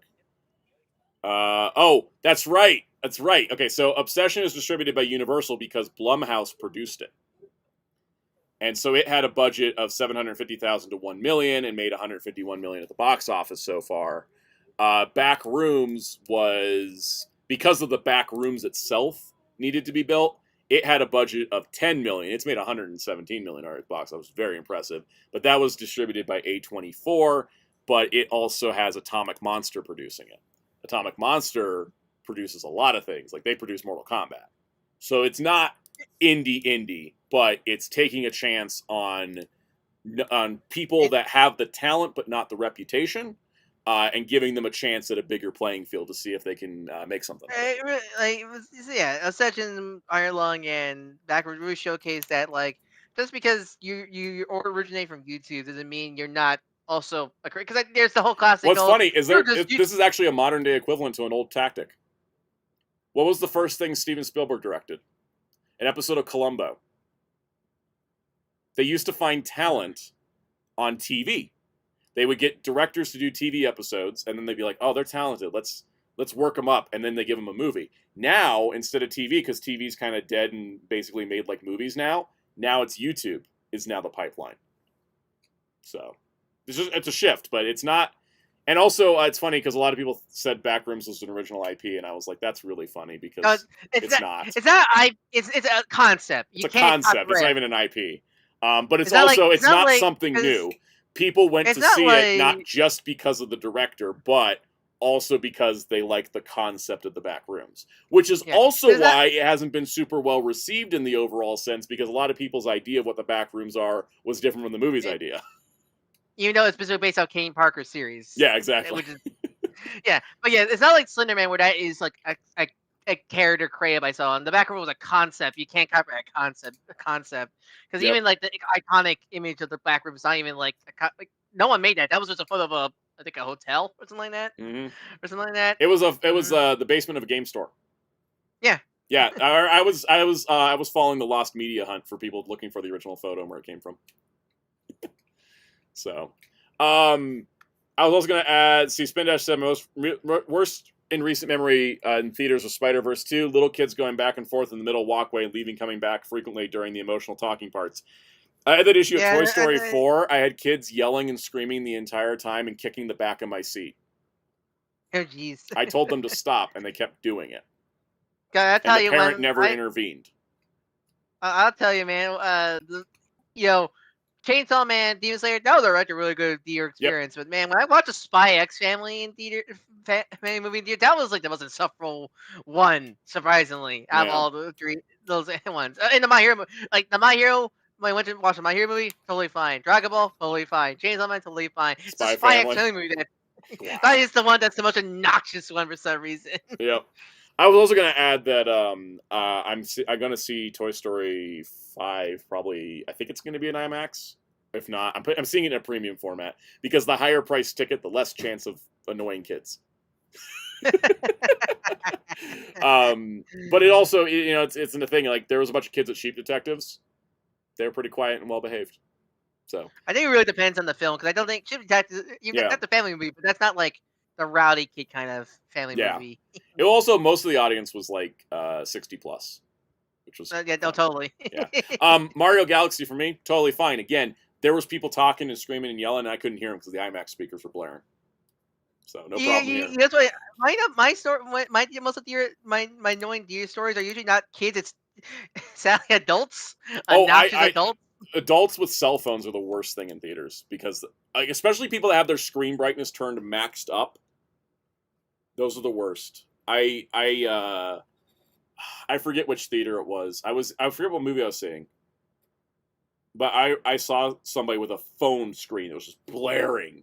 It was from the corner. It was like drowning out the screen, like the movie theater projection screen. And there was just this phone screen. I was like, man, I should go say something because it's bugging the crap out of me. And I saw somebody like walk up, grab the person's phone, and place it in their lap and walk away. And the person never touched the phone again. I was like, okay, cool. That settled itself. Yeah, Veloquent says, I never saw a Minions movie in theaters, but I heard they were notorious for bad audiences and adults, just kids. Basically, if a movie's marketing plan includes a TikTok trend, it's going to be a disaster when you actually get to the movie. And that's because this is no shade against people, but the TikTok audience has low attention spans, and movies are too long for them. I mean, totally. It doesn't matter what age they are. I'm just saying, the audience of TikTok is a low attention span and can't sit still for a whole movie. And so it's an issue with adults and kids. And people have been like speculating, how are we going to solve this problem? And someone's like, we should have 21 plus only screenings. Like, that's not going to solve the problem. There's asshole adults. No. What will solve the problem of theater etiquette is when people get ejected for bad theater etiquette. If the theaters want to fix it, they need to have the whole point of a theater usher back in the day was somebody to walk around and, say, please turn your phone off. You're distracting the other theater goers. And then when they don't do it, you kick them out. And then people start to learn.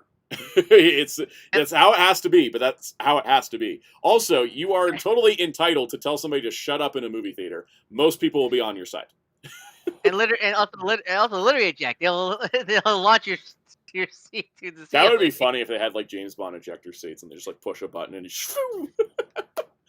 I know Alamo Drafthouse. I think it was Alamo Drafthouse, or it was one other one of those like fancy theater chains started making a policy that like they will eject you if you are disruptive. So, that or every recliner has a trapdoor and yeah, no, that'd be funny. Oh, every trapdoors would be great. Yep.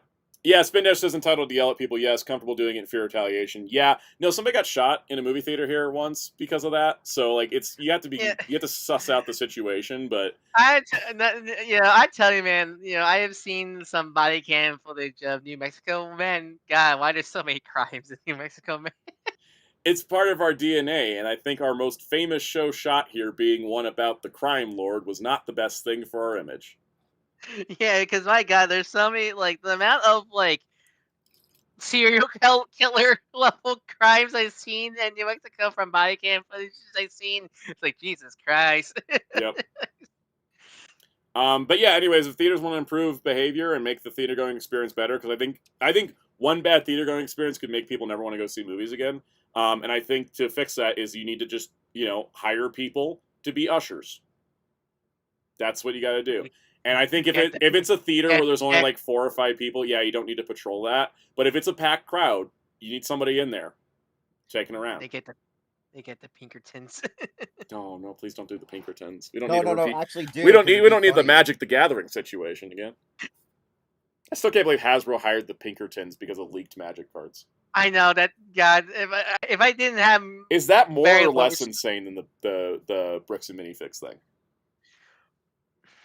The actual company after them, and not a rogue, like not affiliated with the main company. Yeah. So like the bigger minifigure thing is it's also. I think the bigger thing is a little bit more crazy. It's like Hasbro, as like a toy company, hired an enforcement squad to take away leaked Magic cards that they sent the person. Mm-hmm. It was Hasbro's mistake, and they blamed the person that received it. So. Yeah, Blader says, to me, not ushering does more damage to theaters than Pandemic did. I completely agree. I think that is one of the things that theaters cut back on staff, and I think that cutting back on staff was a mistake, because I think ushers... And it's not even like you have to have one usher for every theater. Like, you need to, one for every 3 screens, and they just go and check and see what's going on, Or just have somebody in the hallway, and so, somebody comes out and be like, this person's being disruptive, and then they can do it. Yeah. So anyways, movie theaters, behavior is a number one thing that needs to be fixed. Because it's rough sometimes. I don't also say don't pay for premium tickets just to have a better theater experience, but I've never had a bad experience in an IMAX theater. Because if you're paying $22 a ticket, you want to be there. Why? Yeah, Why? No, if you're buying IMAX tickets, you are a movie fan to the level of wanting to be at the movies. And also, like I said, the speakers drown everybody out, so... Maybe they should. Maybe movie theaters need to have better reward systems of those Regal Limited Because like I would totally like use those if they were a better deal. Yeah, because my problem with Regal Unlimited is that like it's like, oh, it's $18.99 a month. You can see as many movies you want, but I have to pay like $12 to get an IMAX ticket still, so I'm not actually saving any money. Yep. I'm paying 19 plus 12, 12, 12 if I see 4 movies in a month, whereas I pay 22 every month, and I just use my rewards points that I gained from the first 3 to pay for the 4th one. So I'm actually making a better deal not being on their subscription. I wish I had an AMC, because AMC A-List is magical. And I wish I could experience that, but I don't have an AMC theater. So. You come to me then. Maybe I will. Maybe I will. All right. Well, we're going to be gone for the next 6 days, and then on the 7th day, we'll rise again. I was going to say like Jesus, but that would be sacrilegious, and also not accurate because he was a 3rd day thing. I'm mixing up my metaphors. Soundout born on a Sunday, streams on a Monday, tired on a Tuesday. Streams on a Tuesday with Jerry. I do. Get tired on a Wednesday, burn out on Thursday, sleep on Friday. Tells his friends he hates them on a Saturday. Yep. I don't actually tell you guys that ever. You just assume that. He does. Totally does. And he says he hates Jerry more. Totally happened. Not a thing. I can prove it. Totally I got the text. Totally happened. Belko stays all night on a Saturday making a viewing guide. Lately, it's been stays up late at night playing James Bond and ignoring my phone, which is why my friends think that I hate them. But I don't. I'm just doing other things. No, he hates us. He says all these horrible things about us, especially Cass. So, if you ever get kidnapped, how do we know you got kidnapped? Like, what's your like secret code thing to tell us you've been kidnapped? If you hear me saying that Quentin Quire is the best X-Men character of all time, know that I'm under duress. That's the code word right there. All right. That's the we know you're in trouble. You know I'm in trouble if I start praising Quentin Quire. All right. If I say anything positive about him, know something is wrong. All right. If I stop hyping up Ghost Rider, know that I've been replaced by a Skrull. No, there's another way to know. There's another way to know. This is the other thing. He'll say Nina Purpleton did nothing wrong. Yeah, that's that. If I start, yeah, that's a good indicator too. If you hear me go One Piece, what's that? Then yeah, sound the alarm bells. Sound the alarm bells. Muteki says no one can kidnap Soundout. He's too tall. I want to say that, like, you know, if I do get thrown into the back of a van, I got to make sure my legs are bent. I'm not gonna fit otherwise. So what you're saying, if you ever get arrested somehow, you're gonna be like in a squad position in the squad car. Yes, because squad car back seats are not big enough for me. Most like the booth at Olive Garden is not big enough for me. My knees bump the table. I knew I shouldn't. You shouldn't. I knew you shouldn't trust the gun to exactly. To Olive Gundam. Actually, I got something there. Olive Gundam. It's Olive Garden by Gun. Olive Gundam. But it sounds like Olive Gundam. So, anyways, I think we should wrap up because I'm rambling like a lunatic. So, unleash. You lunatic spirit unleashed. That's a different show. Anyways, bye guys.